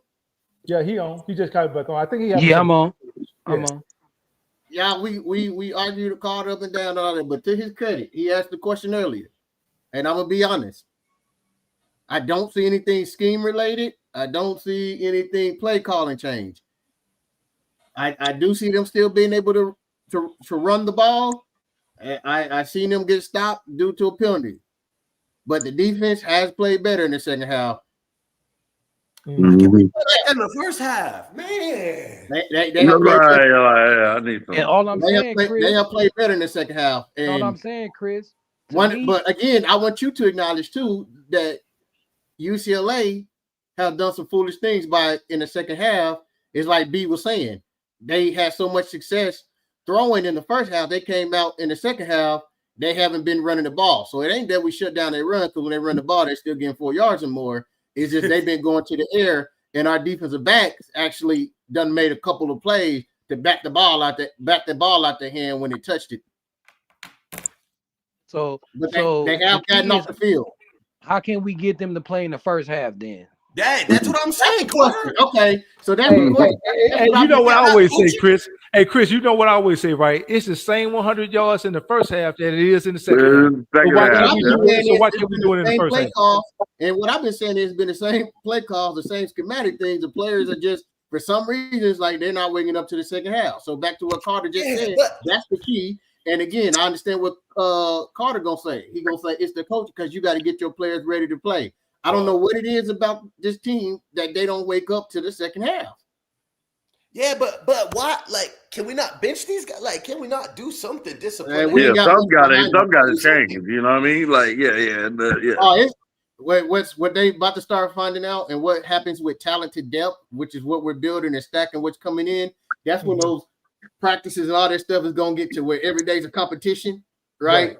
And I don't have to play you because you know what I'm saying. I remember we had this one guy, and I moved, you know what I'm saying, and I went to another team. I can remember coach telling them like, "Oh, we ain't got to put up with your stuff now. We got somebody to replace you." And they exactly. You know what I'm saying? Hey, I got a question though for you, Chris. What about having talent on your squad and not playing them? I mean, that's your analogy, and that's what you're saying, and I understand what you and Carter saying. Y'all saying y'all got an inside scoop. That's what y'all been told. I don't know that to be true, that the best players are not playing. I'm not saying y'all being told wrong or y'all not. I'm saying I don't have any factual thing for me to sit here and say that the best players are not playing. To me, I just refuse to believe that we have better players at these positions and they're not playing them. Look, Chris, I'm gonna tell you this. Look, the position coaches is certain players that they want to play and have in the starting lineup, and D'Anton Lynn is like, nah. Mm-hmm. So I'm gonna leave I heard you say that before. I ain't saying y'all not telling the truth or nothing. Carter, that's it. But for me to get on here to say that's factual, I don't know anything of that or know that to be true. I'm not saying y'all making it up or y'all not telling the truth. I don't see him in some of them players, and I'm like, you look at him, why he ain't playing? I was like, oh my god! Like, we gotta get another stop here. Hey, Chris, I'm listening to you, big guy. You know how we was talking about earlier, how the players, they have a few players playing out of position. It's another one that they messed up like that too. Elijah Newby, trying him at defensive end just to move him back to linebacker. Yeah, he wasted a whole spring of development at linebacker playing DN. Yep. Coaching. I'm telling you. Boy, them slants killing us. The same slant off the RPO. Oh, why we get no pressure? No pressure. It really looks bad because we got to get killed in the pregame, Chris. We can't keep giving those quick slants. Josh, he getting the ball out of his hand in 2 seconds. Like, it's quick. Yeah. So how you fix that is you play press. You got to bring them corners up. Well, you got to bring them up and don't let them cross your face. You got to bring them corners up. Hey, Chris, I played at Jinx. So I played spring not even right now. Arkansas. I played at Jinx at Tulsa. And I played against Mitch That Mustaine. shouldn't have been the first down. The defense end You went out. played against. Hold on, Josh. You played against Mitch Mustaine. And I remember him. before they went to USC, they played at Springdale, Arkansas. All Man, right. I tell you what, those boys were 3-4 deep. We were too at Jinx. We won a state championship. Man, we were 3-4 deep. Man, if you make one mistake, your ass is out. I know Mitch Mustang with Gus Miles on and Mike Williams that ended up That was transferring. Springdale. We went and played them in their stadium. I know Springdale is right up the street. Yup. They were nice. I mean, they had Mitch Mustang. They wide receiver Damian played. Williams. They both went to SC. Here's the thing, Here's the thing, though. They're getting off those quick slants right there because we're not playing press. And when you don't play press, it's pretty much giving the receivers a 5-yard catch. I know, bro. It's every Every play. So what you do is you bring them up. You play bump. That'll give the defensive line, especially the ends, an opportunity to get home or at least get some pressure in his face. His problem is he's standing back there just throwing the ball. Just everybody got to help each other. They're not like it's that is and you can't play that defense if you're not stout tackling and they're not gonna come make the tackle. Facts. You're right about that one. For real. Jeff Beard got a comment for you. Who? Jeff Beard. Where is it? What do you say? Mitch?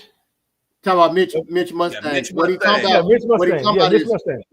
what he talking about is that we was in IHOP late one night, and a buddy, one of my good friends, a teammate of mine, we had one in college at Central Arkansas.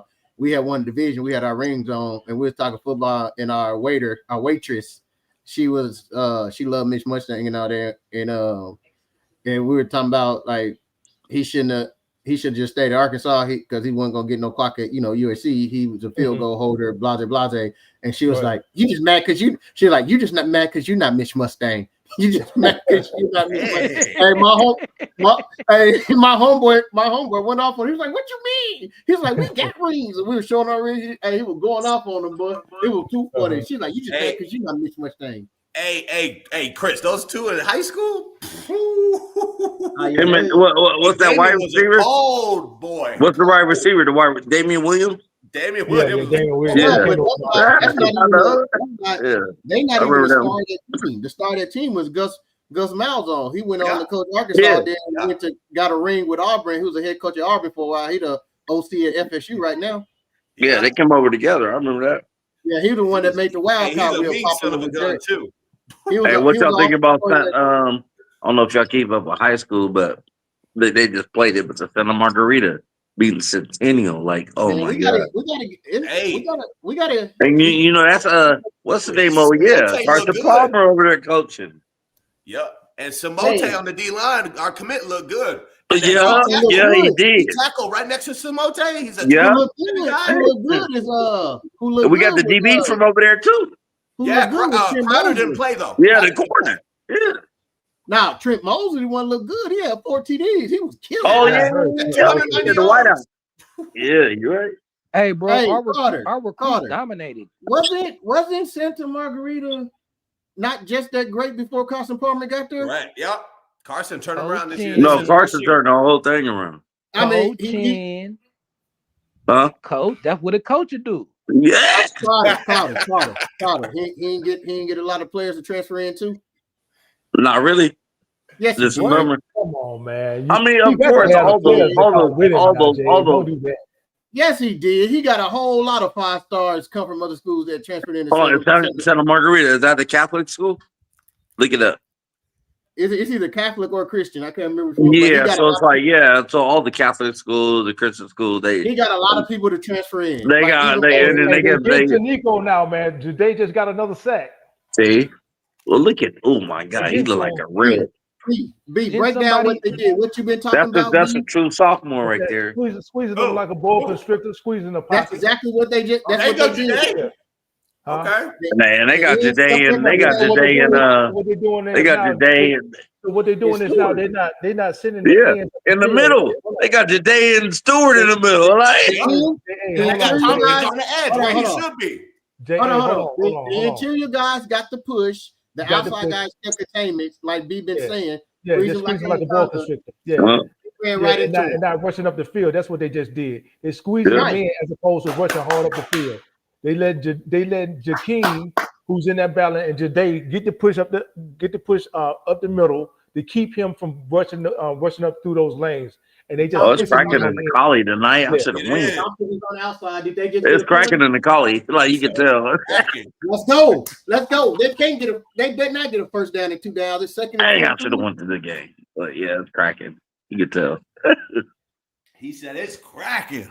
It's cracking in the J-Dub, collie. J-Dub, I'm with you. Trent Mosley transferring. It was a lot of good players transferring in Santa Margarita. I know. You see that missed tackle though? Amazing, man. Hey, you J ahead of Dub, me, chill Jay. out, Don't get me man. mad. I'm just talking my stuff. J Dub. Jay, don't get me mad. You ahead of me. I'm about to see it now. J Dub's owned it. Y'all see that last play? Carter. Now, Carter, you be getting heated on here. Hey, people be getting mad. Like J Dub owned it. He felt like that sack. He felt like that. okay, J-Dub, you about to have me have a heart attack. I did see that miss. It's the same linebacker we've been talking about. You see that? Like he just missed the tackle. I mean, we got the tackle, but that was a bad tackle. Like, I thought, but you made me think they broke for 30 yards and got the first down. I was about to be hot. yeah, nah, but I'm just saying that was a missed But again, tackle. you got to make those because if that's 31, 32, that's the That's first supposed to down. be easy work.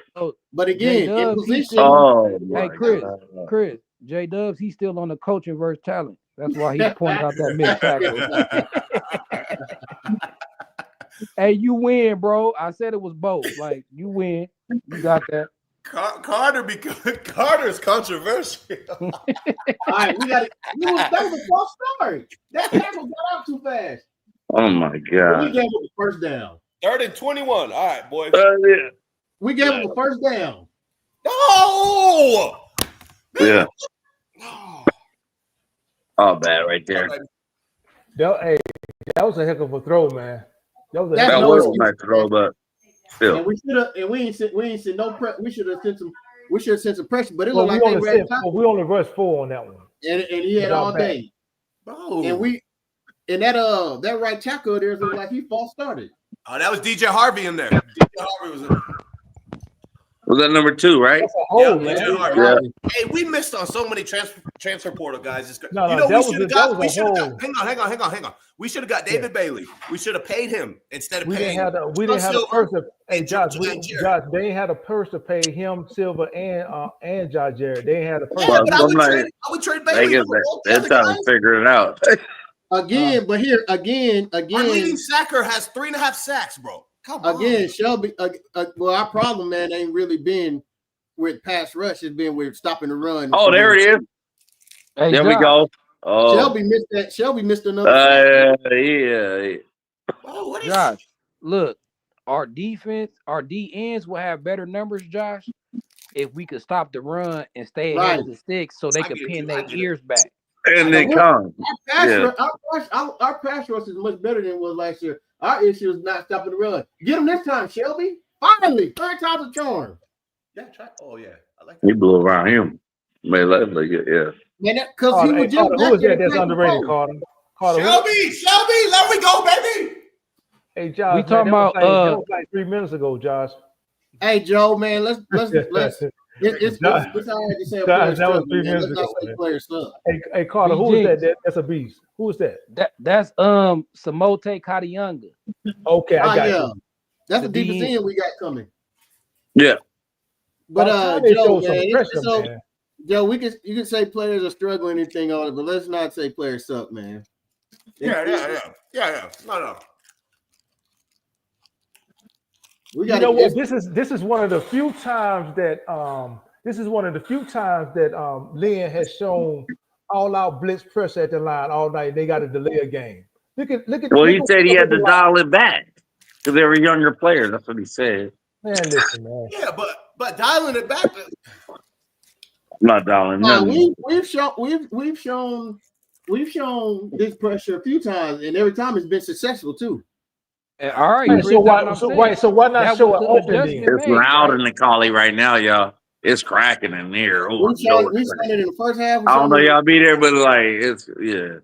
All right, it's 30-17. You cannot. Now look at the penalties that we're getting now. Look at the penalties that we're getting from showing pressure. They're cracking in the college. And they don't know what to do. So why not do this in the first half? Hold on, let me say this. We did show pressure in the first half like that. We got some negative plays on it. I should have went to the game. I know it's cracking. That's why I was saying that last 21. Why didn't we show pressure? But this is what I'm saying. We cannot give up 3rd and 21 like right. Well, we just gave up a 3rd and 21 not too long ago. So what do we do? That's what I'm saying. In the same drive, it can't happen twice. We got to get stopped here. Hey, who's 88 on the sideline saying you a B? That's the card. We got to get a stop here. And it looks like we go with a 3-man front. Oh my God. Christian Pierce just cleaned him up though. Hey, that kid's a hit. That kid's a hold on, y'all. Listen to me say this. Carter. Say hi. Carter. Right on. Carter. Yeah, Josh. Get on, baby. Here we go. Yeah, Josh. I'm here. All right. Let me say this. Let me say this. Yo, we stopped them on that 3rd down. They got 7 yards. But that was definitely a coaching error. It's no way I'm only sending 3 people. I'm gonna bring the house on you. We went with a 3-man front. It's no way. Now let's see what we got. We got everybody up there. At least we sent 4 this time. Let's just let it marinate. He threw a short tackle. No, that wasn't Floyd Bucard. That was somebody else. That was somebody else. Did y'all see Desmond Stevens tackling him by the top of his head? Yeah, I saw that. Yeah. Top of his helmet. By the top of the helmet. Well, let's go. Nah, bro, that's what happens. It's football. The stick just came up and blindsided Braylon Shelby. That should have been a penalty. Yeah, go back and look at the replay. Do that no more. You can't do that no more. Go back and look at the replay. I'm looking at it. You can't do that. Hey, boys. Hey, is UCLA more physical than us? No. Playing more physical tonight. Well, in the first half, they played more physical. In the first half, they won the trenches. That's been a difference. That's what I'm saying. I'm really asking y'all now, like, what is it about this team? Forget the coaches and the players. They all one team. What is it about this defense? They can't play to the second half. Like, I don't get it. It irks my nerves because I feel like if they play like this all game, we would be sitting there. We'd be undefeated. Carter, we'd be undefeated. Man, for real. Everybody had one loss, but that's it. We win Illinois. We lost Notre Dame by 10. We could have had that game. And Oregon, we could have beat Oregon. Miller. Like that. And Carter, this is the only thing I can think about. Because again, the whole time we've been in agreement. We're not seeing philosophy change, schematic change, anything like that. We just seeing the players play better. To me, it comes down to I don't know if they get chewed out at halftime, which it shouldn't have to take before the game. Oh, see, I'm like, no, or is it that players are getting their mind and they're saying, I'm getting whipped this first time. I'm not gonna stand for it no more. And they should be doing that before game. I don't know what it is, but for whatever reason it is, that's coaching. But for whatever reason it is, that's our Achilles. That's what they do. King Miller, baby. Like, look at this offensive line. In the first half, Young Tiny. Next year, Christian Pierce, that's gonna be his backfield, man. He is a dog. You're right. Christian Pierce is a dog. Oh, yeah, it's gonna be Christian Pierce. It's gonna be Christian Pierce and Urlacher. Hey, Urlacher's nice too. Because I don't think Ramsey coming back. Let's hope they don't play them out of position. I think Ramsey got to come back now, bro. I think his stock fell too far. He got to come back now. I want him to, but I don't know. 24/7 projected him laying the limit to go. Ramsey got to come back now, man. He might go 5th round if he leave out this year. Hey, but you got to think, BG, the NFL, they're going to do their homework. So they're going to be like, oh, he got moved positions. Maybe that's, you know what I'm saying? If they draft him at safety, they're going to look at his safety film. They ain't even going to look at him playing nickel. And if they just look at him at safety, he going to get a high grade. I don't know, man. I just think it's too many safeties in front of him, bro.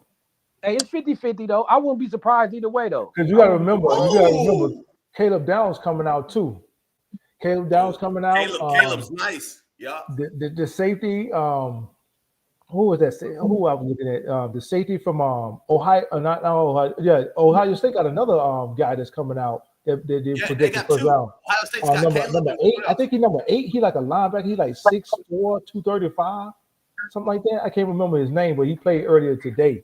He's a beast too. So I don't know. You got to look at who projected to come out in front of you too, man. You don't want to slip down to the 5th or the 6th round. That's what you don't want to do. Fitzgerald, I think Fitzgerald up there too because he was leading the country in interceptions before he got hurt. Exactly. Yeah. So you got Fitzgerald might be in front of him too. Yeah. Hey, if you looking at the stats, guys, for sure. check this out. It's 2:30 left. It's 2:30 left. We're gonna win this game. B, I know me and you said 93, right? 10-2, 93. I should have went to the college, man. Did anybody else? I mean, I'm pretty sure that this record, regular season record, hit your prediction coming in. King Miller, baby. Yeah. King Miller, baby. Oh, hang on. Don't spoil it. Oh, shit. Don't spoil it for Josh. You know he like 4 minutes behind, man. Yeah, I'm sorry. Okay. He popped that one. Yeah. So Hey, that boy's bad, boy. at the beginning of the season, man, when we had our podcast about the expectations. Yeah, I know you said 10-2, 93. I was asking Carter. Yeah, I said 10-2, 93. Yeah, I said the same thing. Yep. I call it 10-2, but How bad does that Illinois loss hurt you guys? oh, and that hurts. That's the worst loss like ever. That game would have put us in the playoffs. That game, without the game, that 2-point loss, we would be in the playoffs right now. But again, Jacoby Lane just. That was just like throwing insult. Jacoby Lane got another unsportsmanlike. What is Jacoby doing? Well, he going after this season anyway, man. So they just made the spread though. No, they didn't. Yeah, they did. They went for 2. That's the spread. They got the 2-point The conversion. spread is 20.5, bro. The spread is 21.5. They didn't make the spread. They dropped it to 20.5. They dropped it to 20.5. 20.5. I tell you what, with those two big field goals, we had a spread. They just went for 2. Yeah, it was only 19. That's 19. Yeah, but what I'm saying is, had they hold on, you sure? Hold on, let me. Had they hit at least one of those field goals, the spread would have been met. Yeah, it's only a 19-point lead right now. Hey, boys, I kind of like Lincoln going for 2 because that's just kind of like a FU to That's kind of like some gangster, like it's a Hey, that's true, Young Tony. Young Tony said he did. Jalen Smith played out of position and it wasn't an issue. See, this the thing though. I just responded to that. Jalen Smith started out of position. He supposed to have been playing corner the whole time anyway. So it wasn't Jalen Smith was out of position. They finally got him in his right position. All right, boys, I'm out, man. I gotta cook for the girl. All right, my man, go ahead.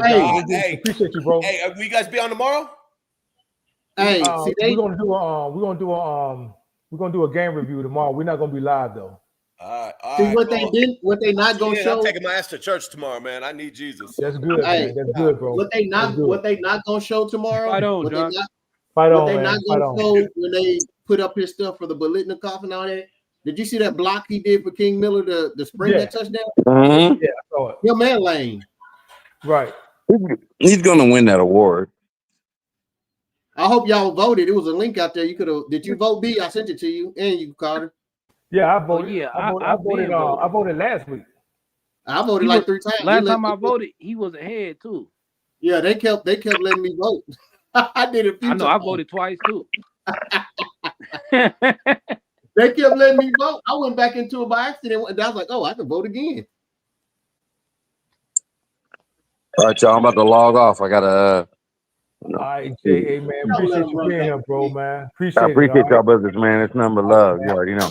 Fight on, hey, fight wait, on. Jay, before you leave, one question. Who run LA? Hey, come on, SC. Now let's go, baby. All right, man. Hey, fight on. Like, yeah. And all the recruits coming. Y'all, hey, is any recruits that's on here? Joe Boy. Hey, what's up, Joe Boy? That's what's up, man. All right, many blessings, brothers. All right, my man. Hold on, Joe Boy. The defense was not good. Joe Boy, they, especially in the first half. Second half, they held them to 10 points again. They held them to 0 points in the second half. But yeah, first half, it was looking like what Carter said, what we seen all year. They give up points in the first half, and that's what happened. Who is this?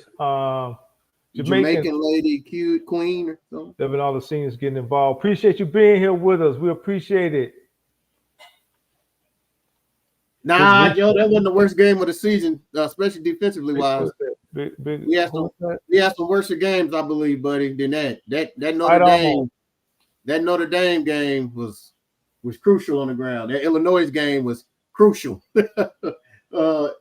Yeah, them was the two worst defensive games.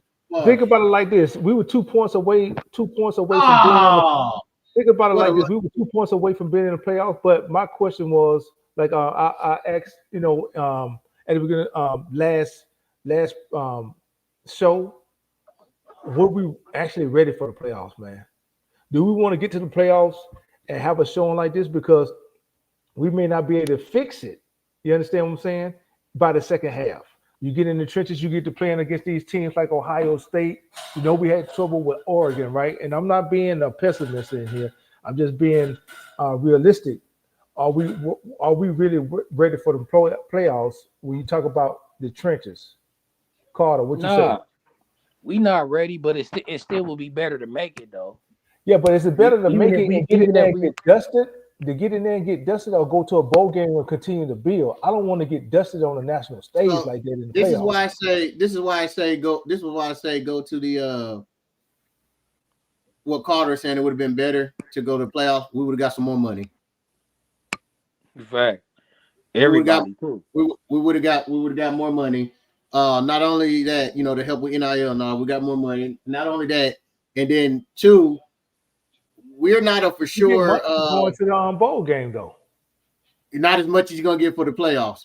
And then two, it's no 100% that we don't know who we're playing in the bowl game yet, or even what our roster gonna look like. So just saying 100% we're gonna go in this bowl game and go 2-3. We got trouble down on the plains in Auburn right now. It's tied up 20-20. Alabama and Auburn. It's 11 minutes ago in the fourth quarter, man. You see what I'm saying, man? You got to throw the records out when it comes to these rival games. I don't care how much talent on either side. And Bama has had a juggernaut for the better part of the last 15, 20 years, man. You talk about stacking talent. You think Ohio State stack talent and Oregon stack talent. No, down in Tuscaloosa, they stack talent, bro, period. And they will play players. So right now, Auburn might not even make a bowl game this season. Let me see what their record is. Yeah, they're 5-6. They got to win this game just to make a bowl game.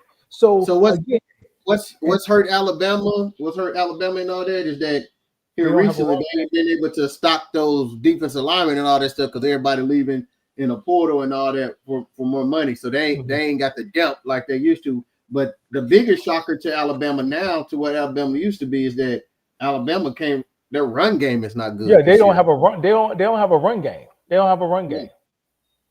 They don't have a run game. So, yeah, you have to throw those records out the window, man, when it comes to these rival games. Trust me, I've seen enough of those rival games living here in Birmingham, man, since, I was a kid, watching college football and them playing in Legion Field right across the street from where I was living at, man, in the housing community, man. That game right there, it doesn't matter what the records are. They come into play. That's why I'm happy with the dub. Yeah. Chris and I said that they would not cover the spread at the beginning of the show. 19. They almost. Yeah, had they kicked the field goal, had they made both of the field goals, they would have. Mm-hmm. But we said they would get the W, but they would not cover the spread. We said that at the beginning of the show. Hey, Carter. So you said almost. We almost made the playoffs. Unfortunately, almost don't count. Right. Unfortunately, almost don't count. But the play like I said, though, they're gonna pull away in the second half. The defense gonna tighten up. Yeah, but we want to know, Carter. You is what you is. That's almost out of INT, baby. Yeah, but what we want to know is, Carter, and I've been asking the same question you've been asking. Chris will tell you. Why can't we play like this in the first half? Why can't we play lights out defense in the first half? And look, the only thing I can say is coaching. But Chris, like the scheme don't change, nothing changed. The player just play better. So I respect his opinion, but the only thing I could think of is the coaching. So let me ask you this. Let me ask you this. All right, so. Because I asked what is changed, and even from this game to the first game, no one could tell me scheme wise and all that, we didn't see any change. All we seen was players starting to actually make the tackles and make the plays once they was in position, right? So I'm guessing so when you say it's coaching that they don't play well in the first half or play better in the second half, what about the coaching is triggering the change? So are you saying it's the motivational speech, showing them how to have, like what is it? Because it's not a schematic change. Well, I'm gonna admit I don't know. That's why we debate about it. That's why it's a good topic to talk about. You feel me? And when I say coaching, that's the only thing I could think of, because I don't think as a player you're gonna get more talented coming out of halftime. You the same dude. Well, so I always say, Chris, tell you, I always say, hey, it's the same 100 yards in the second half that it is in the first half. It's the same 100 yards. So why? But so what I'm seeing is in the first half and the second half of these games is that in the first half, the players are not they're in position, as we've seen in B. You was clearly stating they're in position. Yeah. Why are they not in the second half? Young Tiny said it first. Go ahead. But in the second half, we seen when they were in position, they were making the tackles and making the plays. So it's like, so what is it about the first half?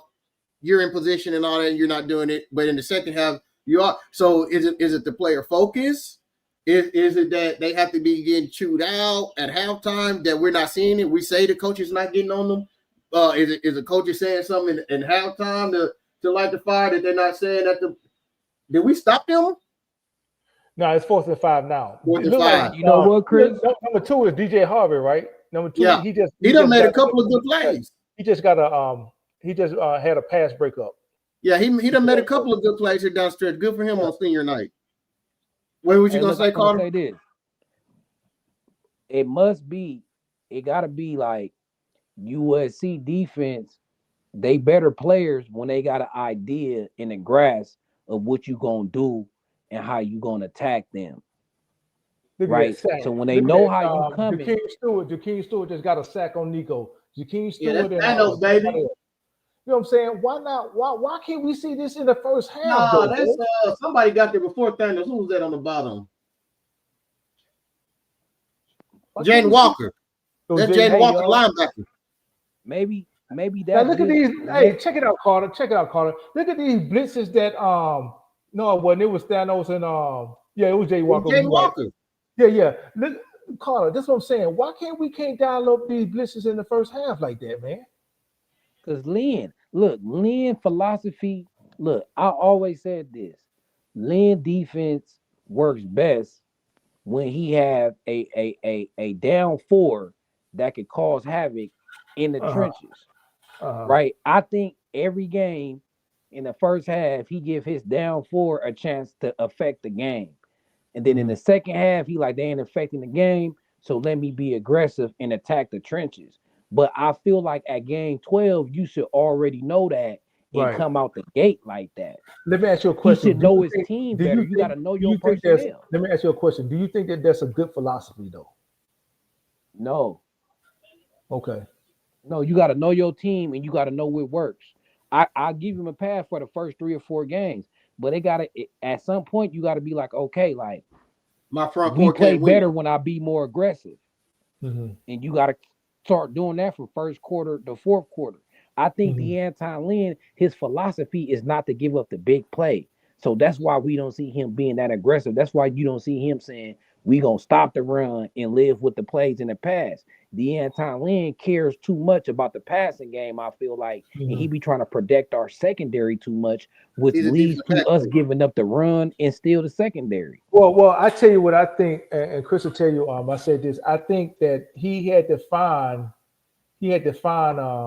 two DBs that were dependable on the outside that could play that could play that matchup one-on-one. That way he could be more creative with his blitzes, from the linebacker, from the safeties. He had to have 2 though that he could depend on, and we didn't find that until like midway through the season when he got DeCarlos Nicholson and he got Marcellus Williams to really come up and be that other solid DB that can hold down his own on the other half of the field. When you talk about a boundary corner being able to trust them to play bumping man, or maybe even change up the coverage.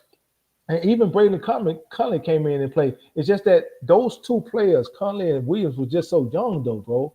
And when you talk about experience, they didn't have the experience. The only one who really had the experience, we talk about from a DB perspective, was Nicholson. Our other DB, the one that came from UCF, Chasen Johnson, he got hurt. He got hurt. So let me ask you this. Yeah, go ahead. Would you rather try to protect your DBs or your defensive line now? I'd rather this. I'd rather instill confidence in my DBs. And if that take me going into the middle of the season, I said we should play bump pressing man, but I can understand him not wanting to because you clearly said from the get go, load the box and let them beat me. Yeah, but that was midway through the season though. That was midway through the season before we knew, hey, look, okay, these guys can do it. You remember we had a preseason, we had 2 preseason games, well, really 3. But we were getting gashed on the ground so much. I don't think he knew what he had on the outside. He was still searching for it. Remember, we only played 1 spring game. So you going up against each other all spring long. Then when you get to fall camp, it's the same thing. You really don't care. And everybody started getting injured in fall camp. Yeah, then everybody started getting injured. We lost Prophet Brown in fall camp. We lost Chasen Johnson in fall camp. Alex Brown was banged up in fall camp. Everybody that he was going everybody that he was going to depend on got banged up. So I think that if he had that from the beginning, if we didn't get banged up, you probably would have saw it better then. But even midway through the season, I was calling for it. Hey, look, man, let's just play press man on the outside, load up that box. What I say, Chris, if they beat us deep, at least we get into a shootout, right? Right. I would agree with you. Hey, let me say this real fast. Because now that we've been talking about this and trying to figure out something B said a long time ago, and I always brushed it off and said, that ain't it. And to answer the question, I'm starting to think and lean towards what B said, and I should have listened to him weeks ago. My partner said it. About why we start slow on defense, in the second half we see a pickup, and it's not a change. We're not seeing schematic change really, and things like that. I want to say this. In this second half, we showed full man exotic pressures and things like that in the first half, and dropped and all that stuff. We showed a lot more in the second half, and in the second half when we needed to stop and we had to have it, he did it and it worked. And I think I'm gonna go with what B said, and it's gonna go back to what you said, Carter, about coaching. I think that in the first half, like you said, Lynn is bend but don't break. We're gonna see if you can work your way down the field without making a mistake. We'll let you run 3 and 4 yards, and we'll eventually make a play to get you in passing situations. Then I'm gonna send an exotic blitz instead of just starting off with the pressure and all that to get them behind the sticks. I'm gonna say what B said. I think it is. He saves his best stuff and different looks for the second half when we gotta have it, so that teams can adapt and be like in the first half, they're like, oh, they're doing this. Then they make their adjustments and come out second half. He more like, oh no, I'm gonna do this, and make my adjustments second half when it counts. I hear you. That could be it. You gotta have a better plan A though. So I get you. Right. He saved his plan B for the cut, but you gotta have a better plan A though too, Chris. True. I agree with that. Plan A is not going to work for our front four and all that. Sit back and let the front, you know what I'm saying? Because we're not there yet. But they're bringing in the players to try to get the players he needs for his system and all that. To have that, you know, we all said it before what he had at UCLA. He had that elite edge rusher, right? Jakeem can be that for us, right? And some other people we got coming in. But really, it's the interior guy that can play 2 gaps and not be moved, right? That's the biggest thing this defense is missing, right? It's that interior guy who can eat up 2 gaps, take on blocks, not be moved. You know what I'm saying? That's the biggest piece he's missing right now. Yeah, that anchor right there at the middle of the defense. We don't have that Cedric Ellis. We don't have that Jay Toya right there. That's who he had at UCLA. Yeah. Yeah, and remember, Jay Toya was at USC first. Mm-hmm. But yeah, we don't have that true anchor in the middle of the defense like that, and that's why Lynn was so effective at UCLA. But Let me thank everybody that showed up to the live. Let me thank everybody first. Carter, man, we appreciate you, bro. Shout out your channel real quick. Carter Sports and TV. Go check it out. Subscribe, hit that like, hit that hype. Help me in the algorithm. And shout out to y'all channel. I see y'all channel growing. Let's keep it Yeah, going. it is. It is. But damn, he knocked the hell out of him. Shout out to the buyers, man. Shout out to Austin. Shout out to Alabama Josh. just scored. Shout out Ty to Simpson Josh. just scored. No, that's a flag. That was a holding on the play. That was a flag. He ain't scored. He gonna bring that back. Shout out to Josh, man. Shout out to J Dubs, Jamaican Carly lady. Little lady. Yeah. Shout out to Baby T. Shout out to J.A. man. We appreciate everybody that stopped by. Joy Bird, Young Tiny, especially Young Tiny, man. We appreciate you, bro. Joe 8760 Cardinal Bold. Tobias Terrence, man. Yeah. Joe. The Wealth TV. OGD Lifer. B-Mac. Baby T. Appreciate all y'all. Will Tucker, Mike Williams, Terrence Man, Jeff Beard. Shout out to Jacoby Type. And shout out to Weekly J-Dub. Resident. Go ahead. Leon. Don't forget Leon. Yeah, Leon. Shout out to our weekly resident Leon. We appreciate you for stopping by. We appreciate you guys. He was out at dinner somewhere. Well, no, he's out of the country. Oh, okay. Yeah. He was on vacation somewhere. So Tobiah, we appreciate everybody that stopped by, everybody that support the channel, man. Thank you. Yeah, Gil Ruiz. Yeah. The season over now. So this is definitely a step in the right direction, man. We went 9-3 on the season, right? Last season, this time we were what 6-6. We were 6-6, and we had to make a switch at the end of the season. 9-3. I think it's definitely a step in the right direction, man. I think the program is building. The key is going to be what we what we got coming back at the quarterback next year. I think it's going to be. I think Chad Bowden and Riley's first recruit pitch should be the Jaden Bible. Austin Grisby. Yeah, Austin, definitely Austin. But I think his first recruit pitch, their retaining pitch should be the Jaden Louis Bible. 13. No doubt. And here's my thing. Gonna come back though. Here's my thing. My first recruit wouldn't be to Miles because I think he's coming back regardless, and he wants to come back. It's going to be to Ramsey and Lane. I don't think he has a pitch good enough to keep Lemon. Probably not Lane either. But you try to keep Lane. You try to keep Lane and Ramsey. Young Tiny, Cardinal Bow. I mean, I wish we had the money. We can be like Ohio State did and bring back all they top players for their run last year and talk them in and say, hey, let's run it back to keep Lemon and Lane and all them as well. But I felt we had a better shot until I found out what happened today over the weekend and we forgot about Josh Gates, David USC. I said Josh. Okay. Yeah, Lorenzo Petty. Yeah, but now I think Lane. I thought we had a shot at Lane, but I think Lane actually gone. I think Lane out of here, man. I think he Joey 760. Yeah, after what? Yeah. But here's the thing. I'm looking for when you talk about a receiver like Lane, man, you look at Prince. I would pay him extra to come back. You look at Prince Strong. He's got the similar build. He just wasn't healthy this season, right? I think he got another year of eligibility to Prince Strong. Yeah. He's coming back. The guy we got from Utah will be here. Then we got Tanuk coming back. We got a player coming in like Booby Feaster. You talk about Booby Feaster, that talented receiver. The other guy that y'all was talking about today, the other receiver who did his thing. What's his name? Trent Mosley. I think we should be set with that, even if Lane doesn't come back. My main focus is the quarterback. The quarterback coming back. The quarterback and the trenches and that linebacker, man. That's my primary concern.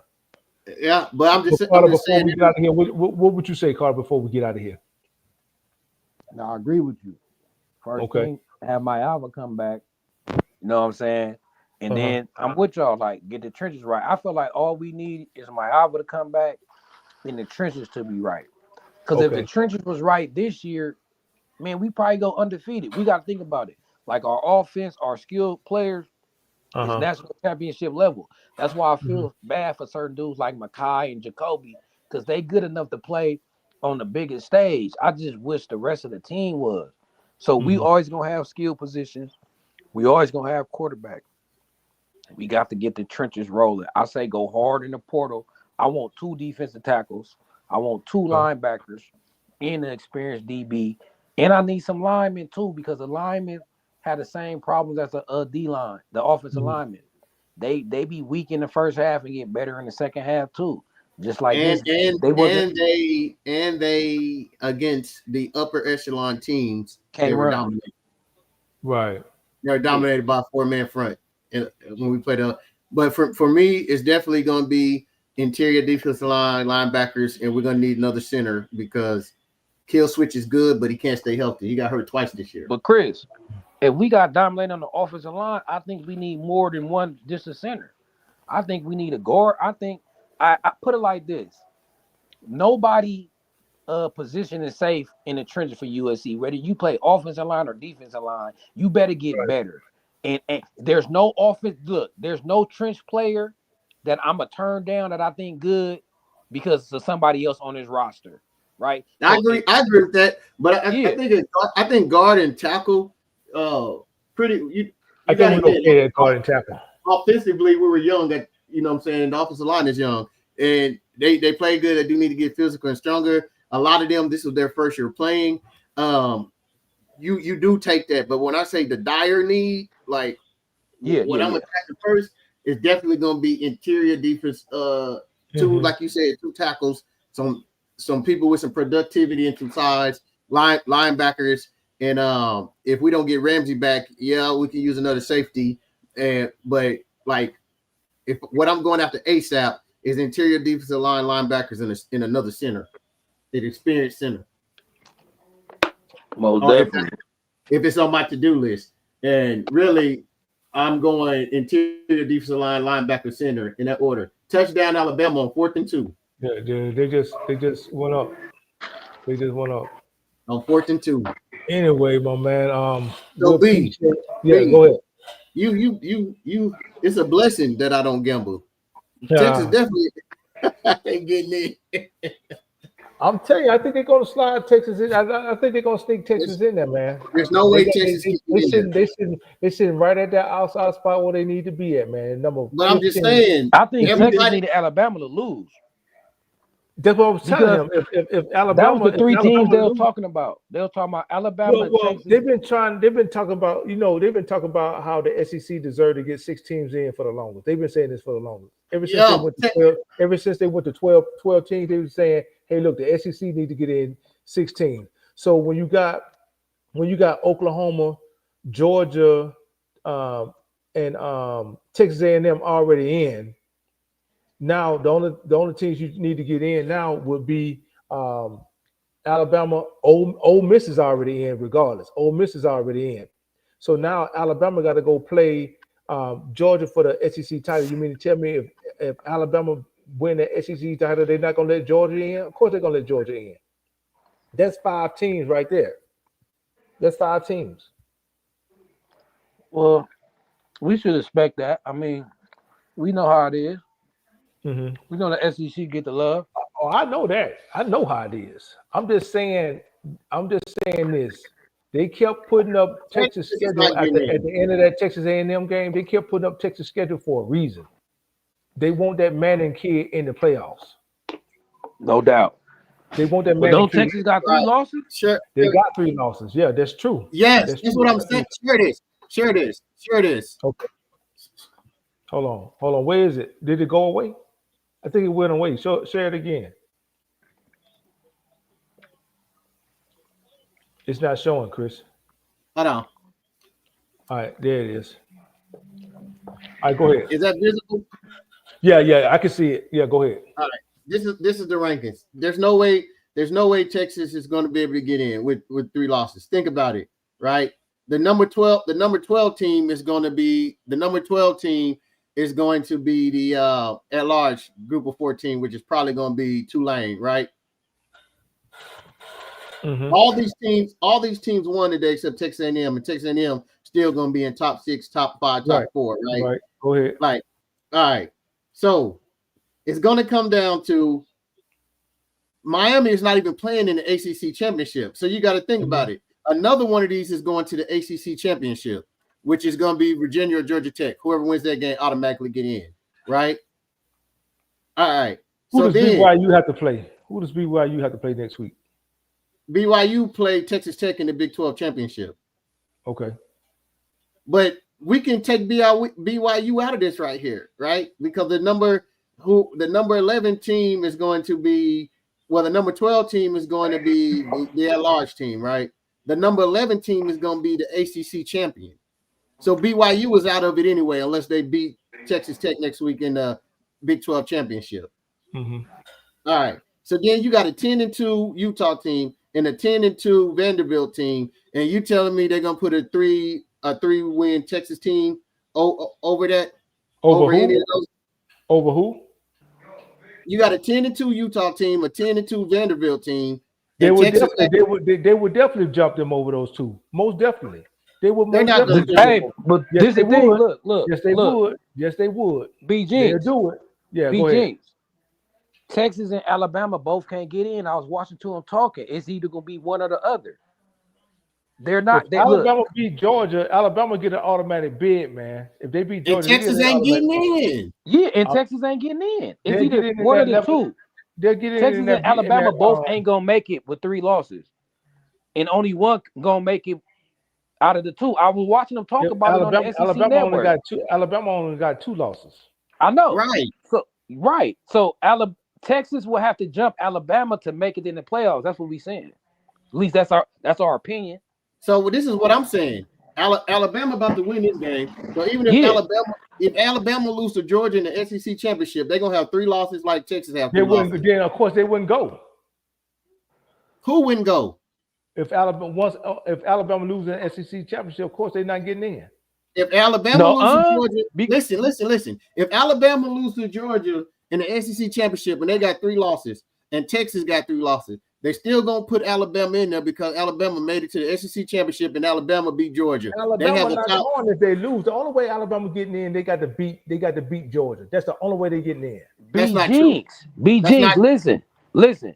That's not true. Look. Well, I tell you what, we'll see come next weekend. No, BG. This is just what I'm saying. Yeah. If Alabama lose to Georgia, then that's what it's gonna be. They're gonna choose between Alabama and Texas. All I'm saying is both of them ain't getting in. You ain't gonna have a 3-loss Alabama and a 3-loss Texas both in the playoffs. That's all we saying. That's what I'm saying. This is what I'm saying. And if Alabama losing the SEC champion, they still gonna keep Alabama in because Alabama made it to the SEC championship. That's a better quality loss. And they beat number 4 Georgia. Right. They got the better quality loss. They look at your losses. If Alabama lose the SEC championship, they're not going. I'm telling you right now, they're not going. They're gonna go before Texas. I'm telling you the way they position that, you got to look at where you losing at during the season also. So right now, Alabama is number what? They're at number 10, right? Yes. Them beating Auburn, I don't anticipate them jumping up too high beating Auburn, especially if there's nobody in front of them lose, right? Nobody in front of them lost, right? Texas A&M, which is still going to be up there. But it's still Texas A&M ain't going to drop down no more than 4 spots. Let's just say they drop down to number 8 and Oklahoma move up 1, right? They ain't going to drop down no more than 4 spots, leaving Alabama at number 10. It's only 12 teams that's getting in. Leaving Alabama at number 10. So Alabama get to the SEC championship, lose to Georgia. You think they're going to lead them at number 10? No, yes, they're not. You know why? They're not. You know why? I'm saying that they're not. They're going to have the same record as Texas. And they're going to have better wins than Texas. And they played an extra game more than Texas. Made it to the SEC championship. They're going to give it quality that they're going to say, time out. Just like SMU lost in the ACC championship game last year. And guess what they said? We're not going to dock them for losing in their conference championship game. They played an extra game. I'll tell you the difference. If Saban was coaching this team, I would agree with you. If Saban was coaching this team, hold on. If Saban was coaching this team, I would agree with you, but he's not. I'm telling you, if Alabama loses against Georgia, Texas is gonna slide right on into that spot. They want to see Manning in the playoffs, man. No, They want to see Manning in the playoffs. This is what I'm gonna tell you. This is what I'm gonna tell you, right? So if Alabama It loses, does matter. Listen, Saban got the benefit of the doubt. Who is that? Lauren? Lauren Hamilton. Saban got the benefit of the doubt a lot of times. All I'm saying, if it came down to Texas, Alabama played an extra game and made it to SEC championship. They have the better wins and they have the better losses. But this is what I'm trying to show you on here. If Alabama lose, if Alabama lose,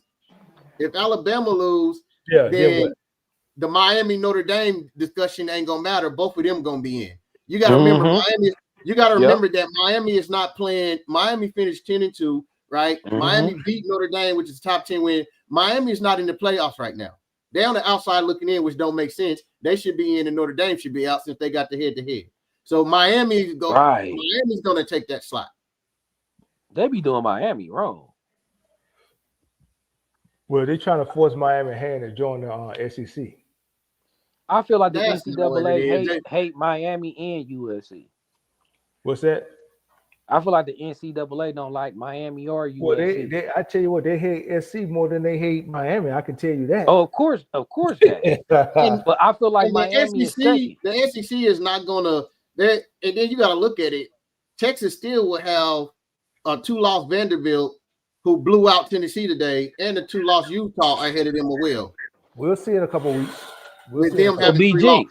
This is what I'm gonna ask you then. Yeah, what's up? Is you saying that should happen or is that gonna happen? Because I'm telling you that's gonna happen. They've been listen, should it though? Listen, no, it shouldn't happen, but I'm telling you so right I think now, me and Chris is talking that? about on what should happen. I think that's what me and Chris saying. I'm telling you what's not gonna happen. I get that. I'm talking about from a moral standpoint, then yeah, you're right. But I'm telling you what's gonna happen. If Alabama losing that championship game, Texas getting in. Texas is getting in. Texas is not getting in. Listen, they kept putting up Texas' schedule after they beat Texas A&M. They kept putting up their schedule for a reason, and they got Texas. Okay, let me tell you this. Let me tell you this. Hold on. You keep saying they kept putting up Texas' schedule after that. That's not the playoff committee. That was the ABC people who was calling the game. Bro, can I respond? They left Texas with an outside shot right there at number 15 for a reason. They just beat the number 3 team in the nation. They're at number 15.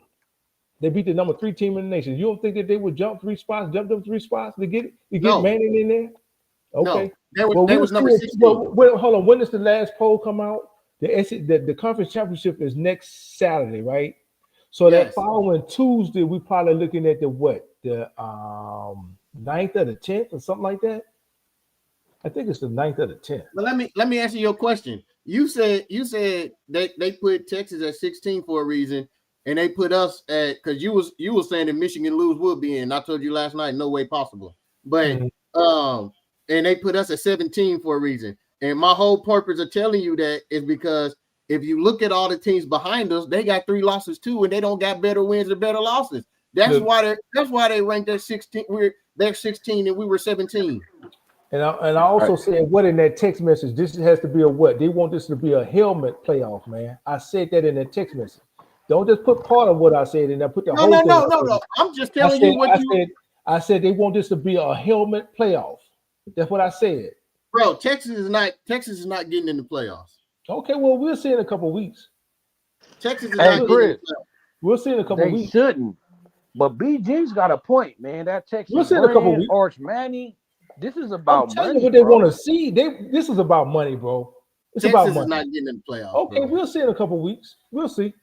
I do not see a path nowhere in here for Texas to get to the playoffs. Let Alabama lose their SEC championship and watch them slide Texas right on in there.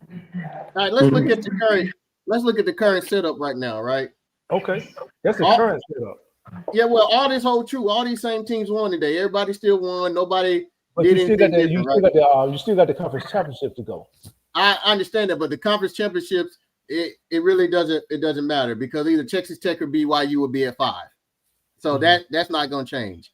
The only thing that can change is either the Georgia and Alabama here. Well, if Georgia lose, they're still going to be in. It's only going to be a second fumble loss. that ball. If Yeah, Alabama, he fumbled that ball, man. You see God, this? I can't You see believe this, he Carter? fumbled that ball. I see it. All right. So the only thing that can change here is that if Alabama lose and get their third loss, BG saying Texas is going to be here. I'm not. Mm-hmm. What I'm saying is who's going to be at 10 is going to be the ACC champion. And Miami is going to be at 11. And this is what it's going to look like. But Chris, I hear you. Just like I said, this is what it should be. But B Jinx, we know this is about politics, though. Okay, so let me ask you and this look, then. Put it like this. Hold on. If Georgia win convincingly, like say if Georgia just whoop Alabama, then yeah, it's guaranteed they're gonna put Texas in. Okay, this is what I'm saying. Alabama though. lose, they gotta be at the last minute. So listen to what I'm saying, Carter. Look at this. I agree right? with you. No. Look at this. None of these are going to change, right? Ohio State, Indiana, they still going to be in regardless. They both undefeated, right? Oklahoma, done for. They're going to be in. Notre Dame, they done for. They're going to be in. Tulane, Texas Tech, BYU going to be here. So Alabama lose and you take Alabama out. You see what's missing on here? Guess what's missing on here? Is your ACC champion. So they ACC champion. So you said regardless what Alabama do, they're gonna get replaced by the ACC champion. So they ain't making it regardless. If Alabama win, they're gonna have to have an argument that come down to their large bid for Miami and Notre Dame. Why though? When they already in, right? They're already in there. Listen to what I'm saying. I need you to listen. Right now, at the 11th spot, they got Miami in there as the ACC champion, but Miami's not even playing an ACC championship. Oh, so Miami gonna have to get replaced by somebody, and either knocked out the playoffs. How many losses Miami got? 2. So Chris, so Miami they ain't gonna make the playoffs. That's who ain't gonna make it.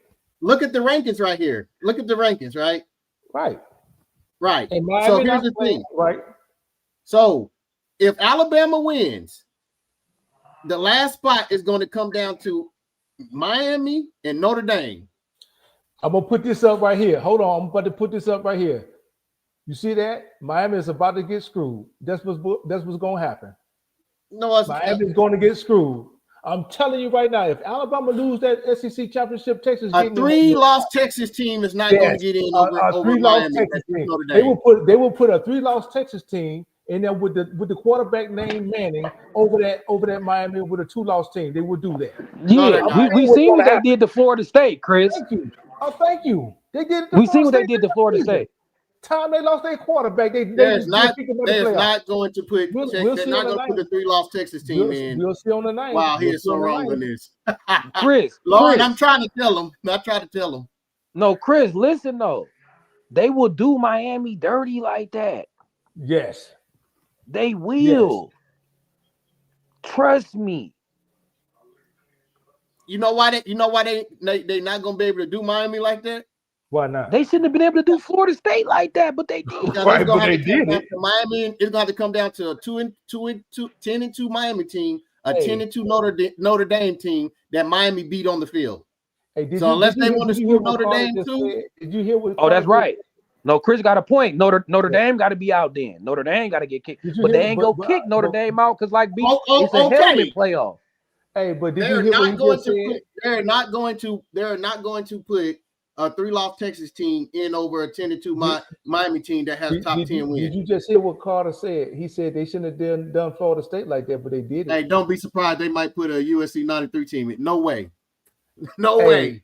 Hey, Chris. He said that they shouldn't have been able to do Florida State like that, but they did it. Okay. Well, hey, everything I told you. I see everything I told you last night in text. Everything I told you last night in text message. What happened? I just said wait and see it play stuff out on the field, and we see. Right. Yeah, you said that. Chris, and we seen who was right today. Chris, you saying I agree. You saying what should happen. Me and B Jinx is saying what's gonna happen. What's gonna happen. But what I'm saying is not going to happen. Yeah, okay. All right. Well, we'll see. We'll see come December the 9th. Okay, so you're saying Texas is making the playoffs too? Yes. Hold on. No. I know what you're saying. Hold on. No, I know what you're saying. The only way Texas don't make it, Alabama got to win the SEC championship. They got to win it. That way, Alabama and Georgia going. So Carter, you say Texas is going to. No, I think if Alabama win this game, which they is, long as they don't get blew out against Georgia, I believe they gonna pick Alabama over Texas if it come down to that. But you didn't brought to my light in this conversation, it could come down to Texas or Notre Dame and Miami though. So that conversation's open me up to more to B Jinx side, like they gonna choose the SEC when it comes to Miami and because how you broke it down to me is really between three teams: the 3-loss SEC team and the 2-loss non-SEC teams, which is Notre Dame and Miami. If it's an SEC team in the mix, they got a chance, nigga. Excuse my language. So this is what this is. So you're saying they're gonna do too. So we'll see in 2 weeks. No.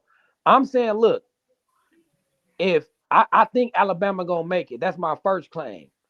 I'm saying, I am saying 2 teams, huh? Because Texas already. Well, I guess I'm with B Jinx. I think because look, Miami, they gonna get docked for not even playing in their conference championship. Thank you. So Miami, they gonna get docked because they gonna slide who Georgia Tech? Who gonna win the ACC? It's gonna be out of Georgia Tech and Virginia. I think Virginia won tonight. Did SMU pull it off? It would be between SMU and Virginia, but I think SMU lost. Miami gonna get screwed, Chris. Miami about to get screwed. Look. A 3-loss SEC school, I think they gonna put ahead of a 2-loss any school that ain't Big Ten. Yes, they are. So ACC, I think they would, Chris. This judging they pass. You know, they gonna say, look. This is what they gonna say, Chris. They gonna say Texas got the best win out of everybody. Yes. That's what Texas A&M might just bought Texas. You want to know what's crazy, Carter? That's exactly what they said today. But they're gonna say Texas got the best win. Look. They said that yesterday. And look, B Jinx, they gonna credit their extra loss to playing in the SEC compared to the ACC. And right now, Manning is hot right now. He's hot. They gonna be like, look, they gonna be like that 3 losses in the SEC is worth the same as 2 losses in the ACC. But guess what? Trust me. Guess what? And they gonna say we wanted to put the best. Hold on. You talking about what they've done in the past in history, right? Do you not remember this same argument last year and what Lane Kiffin was crying about because they had 3 losses and couldn't get in? Ole Miss ain't Texas. Thank you, man. I don't know why they probably the biggest brand in college football. Not only are they one of the biggest brands in college football, they got one of the biggest names in football. Period. You think they better leave him out and he hot at the right time? They're gonna say it's how you playing at the end of the season. How you playing right now. That's what exactly what they're gonna say. They're not. They're not going. They're not. Chris, so you really think a 9-3 Texas with a victory over a number 3 Texas A&M? You don't think that they're gonna make an argument for them over a 2-loss Notre Dame in Miami, an independent in the ACC, and them other teams ain't got no better win, and they ain't got the star power or the brand? So Notre Dame got the brand, but right. And Miami got the top 10 win too. SMU still down 3 against Cal, so I think it's going. The ACC going to be Virginia. If SMU loses, it'll be Virginia and Georgia Tech. Right. All right, but man, we've debated this enough, man. We'll see in a couple of weeks. You got the conference championships going on next week. Again, man, we appreciate Carter being here with us, man. He's always, help contributing to the stream, man. He's been here since week 1. Like I said before, man, if it were not for him, this podcast probably would not have got started. He encouraged me, encouraged Chris to get out there and get this thing rolling the way it is. And as a result, man, we continue to grow. So we appreciate Carter. We appreciate everybody that stopped by. Continue to share the channel, my man. Continue to like, hit that bell for notification. We're going to be dropping our game review this week, and we're also going to be dropping the game recap. And we're going to wait and see what kind of bowl we're going to get. But I'm going to pass it over to my running mate, Chris. What you got? No, I was reading J Dub thing. What are you saying? The college football format, one ACC gets it. ACC get it. That's the rule. we know that's a rule. That's why we were stating that the ACC champion is going to get in, but you still have a 10-2 Miami that's at 12 with a top 10 win, and we're talking about a 3-loss SEC team. So I don't understand when I brought up the thing, that's what we were completely stating. Hey, Chris, you want to do a transfer portal live stream or signing day live stream? Now we'll do transfer portal after the bowl game. But what about a signing day? I think signing day is what, Tuesday, right? In early signing day on Tuesday. Let me see. Right now we got the number 1 class right now, providing that nobody else. Unless everybody flipped. So we did. What was smart was they brought out everybody in the recruiting class that's currently committed. They brought them out to and they brought out some new ones and some new ones. So now I don't think we're gonna get too many flips because first of all, early signing day December the 3rd. So when is December the 3rd? That's on Wednesday. Yeah, we got a no visit policy, right? Hey, hold on. Young Tiny said flip coming. Hold on. Young Tiny said we got some good news coming. Young Tiny, man, you have to join. Hey, what you want to do on signing day, Chris? What you want to do, man? You want to bring them something or what? What you want to do? Yeah, that's gonna be a big day. Signing day got to be something because, like I said, that's all I wanted this season. I ain't gonna lie to y'all. All I wanted is for us to be good enough to keep our recruiting class. Right. Because I believe when we get the talent in, even though I talk mess about the coaching, I believe if we got the talent, we gonna win though. D'Anton Lynn and his system. See, I said this when he came from UCLA. Like his system works best when he got a pass rusher, when he could affect the quarterback and can stay ahead of the sticks. That's when his genius come in. I think he got that big interior guy, man, that can hold up. That's what's I think that dog off the edge going to either be Jakeem or Cam Crawford next year. I think it's gonna be with the bigger, even though they're gonna be young, and hopefully we can bring some bigger guys on the inside. Next year I would like to see Tompkins and Stewart on the edge.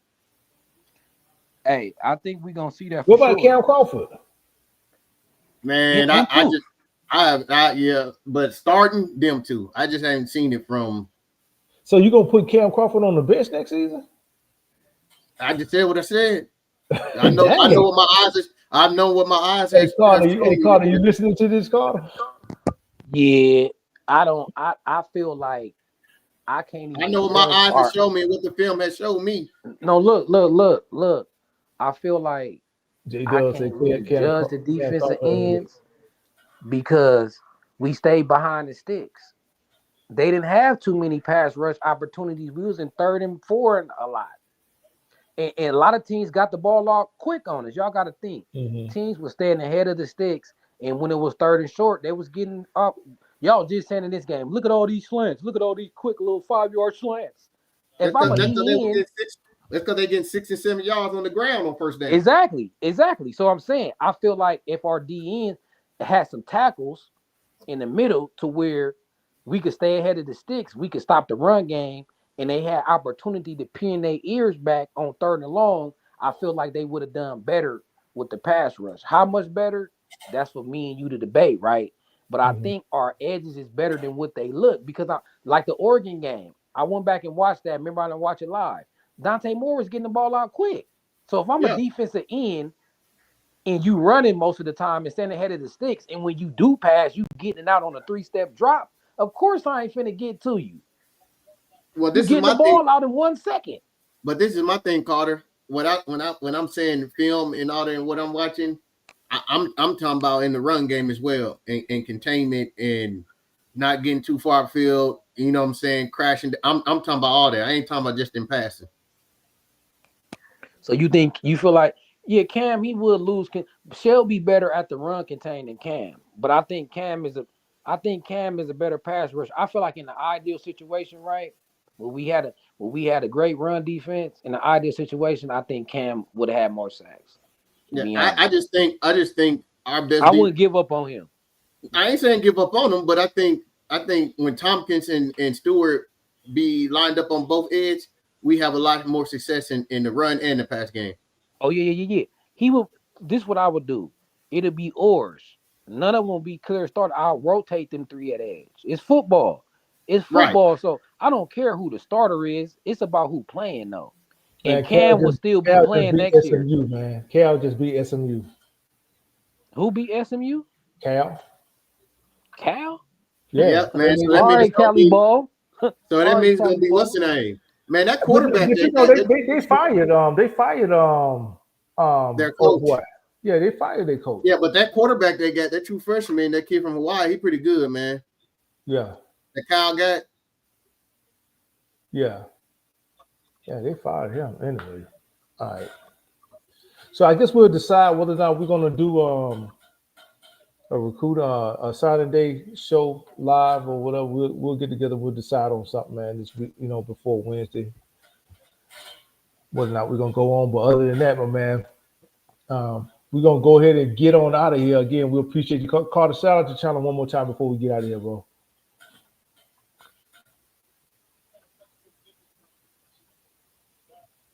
Carter, you there?